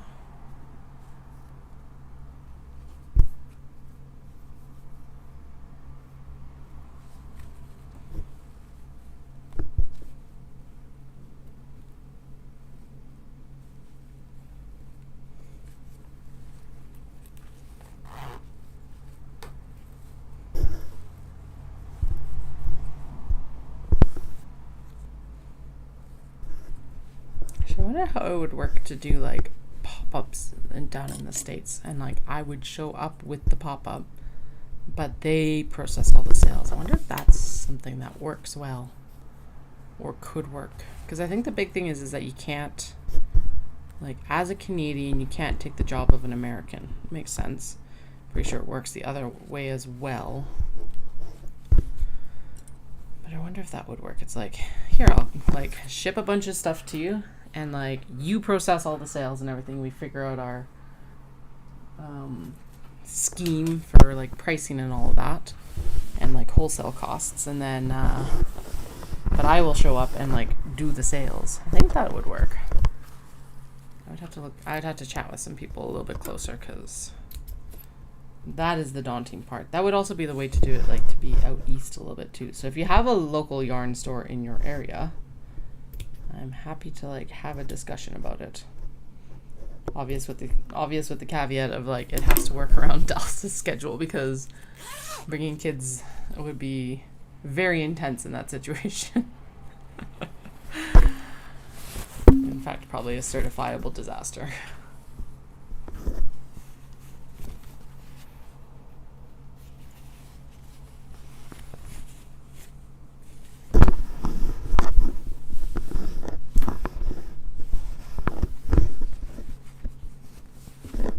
Or if you have a local yarn store close enough that you're like, hey, I would love to have the products in there, please let me know and I will get in contact with them. That's always a good way to do it too.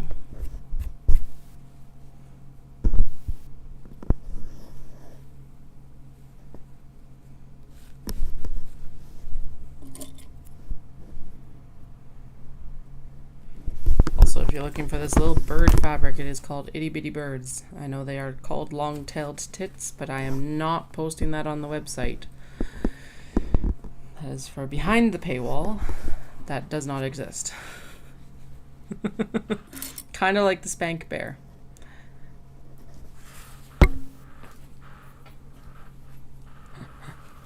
If you don't know what I'm talking about, there's a fabric, and I got it 100% because as soon as I looked down at it in Kyoto, I know exactly where it was in the shop and everything. It was like Spank and Cool Wonderland. Anyway, it's a grizzly bear on like in a comic book print sort of thing, doing a bunch of like, I don't know what kind of actions, but we've discussed the fact that they probably need to be behind a paywall. Adult section only.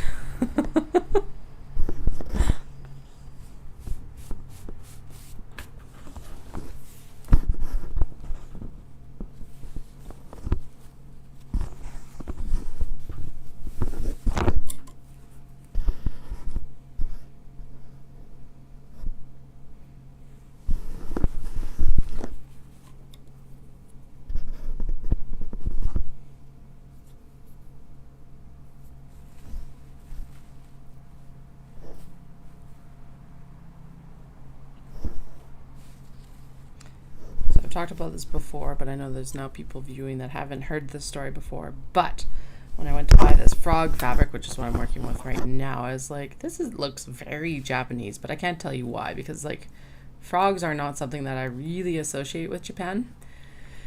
And then I realized that it's actually because frogs are in one of the like most famous scrolls that you can like, that most people encounter for Japan, which is a whole like Animal Tales scroll that has frogs and rabbits, and that is actually what that print reminds me of. It's also a really nice dobby, so it's got the slubby warp and weft, so it's got that really nice texture of like, it's a lightweight fabric, but the texture on the fabric means that it's got a lot of a different body to it than just a smooth quilt cotton.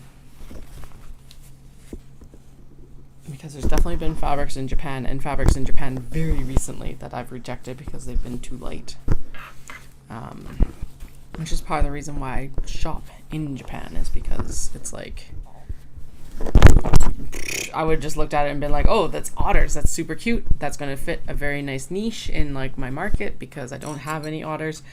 And then I touched it and I'm like, oh, this is like far too thin. Whereas if I'd been shopping online, I would have just been like, oh, otters, cute, let's buy it. And then gotten home and been like, oh, okay, what would I actually use this for? I wouldn't have been able to tell you. It was really light. Would have been a really nice like shirting fabric or something like that, because it wouldn't have been very hot, but it definitely was not suited to bags. The little tiny strawberries, not this one. This one's a cotton linen blend. But that like light blue and light gray strawberries is one that pushes really close to the edge of being too thin as well. But not quite. Almost.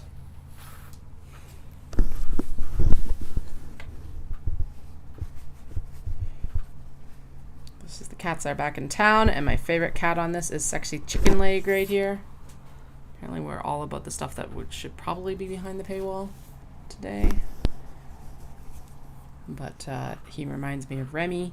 Remy always had a second sexy chicken leg when he was like grooming. So besides the fact that this cat is not the right colors, that's what I think of.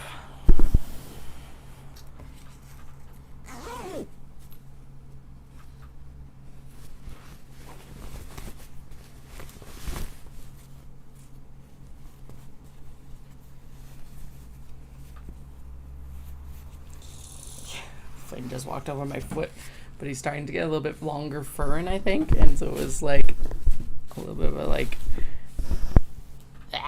moment as his belly fur brushed me. Leave the bags alone. Don't be a dork.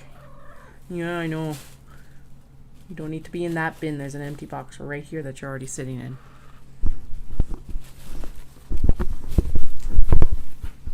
It's like, fine, I'll scratch it in.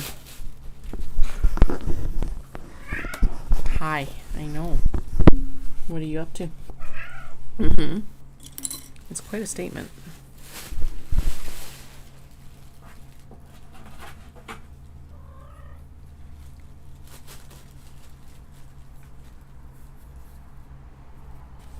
time are we? 2:30. What did I say? We'd be done around 3, so I think we're right on track for that, more or less. Which will give us like 2-ish hours to sew before I gotta go pick up kiddos.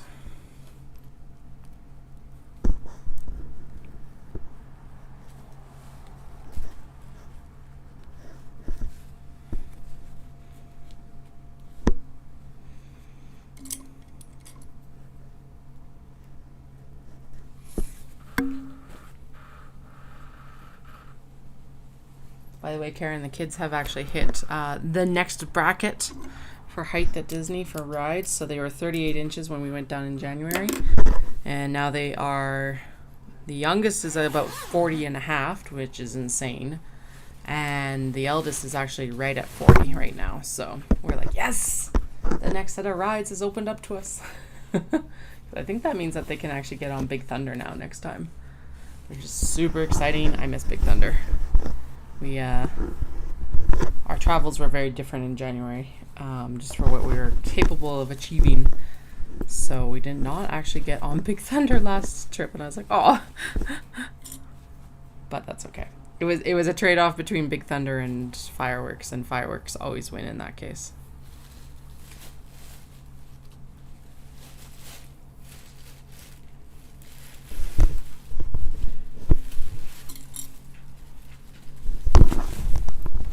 Although, funnily enough, our next trip to Disney will be in Tokyo. So I'm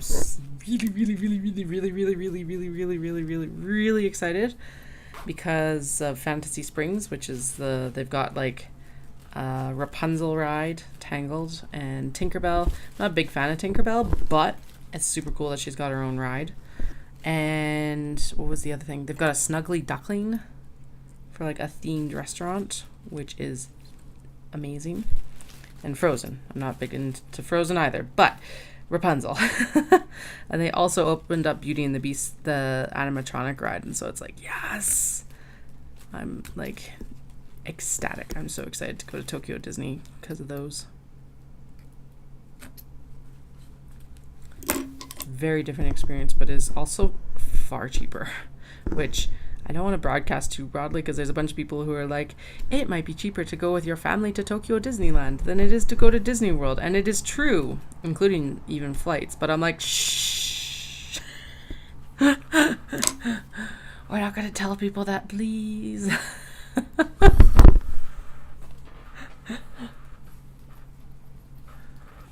Am I gatekeeping? Yeah, a little bit. I guess I'm not. If someone asked me directly, it'd be like, yeah, go do it. But I don't want to broadcast it. There we go. They're cool. I really enjoy Tokyo.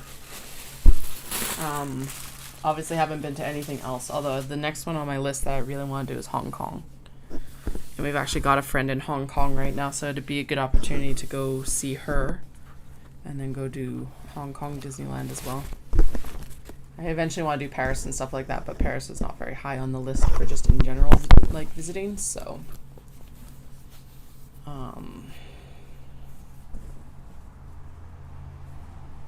Yeah, Paris, what else?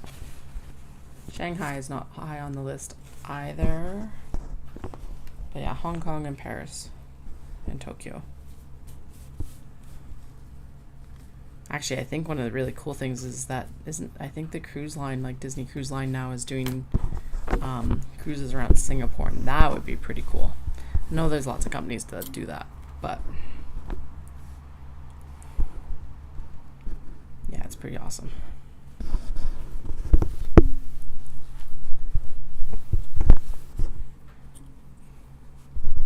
We're lucking out now because they've WestJet's actually brought back the direct flight to Tokyo. So it's looking like we'll probably end up on something like that heading over, which is always nice. Although we're hemming and hawing because our points scheme has definitely changed over the last few years. So I used to be a dedicated Air Miles collector, and now we're leaning towards collecting Air Canada like Aeroplan points because it feels like they're going to serve us better in the long term. Just they've got a stronger flight network overall. They've also been around for a lot longer. So Aeroplan is actually, I just remembered, yeah, they've been around for like 40 years, which is actually younger than Dallas. Never mind. But for like a point scheme, it's insane that it's lasted that long, considering that a lot of point schemes do go under in that time. Sorry, Dallas, didn't mean to throw you under the bus. But yeah, like I used to be dedicated to air miles, but then air miles, I used to pay I think I only used to ever pay the taxes on the flights is what it feels like, and now they're making me pay the fuel surcharge. So I'm like, well, that's not really worth it. Whereas Aeroplan, you can still select, you can basically do like 4 different tiers, so you can pay everything with points, including the taxes from what I can tell.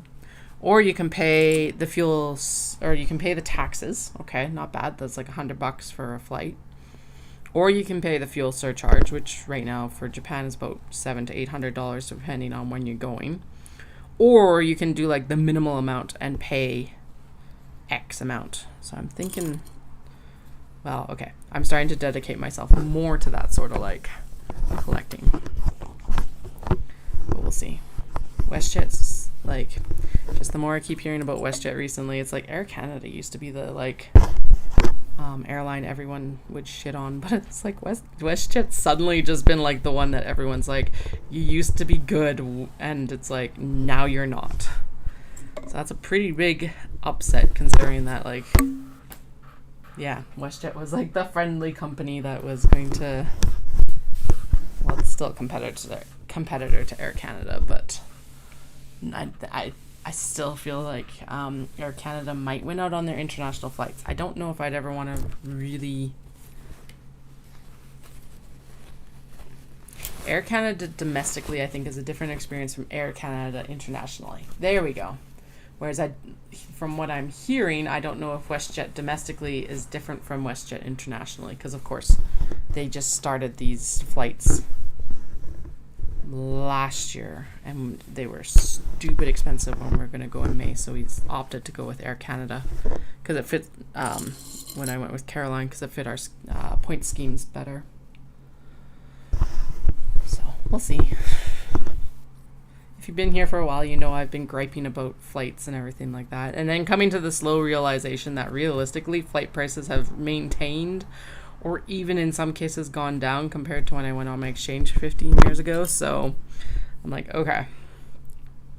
Although I do have to say that at least when I paid my flight during the height of summer for my exchange, I was on a 747, which was still one of the most comfortable planes that I've probably flown on. Just because it was like nice and big and there was no turbulence, or like it didn't affect the plane because it was just such a big bodied plane. I get that we're moving away from it for environmental reasons, and I agree with that. But their safety track record was also far better.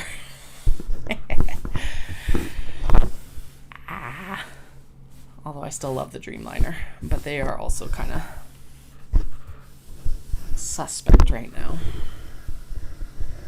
But the only people that don't fly a 787 or 777 from here to Japan is Japan Airlines, and they are very expensive. So they're like double the cost usually I would pay. So I'm like, I don't know what to say.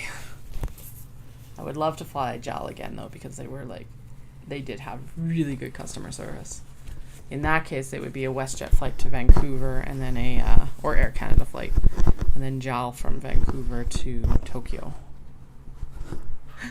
Dallas listens to a podcast though, and he's like, the guys are like all talking about like Haneda, which is the alternate airport in Tokyo, and he's like how much better it is to fly in and out of, because it's basically downtown Tokyo, so you don't have like an hour transit into the city on the high-speed train or like one of the other transportation options and all of this. And I'm like, okay, well, I'll take a look at like what it would cost for us to go into Haneda, because I've been hearing that too.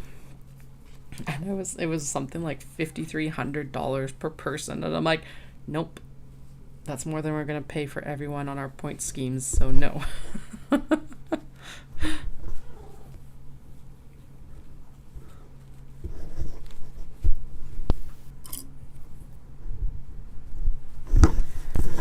At that price, I could get a business class seat in like on Air Canada. So that's the other factor in that.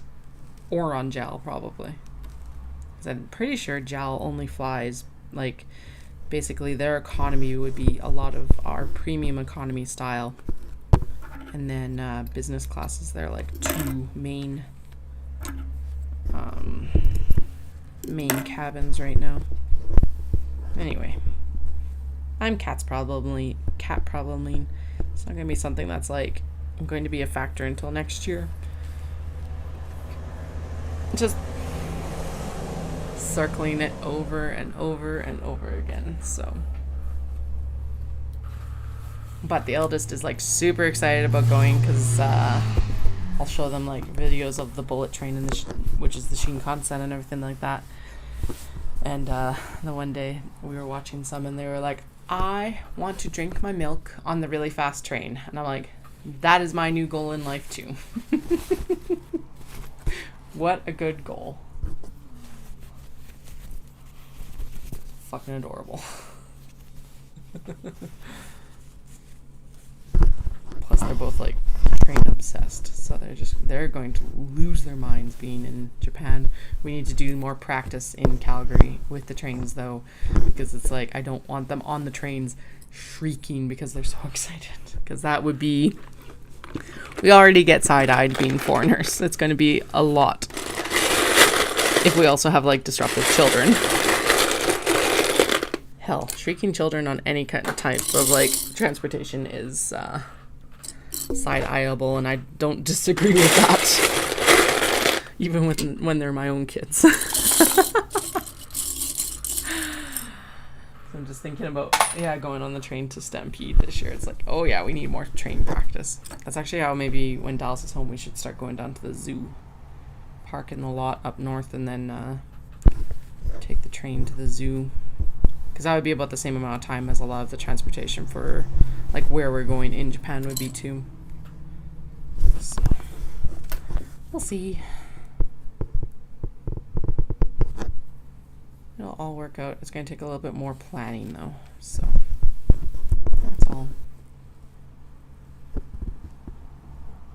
Although I think I've got a pretty good roadmap for it right now. It'll just be like detail pinpointing next year. Around about this time. So you're gonna have the joy of listening to me talk about this for the next so it's August, so 4 months is December, February is 6 yeah, it's exactly 18 months right now pretty much. So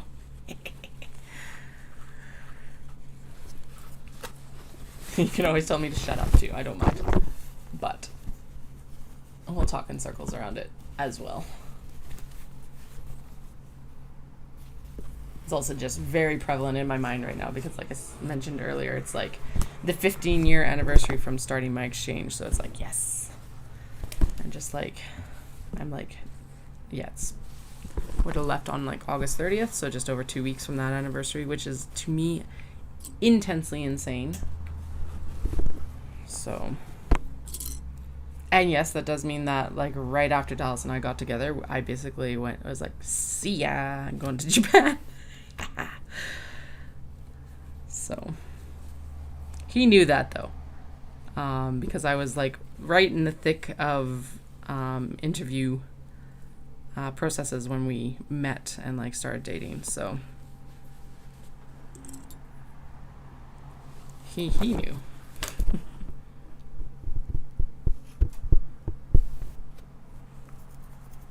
It is still funny, though.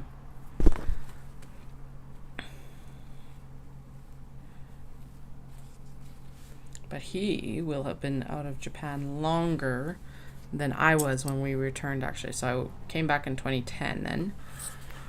And we went back for the first time as, like, adults with adult money, is what I consider it, in 2016. And then his last trip there was, I think 2018. So we did a second trip in 2016 to actually do a fabric stock. And then he went back with me in November 2017. So he's been out for 8 to 9 years. by the time we'll actually go back 9.5 years. No, sorry, 7.5 to 8.5 years. I can't remember if I don't think he went in 2018. I went in 2018 in the spring. So yeah, his last trip would have been 2017. And like, even for me, having been in 2018, the amount of like changes in Tokyo and stuff like that, because of course they'd done a lot of upgrades for the Olympics and stuff, was insane. And like, yeah, being out for 4.5 years was intense. 8 years, I think, it's going to be like a completely different trip for him. So it's already going to be a completely different trip because of the kids, but then it's also going to be like a little bit of a previous travel shock, because there's just going to be so many changes, sort of thing. Not really culture shock, but like, this feels like it should be familiar, but it's just like sideways, just off familiar. Not in a bad way necessarily, but just like an adjustment way.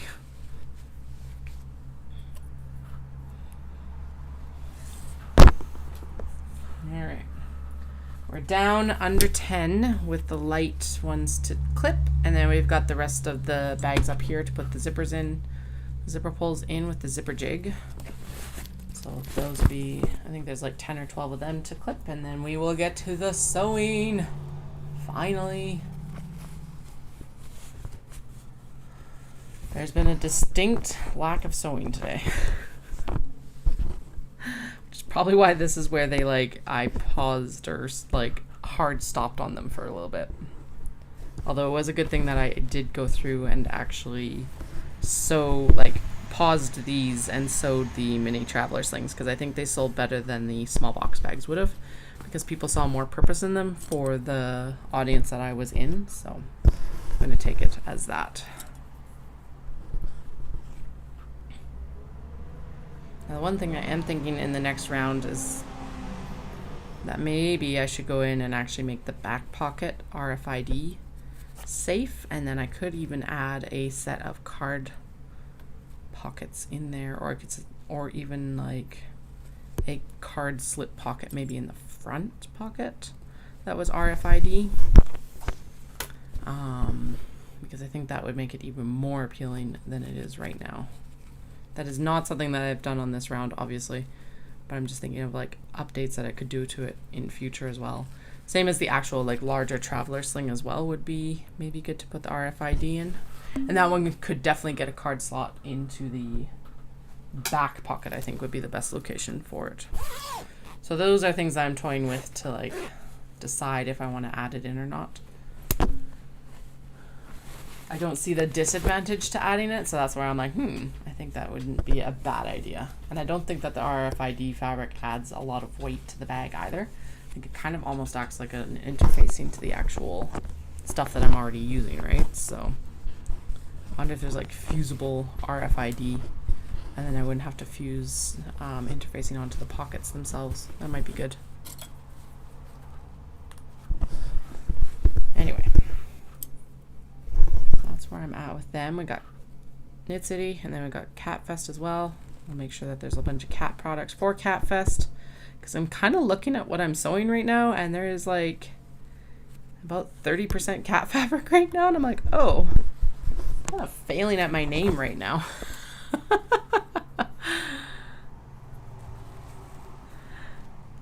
Oh well.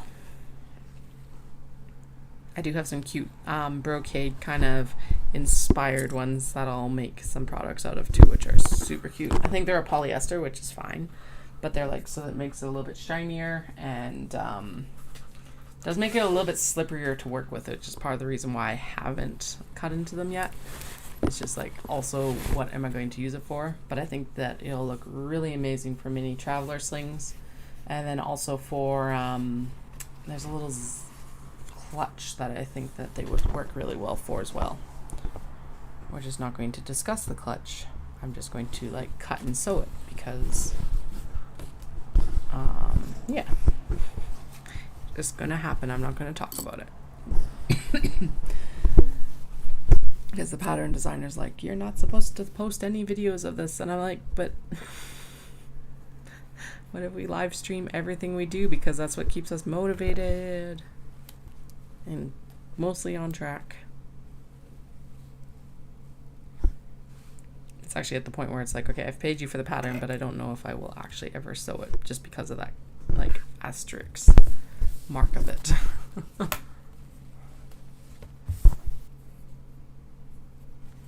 I can understand not wanting someone to do like a tutorial of it or something like that. That makes sense. But to post like no video of it seems a little bit extreme in the like, especially of this in the social media era where it's like you need to post video to be seen. Dun dun dun.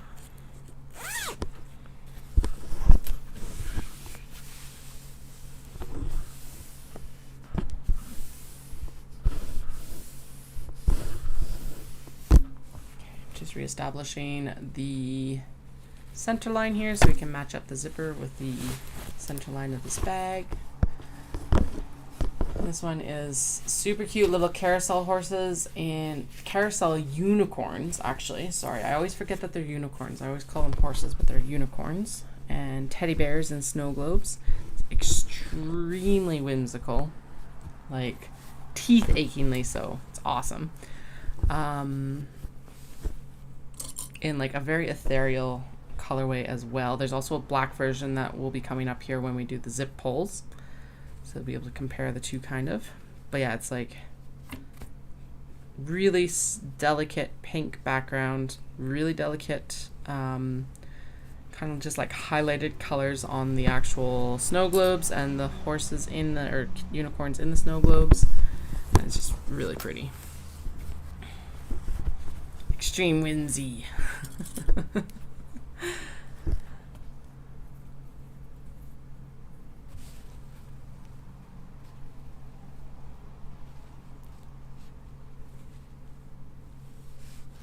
right. There we go.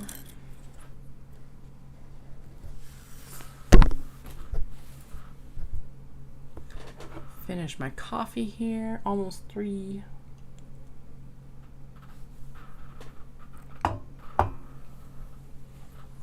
Okay, so it'll be just after 3 once I get these done then. No! They fell over. It was coming. They did not fall in Flynn, surprisingly, but over towards the door. Interesting. Can pick those up in a couple minutes, though. Okay. There we go. There we go. Fold it up. Fold it up. And clip.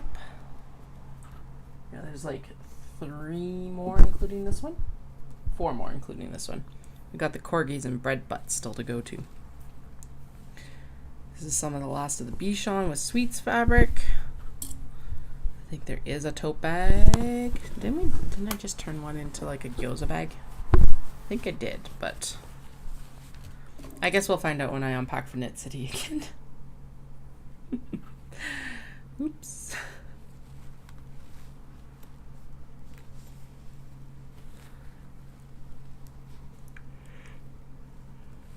The last week of sewing has been like such a blur that it's just like, all right, what do we have? Where can it go?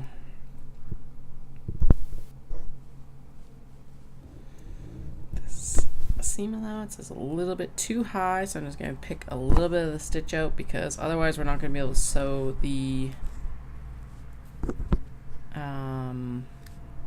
tab in correctly. So we're just going to do that, and then this the cross seam will get caught when we do the end seam here. There we go.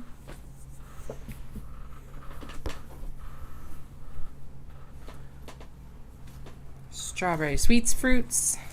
There we go. Yeah, that's definitely cloud. It's crept in.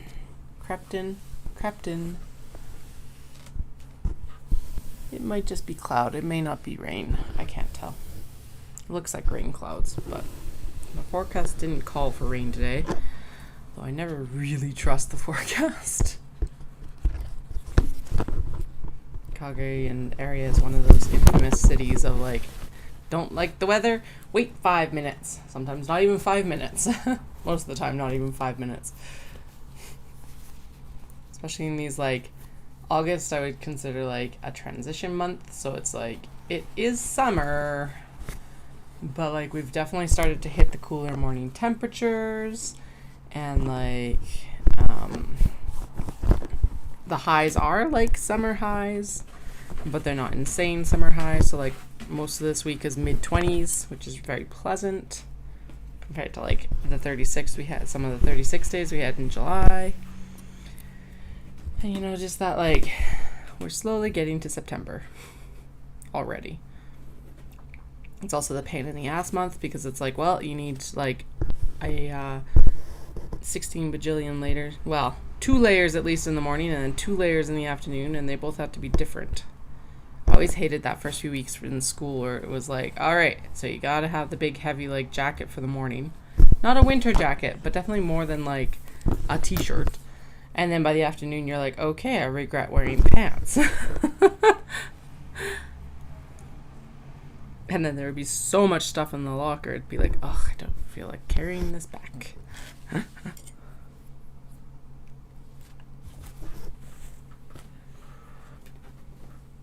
Last 2. Yay! Then we'll do the zipper pulls, and then we will start the sewing. So this is Corgi with bread butts on that light blue, which means that I am short, actually, 1 set of the off-white. So the Corgis were right on that edge of being off-white or being black, and so we're going to put black in instead. Aha. Problem solved. So I definitely have more black than I need with twill tape, which is fine. That's what we want. It does also mean that the bunnies... Oh, shoot. Nope, never mind. Okay, I need to cut 2 more pieces anyway because the bunnies will also need it. Because they're a fairly light fabric, they are not going to go with black, that's for sure. Okay, I need to flip this before I clip it.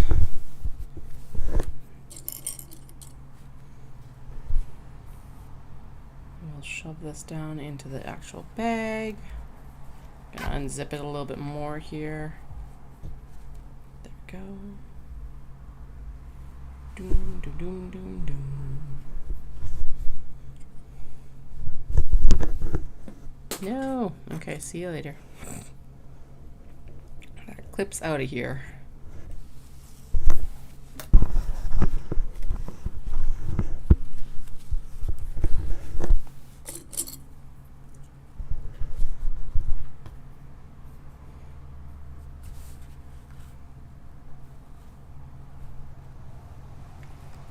I thought I even cut extra. Maybe I didn't cut, I must have not cut enough extra apparently.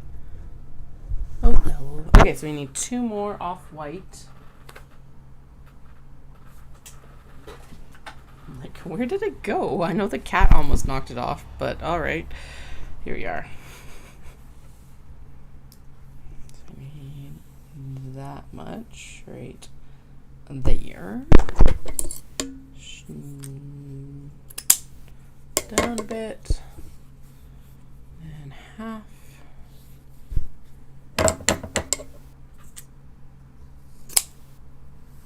and half, and done.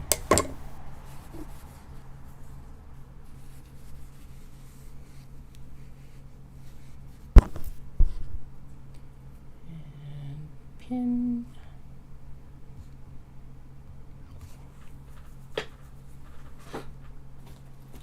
So we needed that because we got this super cute light blue strawberries. This is the one that I was talking about, that this like fabric is like right on that edge of being almost too thin, but it's still acceptable. Apparently my ghost got angry and is now knocking stuff off. Sorry, ghost.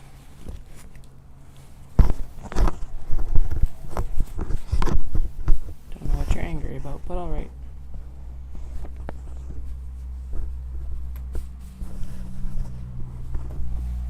Okay.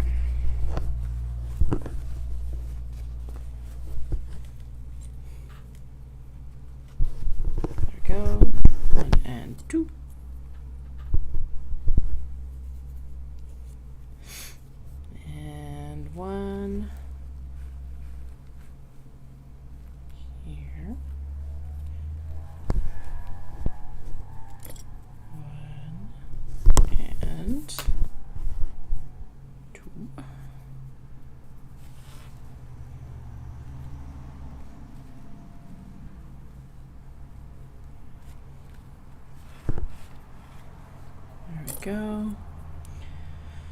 All right, now I just need the zipper jig, and I think these are all black zip pulls except for the bunnies, which are red for sure. So 1 red and 1, 2, 3, 4, 5, 6, 7, 8, 9, 10, 11, 12, and okay, so, and actually I was pretty damn close with my count then, so 12 black and 2 red. I already got 2 black here from when we were like doing the directional. 12 black, 2 red. The black right here, although the cat dumped them into the larger bin. Oh, I'm gonna have to order more zip pulls. Good Lord, I'm just like running out of everything right now. Except for interfacing. We're set on interfacing for at least another year. Hopefully, maybe. Actually, let's hope that I'm not. Let's hope that like in 6 months I'm gonna have to buy 2 more rolls of interfacing. Never mind. I'm manifesting that right now. Putting it into the universe. 6, 8, 10, 12. But yeah, like that is it's a good thing I don't have to do any big pushes for like large box bags right now, because that's nowhere near enough. Okay, 2 red. Oh.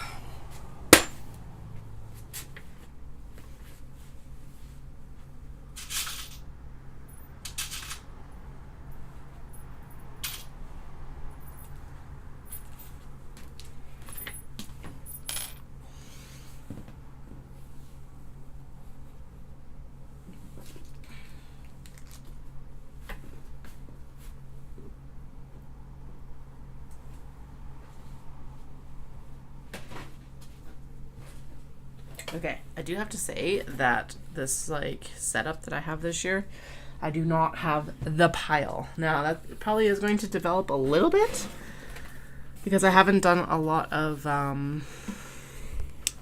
box bag cutting since I moved the studio around again. But I think I'm set up well enough that I should be able to like direct it correctly this time. All right. Okay. I'm like, why do I have such a large box? I haven't ordered anything from Amazon that would have come in that box, at least not recently. But that's right, it was the diaper box from Costco. Like, where did this come from? What is it doing here? It's very useful, but who, what, where, when, why, right? Okay. Just picking up all the... Okay. This system's working well as I pick all the garbage out of the snap bin. Or clip bin. There we go. Like it was saying under my thread catcher, which does need to be emptied. To be fair, so I think that's why. It's like there's so much in it. Alright. At this point, we're just gonna leave them at the bottom like that. I'll curse myself out when I knock that over, but for now we're okay. The zipper jig, and we'll put all the zippers on, and then we'll go in and we'll clip in the everything that we've just been doing. So zipper jig, I'm gonna swivel you a little bit so that you can actually see what the heck I'm doing here, or at least a little bit better.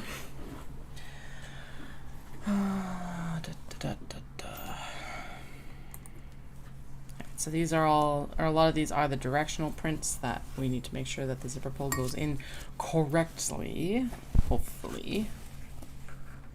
And then, yeah, so these are the new donut pulls instead of the small triangular pulls, which is really nice. And I figure that they're a little bit more accessible probably than the little triangular pulls. They're definitely easier to grasp in general, even for me. So that's like...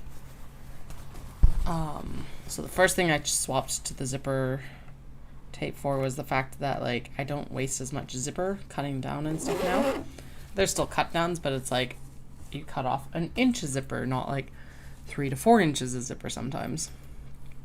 And yes, I did ensure that I had like a generalized sizing amount.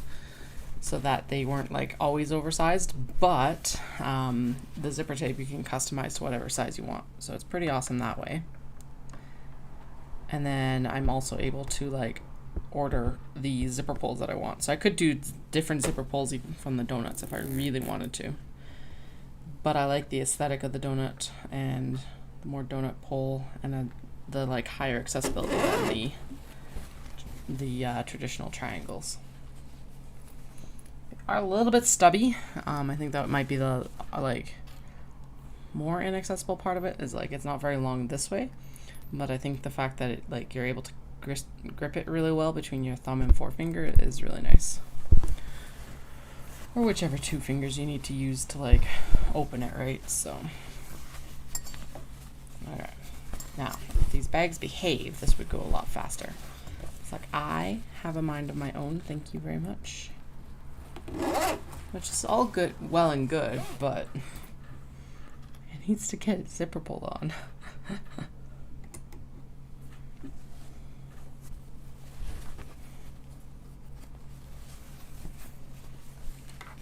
3:10, 2 hours left.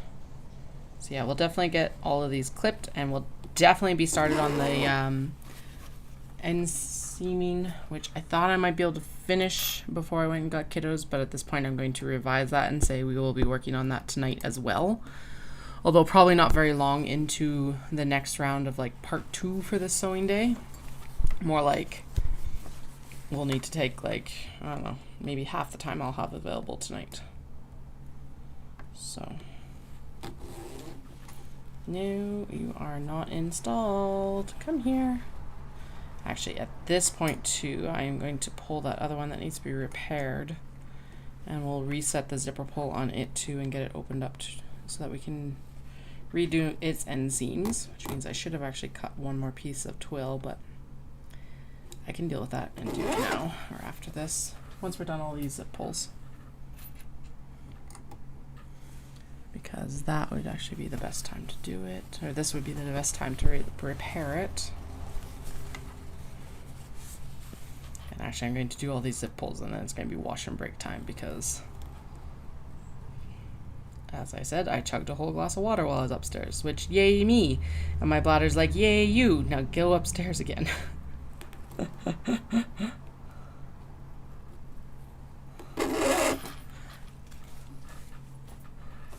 Alright, let's see here.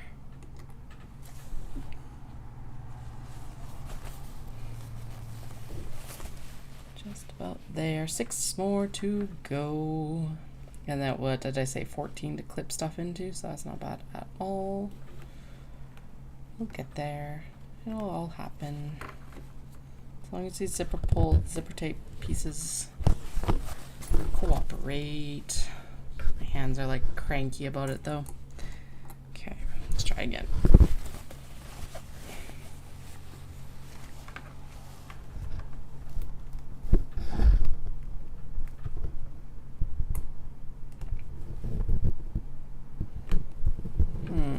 Let's try from the other end. This is a non-directional print, and so I think there might be a little bit more bubbling on that coil than others, given that we did a flame singe to make sure that stuff wasn't unraveling on these bags. I think there's just a little bit more of a gloob on that other end than there was on the second end, because none of these have really fought. Now, all the Miko on the front are going to be facing this direction, so we'll call that directional, even though it's not really.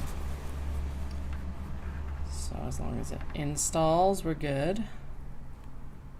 Install, install, install, install, install. Yeah, good. Okay.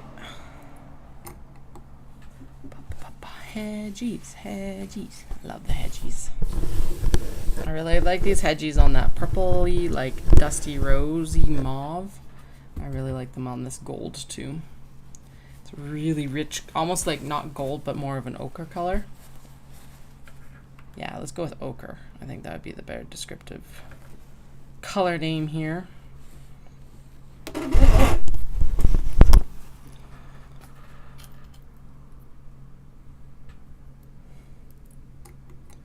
Two two more black. This is directional, so we got to go from this end. This is the little red riding cat and the wolf doggy wolf. I don't know what we want to call it exactly, but anyway, it's a cat dressed as Little Red Riding Hood with a dog in wolf's clothing, I guess might be the best description. I'm gonna call this directional as well because that one's down, but this one is up.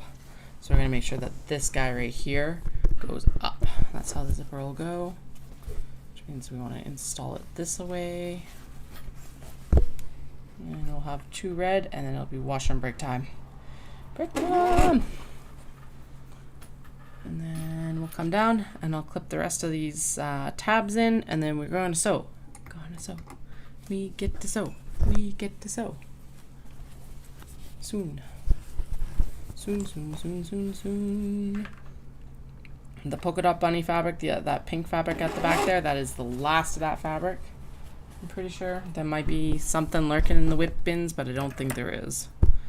It's really nice because it's got like a really nice shimmer on these gold flowers that you can hopefully see on camera, or that are blending into the background so you can't see on camera, along with the little like red dots. That's why it's got a red zipper. Not necessarily the color combo you would like put together for a pink bag, but it looks really good. All right, it's pee time. So I'll be back in a few minutes. Whew.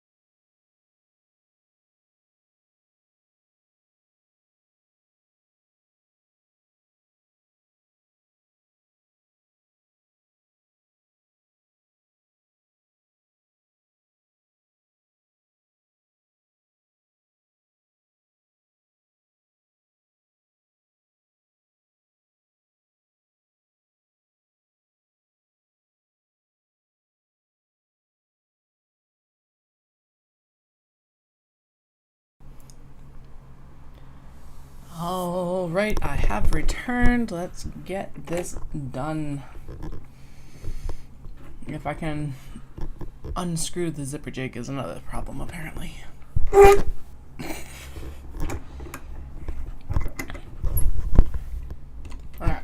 there we go.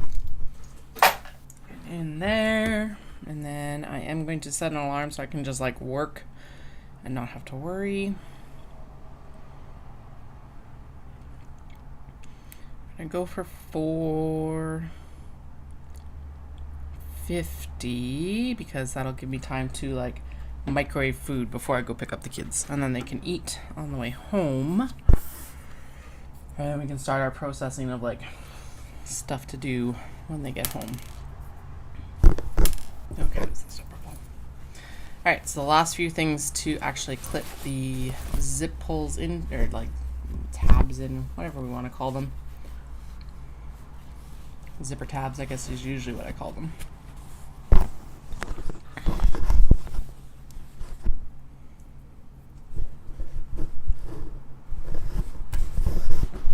Go, flip, and clip. So we're going to be probably at 4 when I actually get these done, so they will... Unlikely that I'll get all the seams done before I head out, but I might get all the exterior seams done and then be able to do the interior seams after bedtime. So the trajectory for tonight is I still need to go do a 3-mile run because this morning I was like, nope, not happening. I'm still really tired from like the 2:30 a.m. night on Friday to wrap up for Omat City, so I'm like, ooh. Anyway,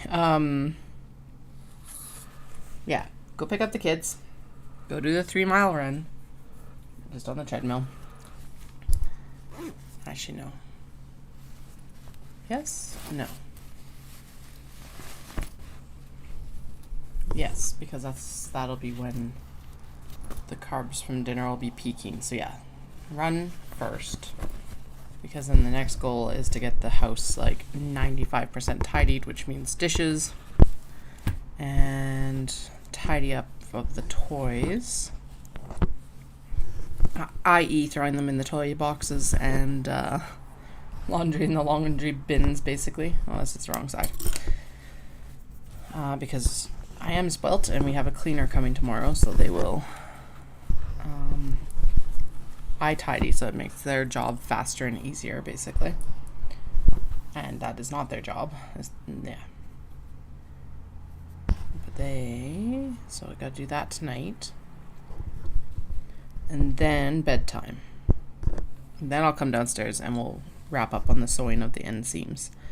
And then on Wednesday, I will come in and we'll do all of the boxing of the edges. And then we'll sew and pray that I can get all of these done. The nice thing is Dallas is home, so he'll be able to take the kids. Like, I won't have to do an energy shift on Wednesday. I will basically go out for lunch and I will go out for dinner, and that is it. And then I'll go to bed. Oh shoot, I've got a long run on Wednesday. I keep forgetting about that. Okay, I'll be down after the long run. It's not like a long run, but it's long enough. It's like 8 miles or something like that, so.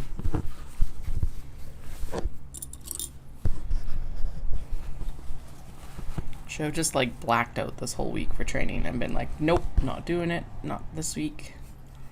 But, oh well, I guess I still could. But that's not good either, because then my body, when I get back to running, will be like, what did you do?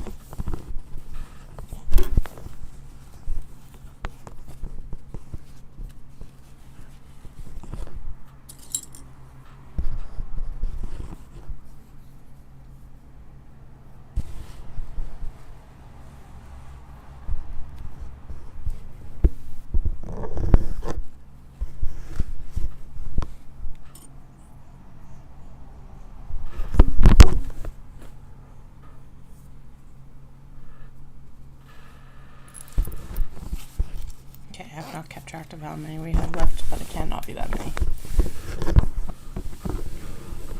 Done 4 out of 14, so about 10 left, including this one.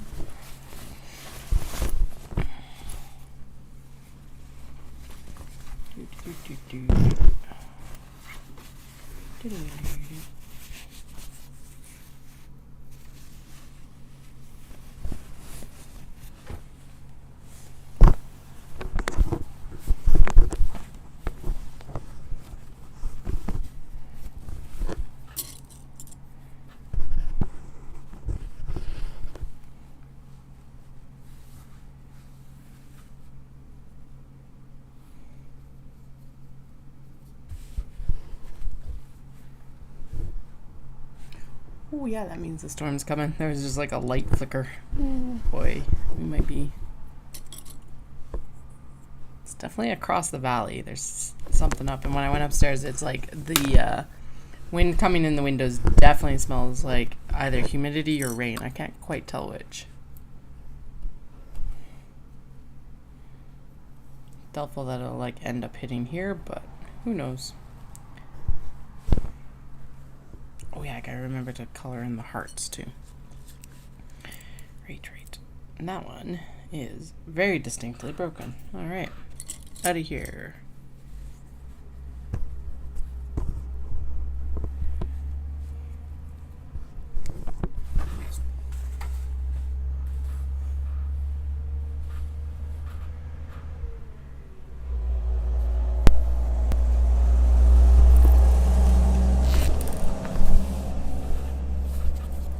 Really love how the like patterns pop on this black for this Maiko one with the basically Maiko and like Japanese icons is probably what I would qualify it at.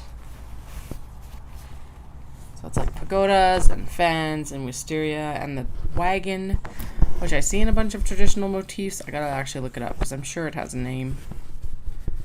Tori, Momiji, Ginkgo. I think the only thing that's not like directly on here for floral is sakura, although it's in the bundles, and the plums and sakura are mostly on the Maiko, and in the like fans, and then on the wagon that I was just talking about. Oh, and parasols. It's a really well like done print because it's very busy. But it's got just enough negative space so that you can distinguish everything. And it doesn't quite become, like it doesn't come just become like a giant pattern mess, which could be, like, could happen very rapidly, very easily with this sort of style.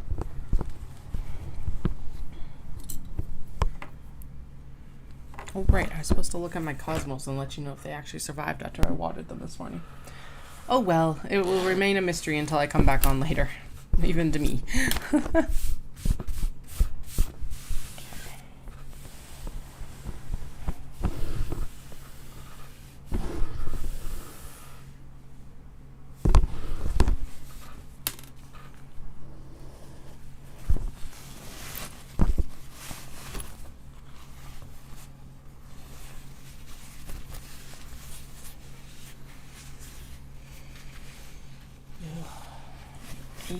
I was just thinking about how long 8 miles is and how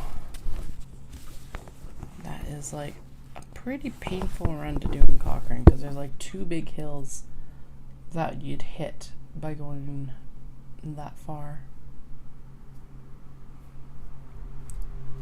Oh, excellent. It's not just an 8K. It's a race or simulation 10K. Really? Oh god, he wants me to actually do like... Yeah, it's supposed to be intervals. I have not had any of these in here before. So it's like a 1 mile warm-up. So 1.6K. Repeat 4 times. Hard 100 meters. I love how it's like half of this is in miles and half of this is in meters. It's like, oh my god. Anyway, so 400 meters. Yeah, so hard for 100 meters and easy 100 meters. So you're supposed to go interval that. And then a 10K. 6.2 miles, and then a half-mile cool down.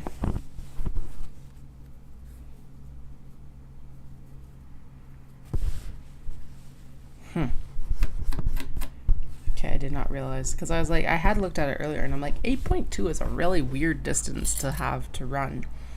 But yeah, it's like, that's like about 3K at the beginning, and then a 10K in the middle. Gross. Gross. Why am I doing this again? Beer and bling. Beer and bling. And then I think next week it's like, okay, next week's pretty easy until the Monday, so that's okay. It's like a 3-miler, a 5-miler, so 5, 8, another 3-miler, so another 5. And then the 26th is my last long run before the half marathon. So the 26th is a 12-miler. I'm going to go into Calgary for that because the kids are in school, and then I'll have to go up that fucking hill, both directions. I could always, I've never thought of this, but I could always dip out to the road instead of having to do the hill, because like it still has an elevation change, but the elevation change is more gradual, whereas the elevation change on the like walking trail is like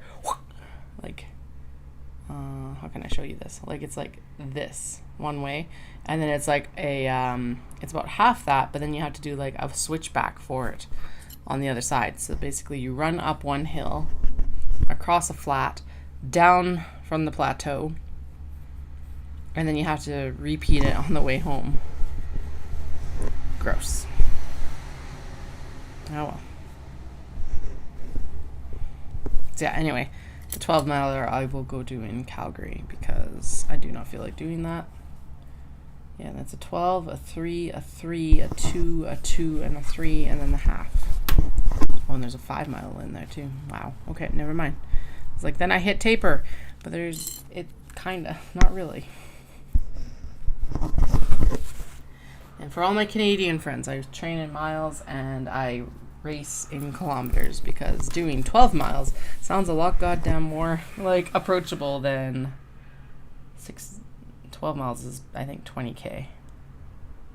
Yeah, 19.2 kilometers. So like I still get all my splits on my watch with 1K though, which is kind of nice. So there's that at least.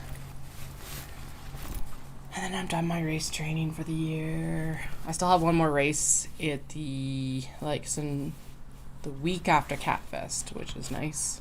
So means CatFest is done and it's only a 10-mile race only.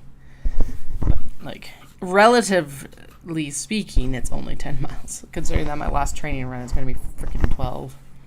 I should be fine. Plus, it's going to be really fun because it's like the zoo run. So it's called Wild Run, and it's runs through, as far as I can tell, it runs through the zoo. And like the medal is going to be a polar bear, and it just looks like a good time. Got my friend like hooked in to like come watch the kids so that we can go to the zoo afterwards because they do brunch on Sundays, and the run as per usual is on Sunday. So yeah, it's gonna be a lot of fun. I still need to like email a run club and be like, you need to do a loop the like reservoir because it's such a unique distance, and it'd be really fun like to have them collab with like Heritage Park or something like that. It could be like Heritage Park reservoir loop or something, and it's like 14.5K round trip. Who knows? They might have done that already, but I feel like it would be really cool still. Revive it every once in a while, right? So okay, it looks like I'm down to 3 more to clip, and then we can finally move on to the sewing. Oh, we got 4, 5. 1, 2, 3, 4, 5. Okay, I like how I go in from like 3 to 5, basically doubled. Oh well, totally worth it. Obviously, I am biased, but you know, as I should be.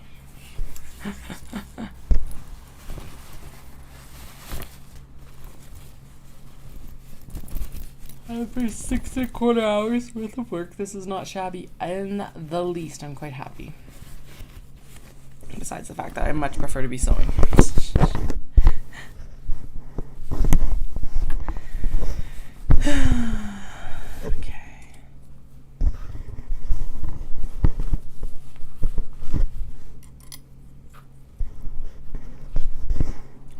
was gonna do that repair one too. Oh well.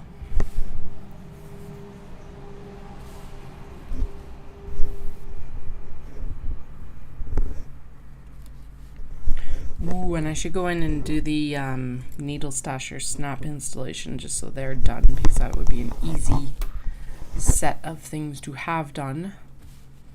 Like easy addition of stock. Plus they've been really popular this year. I think they've kind of like entered the knitting consciousness as a good idea. So get that done. Maybe, hopefully. We'll see. We'll see where my crazy antics get me. Who knows? If I have, they're like low priority. If I get them done, awesome. If I don't, well, they'll be ready for Shindig. There we go. But I was just looking back at that tote earlier, and I noticed that there's a bunch of needle stashers underneath that. Like, I think most of them just need the back snap. They like are half installed. It's just that I ran out of time before Airdrie's show in January.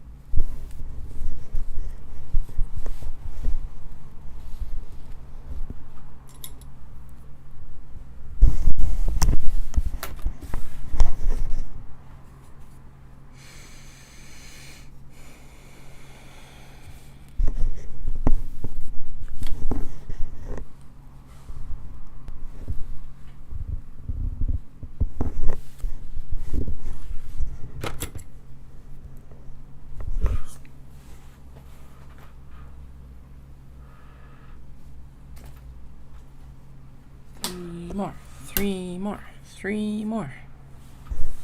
Then we can sew. Dun dun dun.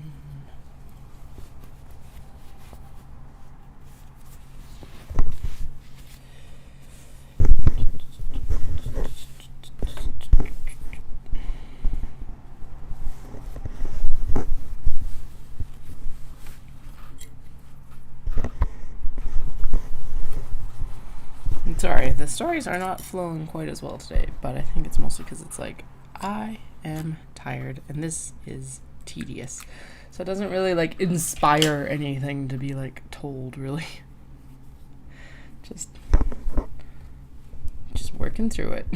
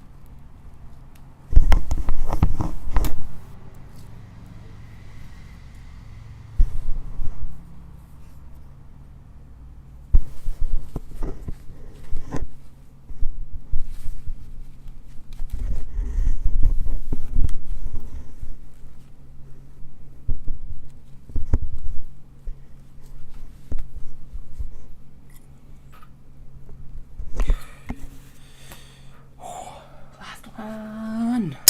Last one. Yay.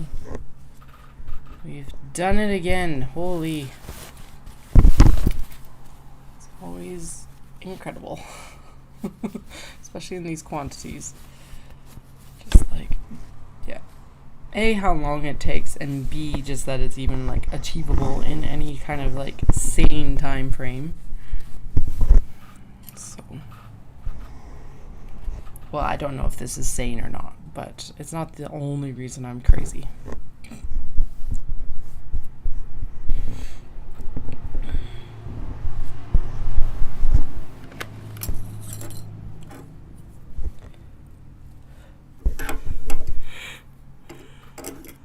Actually, probably not even the main reason right now, so.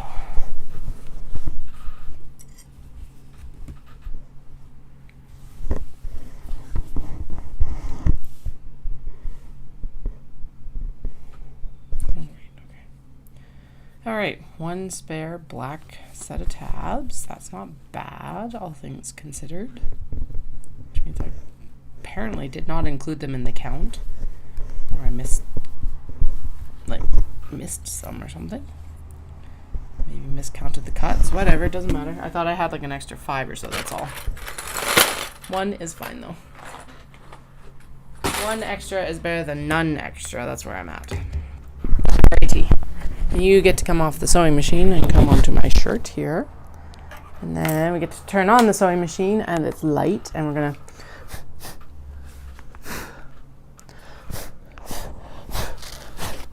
treat the desk with some compressed air. Okay, so now I usually sew the open side of the zipper first because I find it the more difficult side of the zipper to sew. There's the seam allowance I want, and we're at a construction length, so let's go.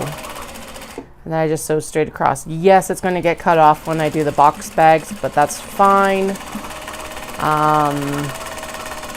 Just because it's easier to do the chain piecing this way. So on to the sewing.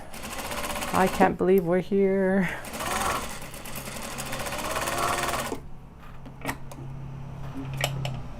Like I said, if this was Knit City, Vancouver, I would be actually fucked because it's like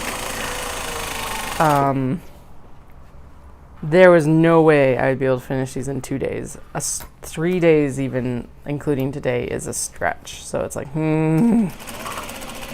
But I think as long as we get these interior and exterior seams done today, I'm good. I think I'm good. Which is why I will be back on tonight, even if I really don't want to be. We are in the final, like, push for this show, so.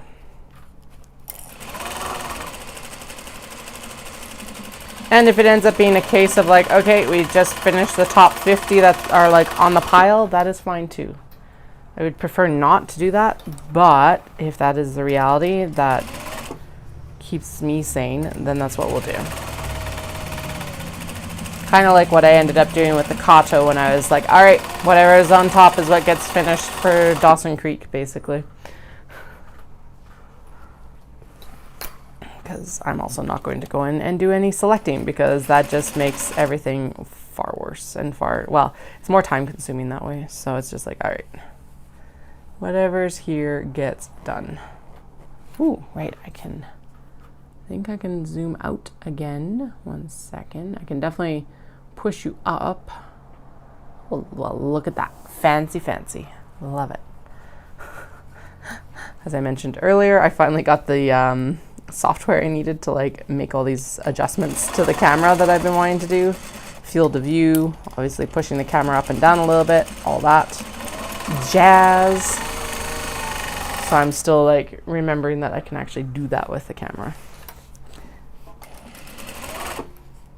I do have my next bobbin wound, so we're just going to go through and we will wind the bobbin, or we'll swap the bobbin when we get there.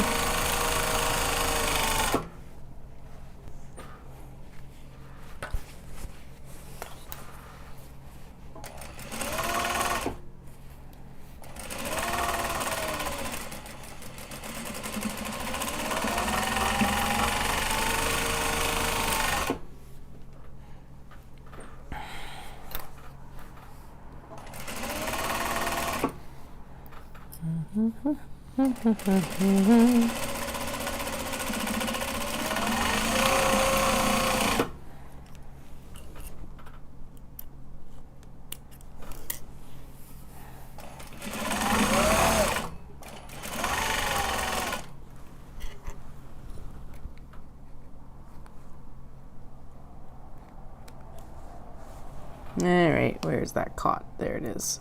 Like, it's not sewing forward. There we go.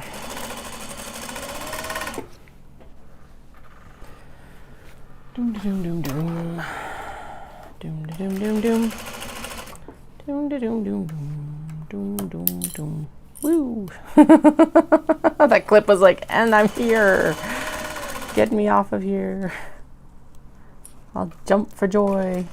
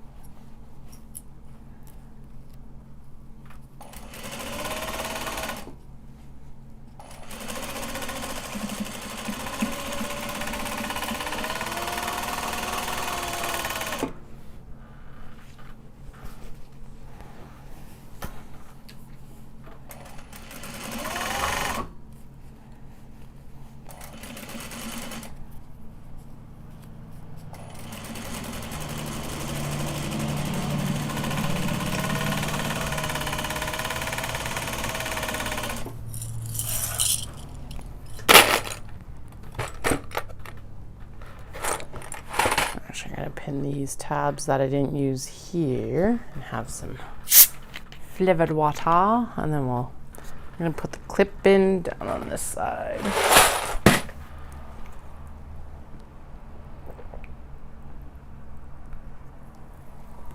There are just like clips scattered everywhere right now. Yay!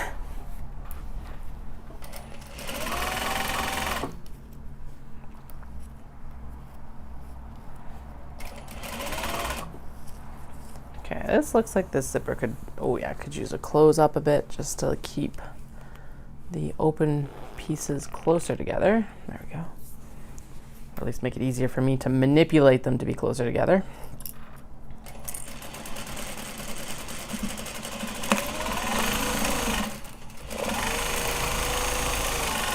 Alright, who wants to bet when this will actually like end up running out of thread for the bobbin? Hey, there we go, that's even better. Escaped, so they get sewn next.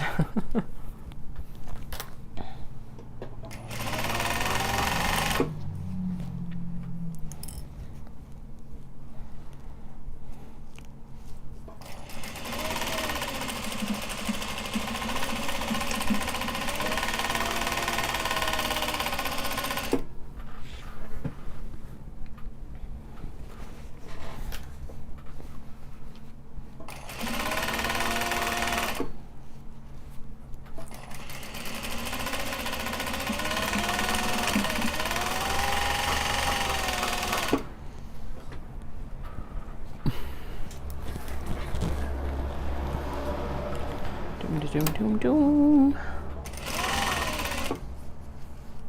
Doom doom doom doom.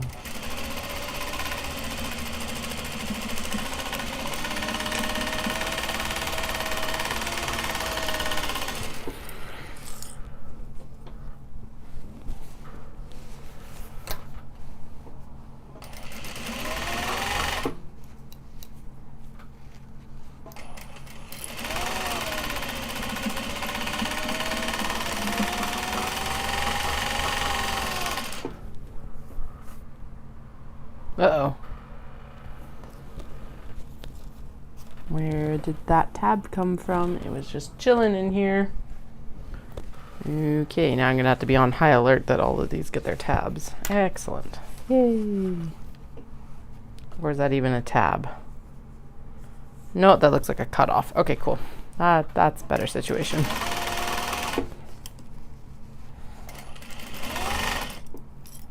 Alright, and just like most bags, I backstitch the stress point. In this case, we're backstitching the zipper.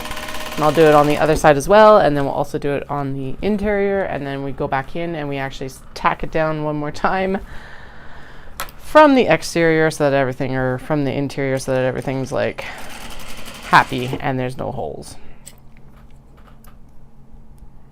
Because if I don't actually tack the interior down to the exterior before we turn it, there can be a little gap right at like the base of the zipper. So I'm making sure that I do that because it just helps, like, it helps with the look of the bag at least. I don't think it would actually swallow anything, but like better not to risk it, because otherwise I can imagine like little stitch markers slipping through there and getting eaten alive by the bag.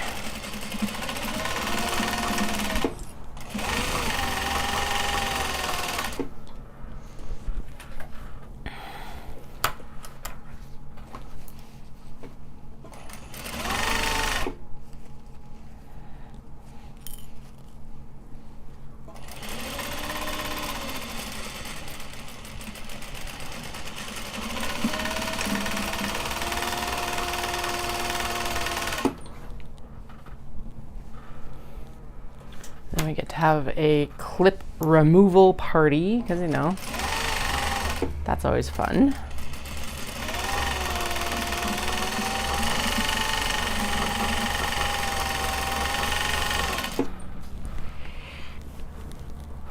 Hello, Wendy. It went absolutely fantastic. The melting cats are still here. I was quite surprised. The melting cats didn't sell, and the capybara didn't sell either, which it's like, I don't think I've ever left a show with a capybara bag. I'm like, all right. Just wasn't the folks for it. But it was a good thing that I did stay up and finish up the bags, because I ended up coming home with less than, or I sold more than I had like finished before Friday. So like I went in with what, 8 finished before that finishing streak. So I sold more than 8 on Saturday. Next year I definitely have to make it work for the night market, because looking at the like crowds for the lines, I was like, crap. And I'm paying for it anyway. Like, I'm paying the booth fee, so I may as well make the money back for it. Now, it was still a good decision not to do that this year with the kids' ages and blah, blah, blah, blah, blah. But next year, for sure.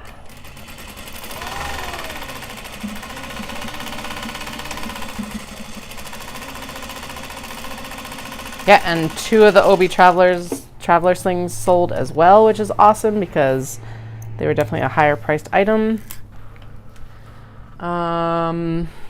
The gyoza bags did decent, all things considered.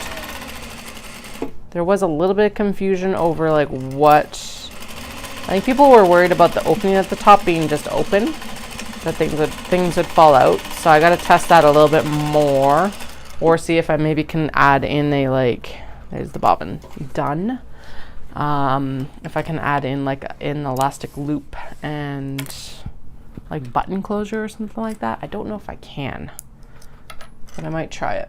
I think those are going to go better at Knit City in some ways though, because the more I look at them, the better they are for a project bag. One woman actually bought 2 for bento, and I'm like, oh, that's a cool idea. She's like, she asked if they fit, and I'm like, I don't actually know. So hopefully she tells me if they do.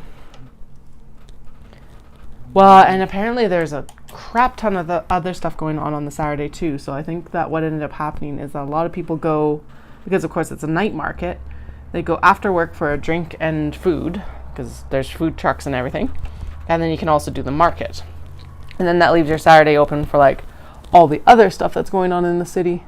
Now, they said that both Friday and this is impressive too, is that Friday night attendance was up over last year, and Saturday attendance was also up over last year. So that was cool to hear too. And my sales showed it, that's for sure.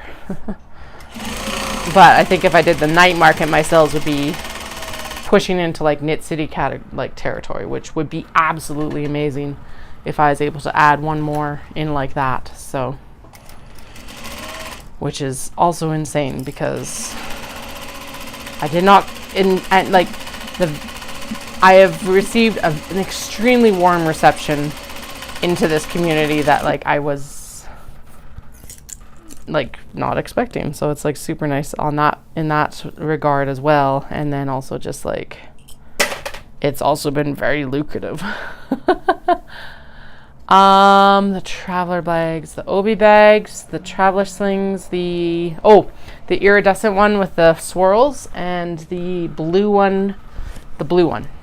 That was the that had the large floral print on them. So I still have the gender neutral kind of neutral bamboo one, the orange one with all the floral motif on it, and the what was the other one? The pink one with the really like the peachy pink with the silver bands on it. Someone looked at them and was like, I want something even more Japanese. And I'm like, all right. I'm not quite sure what to tell you. Want something that looks more Japanese. And I'm looking at them like, I don't think you can get more Japanese, but we can try. And I did peg it right for the traveler slings. They pulled a lot of attention, especially for the guys. So that was really cool to see. I do find that the guys that usually attend these events are a little bit, their tastes are different, obviously, from the knitting groups. The knitting men that I've encountered are like, yeah, it's just different tastes. Whereas this time it was like they appealed to like pretty much everyone on some level, which was pretty cool to see too. So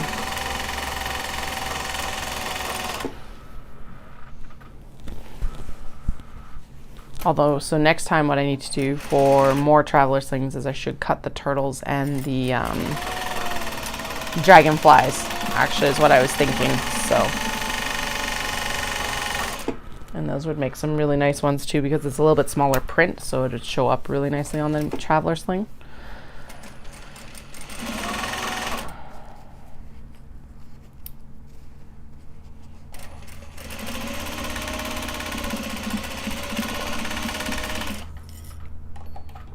Okay, start the next bobbin winding here.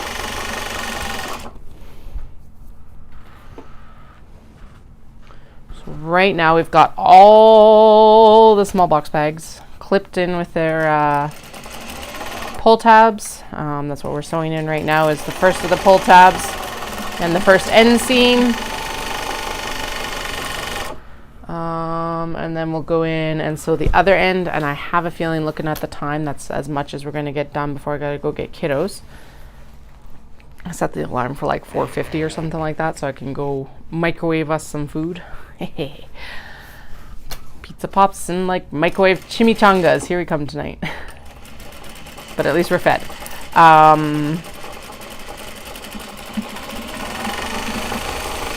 Yeah, and then there's a whole cascade of stuff we need to do.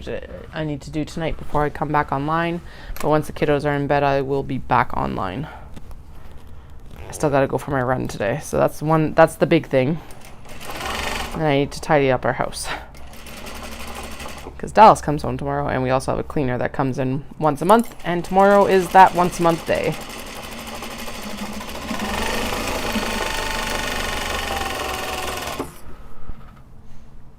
If you've been around since I started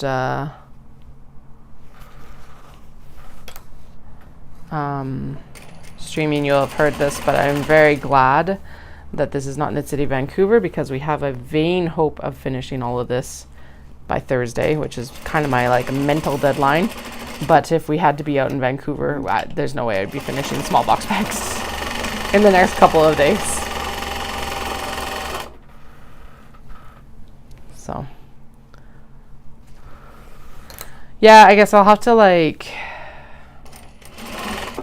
see. It's so hard because when I go buy things, I buy them all from Japan, so it's like, what makes it more Japanese in other people's eyes? So I guess it's just like, because the bamboo ones like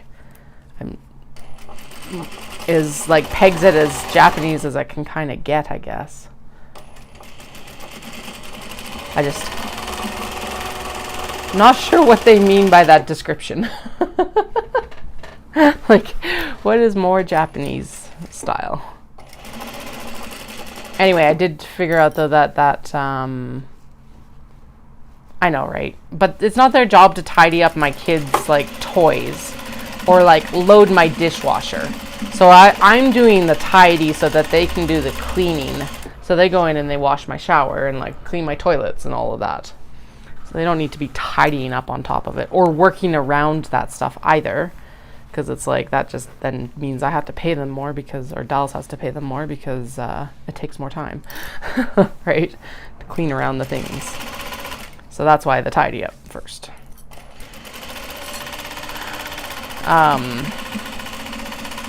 Anyway, I did figure out, I was like, wait, that wedding kimono that I have that I'm like been dithering about what I should cut into it for will make we'll make an amazing traveler sling. I'm really excited for that now that I like pegged it. I really want to cut into it and make some like luxe totes as well, but I think it'll look best with as a traveler sling. Although I think probably pairing it with some like waxed canvas for that would be really cool.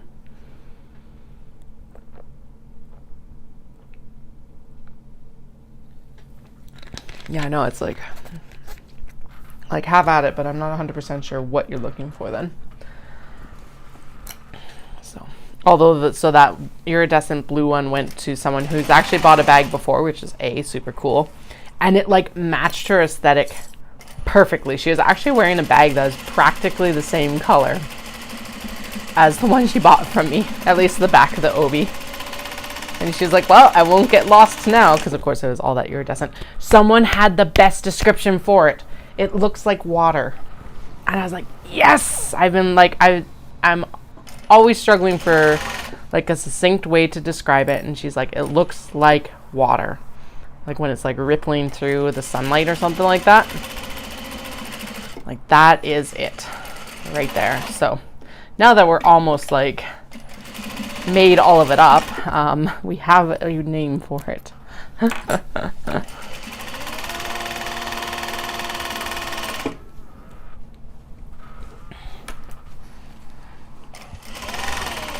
The wallets garnered a lot of attention, but Nate made no sales. They are on the higher end because they're a lot of work. So that's not that surprising, but it's cool that they pulled attention. The little card wallet ones didn't do like insane amounts, but they definitely sold some. So that was good that I like hustled to get them finished for this weekend. Everyone thought the luggage handles were really cool, but I hadn't packed them right because I literally finished trimming their ends that morning, sort of thing. So I think what I need to do is like throw them in a small Ziploc bag or something like that. Right? Exactly. It was such a cool description. I'm like, that is exactly what I've been searching for like a year for how to describe this obi, right?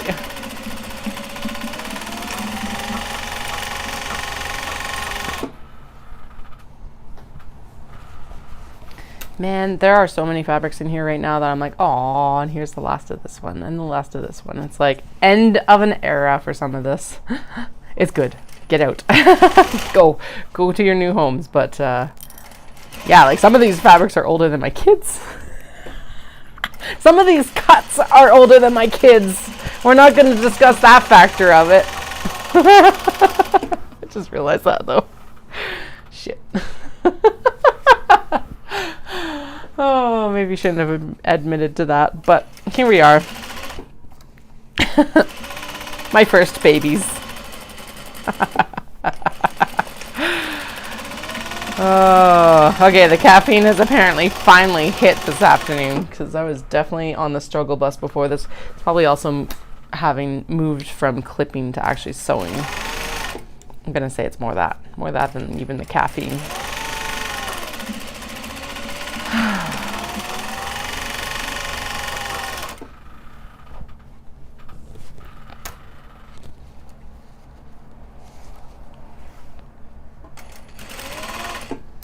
Anyway, we're at the point where I still have a hope that I'll get all of these done. And if it starts to become a very vain hope towards the end of Wednesday, we're just going to kind of do a cut of like the top 50 or whatever, kind of like cutting a deck of cards, and that's what we'll finish for Knit City. I know it's not that old, but in the terms of a business, yes, it's pretty old.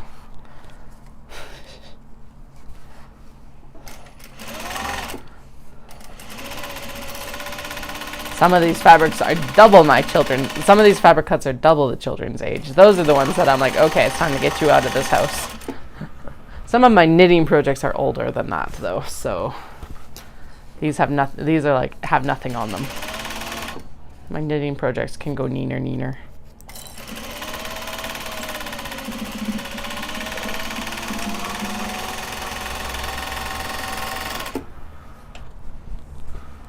Like this sheep bag and this hedgehog bag. Plus they're always popular, so it's time for them to go off to their new home. It'll be good for all of us involved.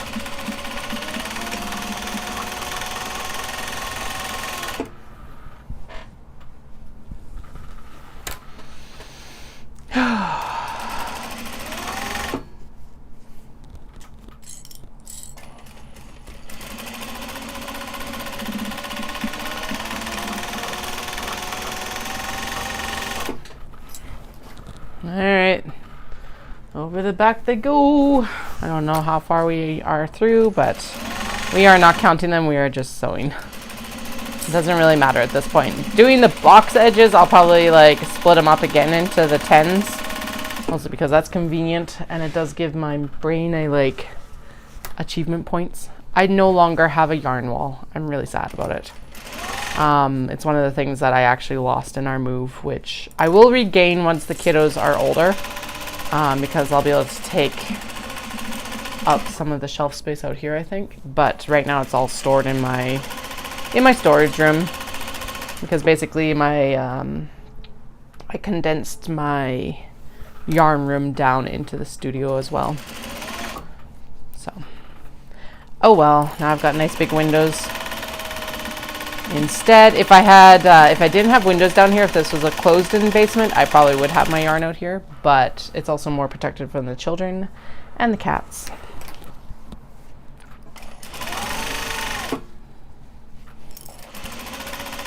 I just have yarn. It's like, okay, the majority of it is in bins in the storage room.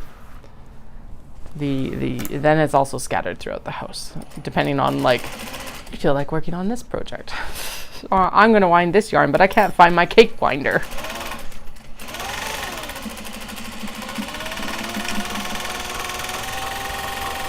So actually that should be a task for Monday. So my tasks for next Monday, because it's after Knit City, are sleep. Dallas is working downtown, so I gotta go drop him off and drop the kids off at school. Then I'm gonna come home and I'm going to sleep. Or maybe look for my ball winder, whichever I have energy for. there will be sleep at some point that day. And then, yeah, that'll be like the main recovery day. And it's going to be a few slower days, but I do need to get quite a bit done so that we've got like very specific cat products for the cat festival in September. And that week is going to be the best week to do it in. So here we are. I'm also kind of looking at like what I am sewing for like cat fabrics right now, and I'm like, oh, we're actually not sewing that much for cats. Yeah, I know it's better for storage, but it's so much more inspirational when it's like, so I've got the IKEA square shelves, and that's where the fabric's stored. One of those shelves that's currently in the cutting studio is an OG expedite, whatever you want to call it. Before it was called the calyx, and they thinned down the exterior. And it's the original shelf that was the yarn shelf that then became the like yarn and fabric shelf, and then just became the fabric shelf. Actually, where was all the yarn? Can't remember what I did with the yarn between like when I started really taking this full time and like before I moved it downstairs. Because the 5x5 cal expedite stayed upstairs when I moved downstairs. I'm also just impressed, honestly, that we fit all those shelves have a house or home in this new house, because it's like the yarn room, which was the original studio, was about 100 square feet upstairs. And then I outgrew it because, again, those rolls of like canvas and twill were like, well, I don't have space to actually cut this in here. So that's when we decided to develop the basement. And then the basement was like 700 usable square feet, almost 600. So basically we took like 700 square feet of stuff and fit it in like 4 for the studio, and also added more of the kids stuff in here. So I'm still super impressed how we're able to wrangle that. Co-opting what should have been a guest room into the cutting studio was definitely a good idea, because otherwise this wouldn't have worked long term. And then we can do another reorg once the kiddos are done using their desks and stuff downstairs. So that's like many moons though, so I'm not too fussed about it. The only thing I still really want to do is I want to swap out the floor. I want to get rid of this carpet, and I want like laminate or vinyl or something along that nature. Probably vinyl, just because it's will hold up a bit better for water. And with kids down here and an iron that I use regularly, it's pretty important.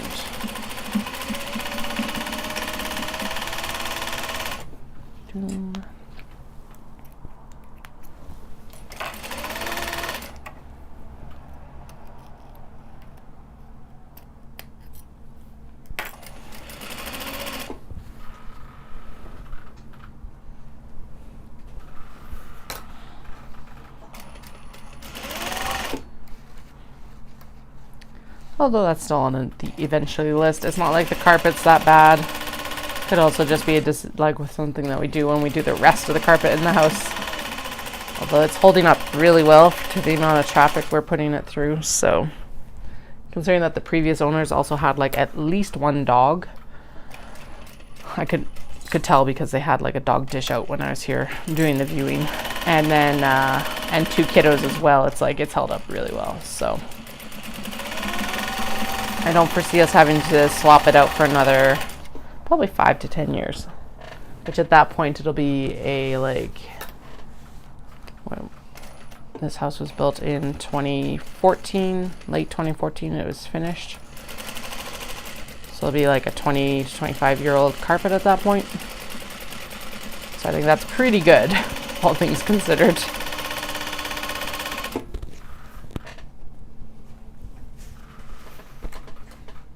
I actually had laminate in the basement in my old studio, and it was really nice. It was a really nice color, but yeah, I could see that it's like sticky Whereas vinyl, I guess, would absorb more of the sound. I think it also depends on what you put down for underlay as well. So, because I never noticed it too much. But I also wasn't really paying attention to it. I was more concerned with, like, we basically got that studio done, like, 6 months before I got pregnant. Dallas didn't even finish all the laminate flooring until right before we sold the house, basically. Right before we went to list it. Like one of the last steps. There's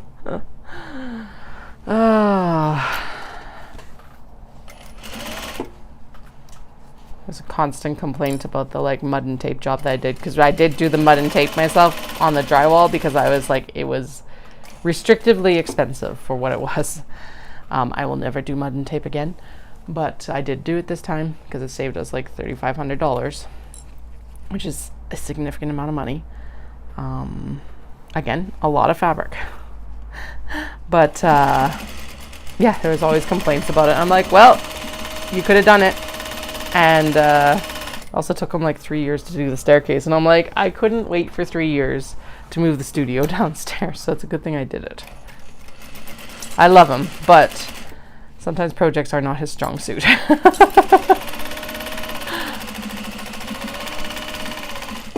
I already run out of bobbin thread again? Holy, okay. I did. All right, next bobbin in. Next bobbin in.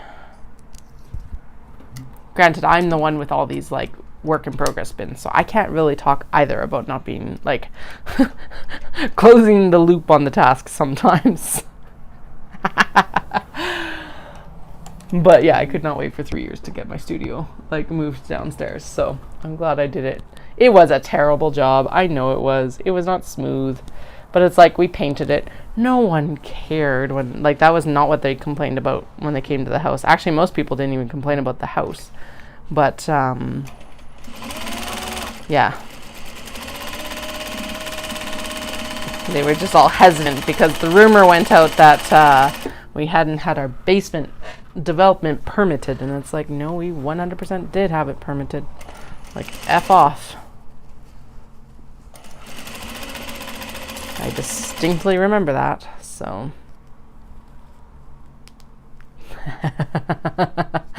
Yeah, there's that too.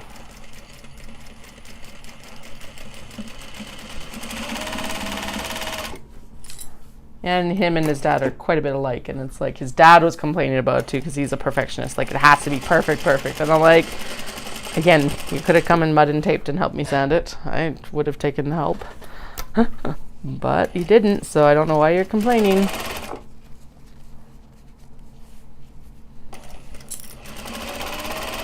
Plus, it's not a space that he used a lot anyway, and definitely not his dad. Whatever. It's all good. I think he was mostly worried about, yeah, when we were selling that someone would be like, ah, and it's like, that's not what they cared about. Heck, we didn't even have baseboards down. No one cared about that either. So I'm like, if any, because we didn't develop, like, we had done the rough-in for the washroom and stuff like that, and we didn't develop the washroom because I was looking at it and I'm like, I don't really want to wash them down here. I don't really need it. The hookups are there if they, like, someone else wants to come in. We didn't do the bedroom either, and seeing it down here,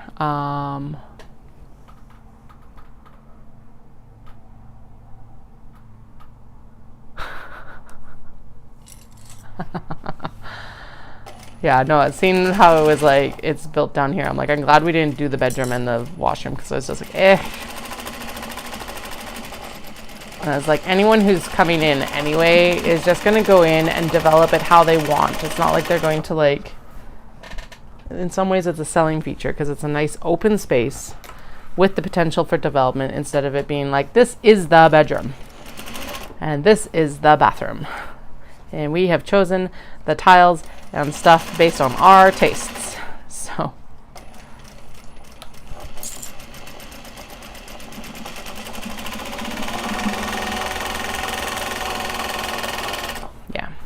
Anyway.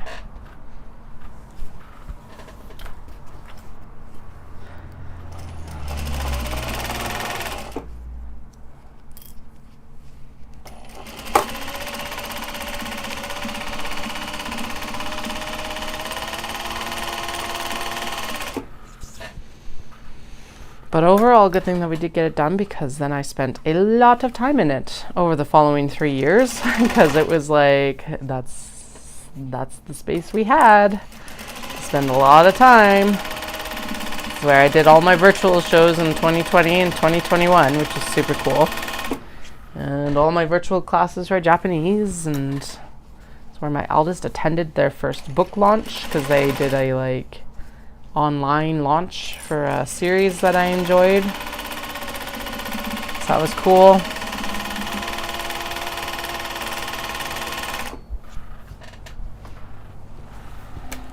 There are some days I miss that house. I wish we'd been able to like pick it up and put it on the lot we're on now. That would have been like the best of both worlds sort of thing.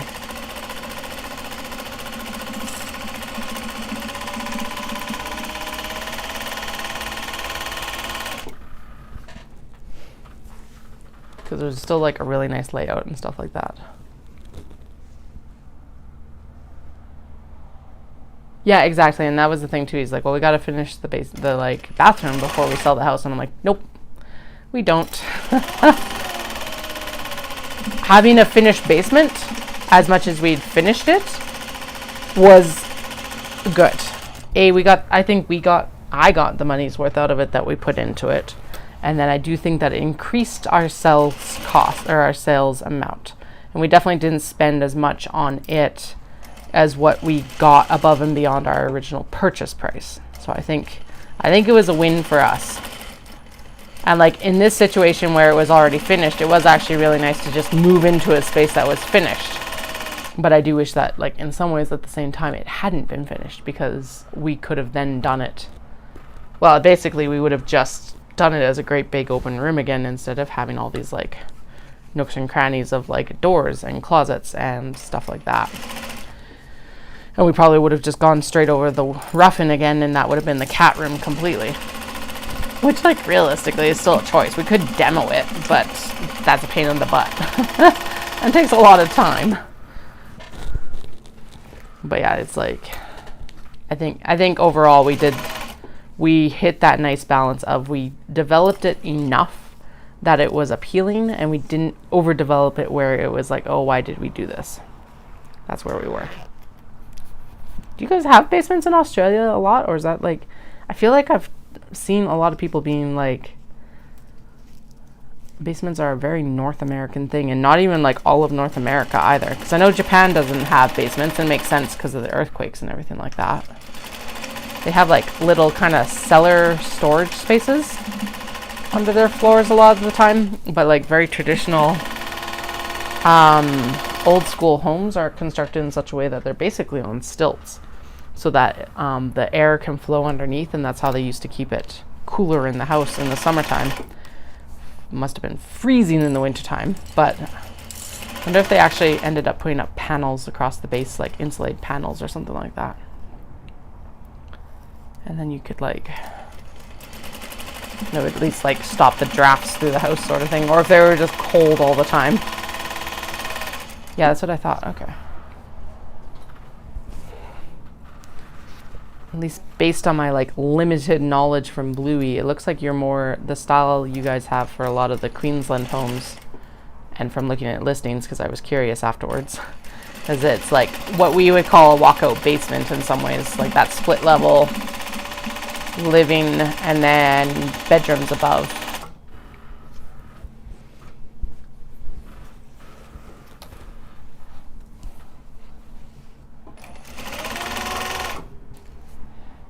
But yeah, I do like I was never a basement kid as a kid.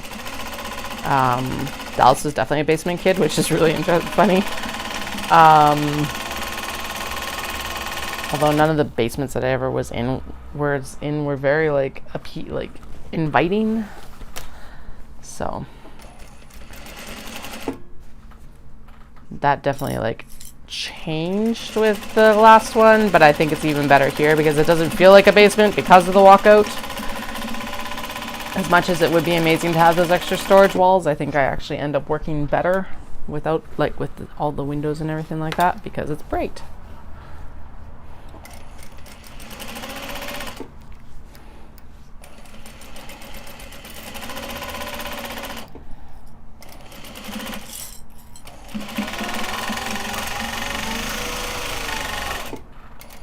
And I can like get slightly distracted by the outside world, but I'm not constantly being like, oh, I gotta go upstairs and see something. No, no, no. We can see the outside world from your studio now.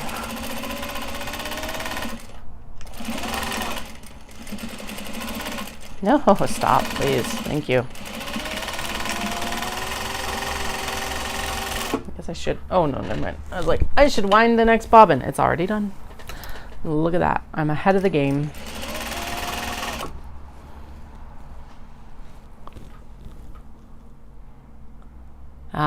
Yeah. Okay. See, we're up on like a ridge kind of thing.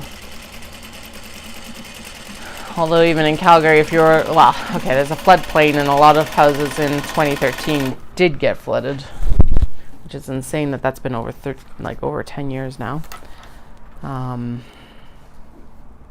I can't even imagine what those basements looked like afterwards. Because there's a whole neighborhood that so there's the Bow and the Elbow River in Calgary. And there's, of course, neighborhoods along both of them. Because Calgary is it's not an old city, but it's not a young city either. And so that's just what you did. You built by the river. And, yeah, the Elbow actually got so high that it washed out a suspension bridge and everything like that. And flooded a, school and everything. So I can't imagine what the houses along that road looked like afterwards. I worked down in that area, so I know for months afterwards there was vehicles that had been flooded sitting in the street, and and then the places that did get it the worst started to just get gutted. Basically, I don't know what else you would do, right? So just gutted and changed up, and there was books and maps and all the paper goods out on the yeah, it's actually really sad. Our central library got flooded then, so a lot of their archives got damaged, and because downtown they just changed something up about our systems that 2 years before or something like that made it more flood prone, and that's what happened 2 years later. Of course, Murphy's Law, right?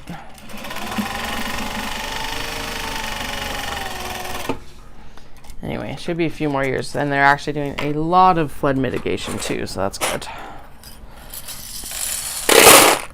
But that flood, we were downtown for my birthday because this was June. We'd been out to the mountains on June 19th for engagement photos, and it was raining really hard. We noticed this and drove home along the back road. And I made a comment about how there was so much water in the creek, it was like a dry creek bed. I'd never seen that much water in there in all the time I've lived here. Kid, adult, everything. So it was weird. And then the next night we went out for my birthday, June 20th. And literally between us going in for dinner, we were on the corner of Kensington, or 10th Ave and Memorial at the old Julio Barrio. Because it was a Mexican restaurant, and the water had risen 2 meters in maybe 3 hours max, probably closer to 2 to 2.5. And by that point, one of the friends that was with us lived down in an area called Boness, and Boness was already under emergency alert. So it's all right, come home with us so that so that you don't get trapped, basically. And her roommate was yes, please do, because they're starting to come around and tell us to leave. And yeah, and then the next day Calgary was flooded. Yay. It was insane. Washed out the Trans-Canada just outside Canmore. Washed out the whole road around Exshaw. Exshaw was super damaged. That's one of the ones that was where I had noticed the water being really high, was Exshaw. And yeah, it's we lucked out in some ways because a lot of it in Canmore fell as snow. Thank fuck, because otherwise it would have been absolutely horrendous. But that's the thing, is that basically it swept through Canmore, and then it swept through the whole Bow Valley. And so even down in High River and Okotoks and all of that, it was even worse. Apparently High River's yeah, it was even worse down there.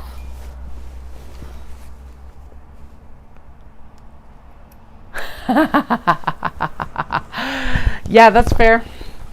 I can see that. It's bad enough in here, and I see very few spiders. And even fewer snakes. Thankfully, no snakes in the house. I'm still actually surprised with the walkout that we haven't had more mice, to be honest. So I think either the cats are keeping them out, they can smell them, or it's like we're just lucky. Could be the fact that, like, even though we're right on a field, there is an active like hawk and owl population, and coyotes. Excuse me.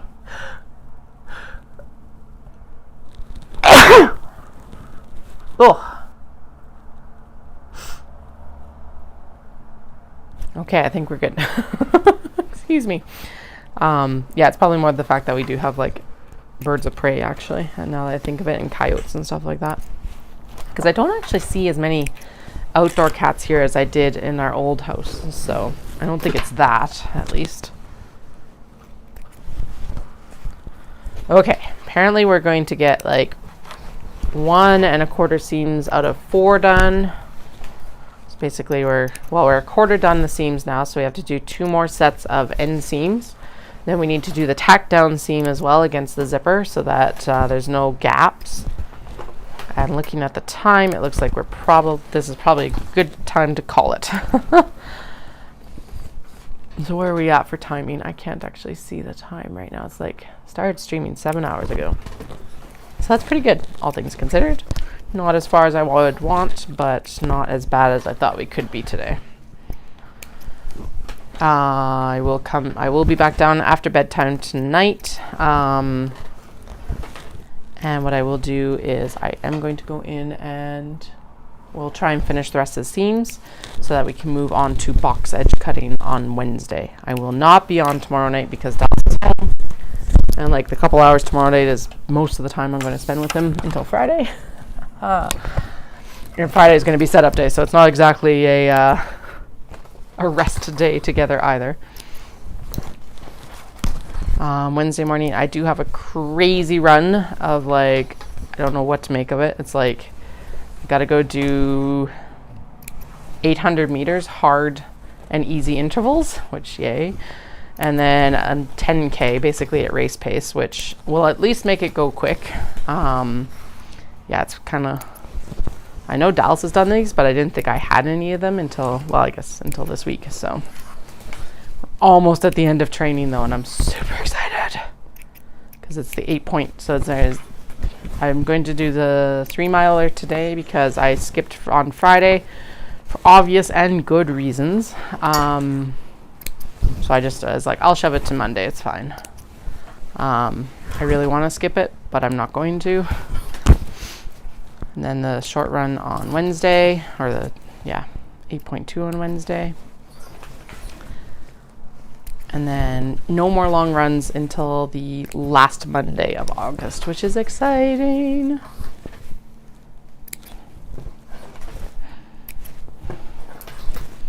Although that one is like 12 miles, which I looked up, it's like 19 kilometers. It's like, ugh, death. But I'll go into the city to do that so I can avoid the like major elevation changes that happen in Cochrane. I'm like, nope, not today. I did realize I could actually probably run up the road, which is a little bit gentler of an incline. But then you're running up a road, which is not like the safest. So whatever, it's like one more long run. I'll go into the city. Alright, let's pull the rest of these up so I can just finish clipping them into the box itself. Just like that. And then actually I'm going to grab the other box because I've run out of space in that bin. So here we go. We're going to do the cats and the fans and the other cats. We've got little black cats and roses. We've got little tuxedo cats with florals. We've got little Red Riding Cat, i.e. little Red Riding Hood as a cat with the dog in wolf's clothing. The little black cat on the dark teal. We have patchwork cat in moonlight. There is the something, I can't tell because it's a cotton linen blend. It's probably the cats with that neon floral that's dulled down and made dusty by the cotton. Planets and like constellations. Myco with icons. Hedgies on a ochre and royal cat on black as I knock everything off here. So, oh, okay, totally just popped the mic and I totally missed this one. So we'll sew this one while I'm sitting here. My alarm hasn't got off. We're good. Are you gonna clip back in? Thank you. Oh, no, it is sewn. Okay, that's what I mean. Everything's falling everywhere. Okay, I'm going to call it there. Don't forget my whip. My whip. Which one? They're all whips. I got the budgies. They're almost done, which is good. And then I am going to go in and refinish some of these mini traveler slings, but those will be like last minute things. So here we are. I'll chat with you all, guys. All blah, blah, blah, blah. See you in a few hours. Bye.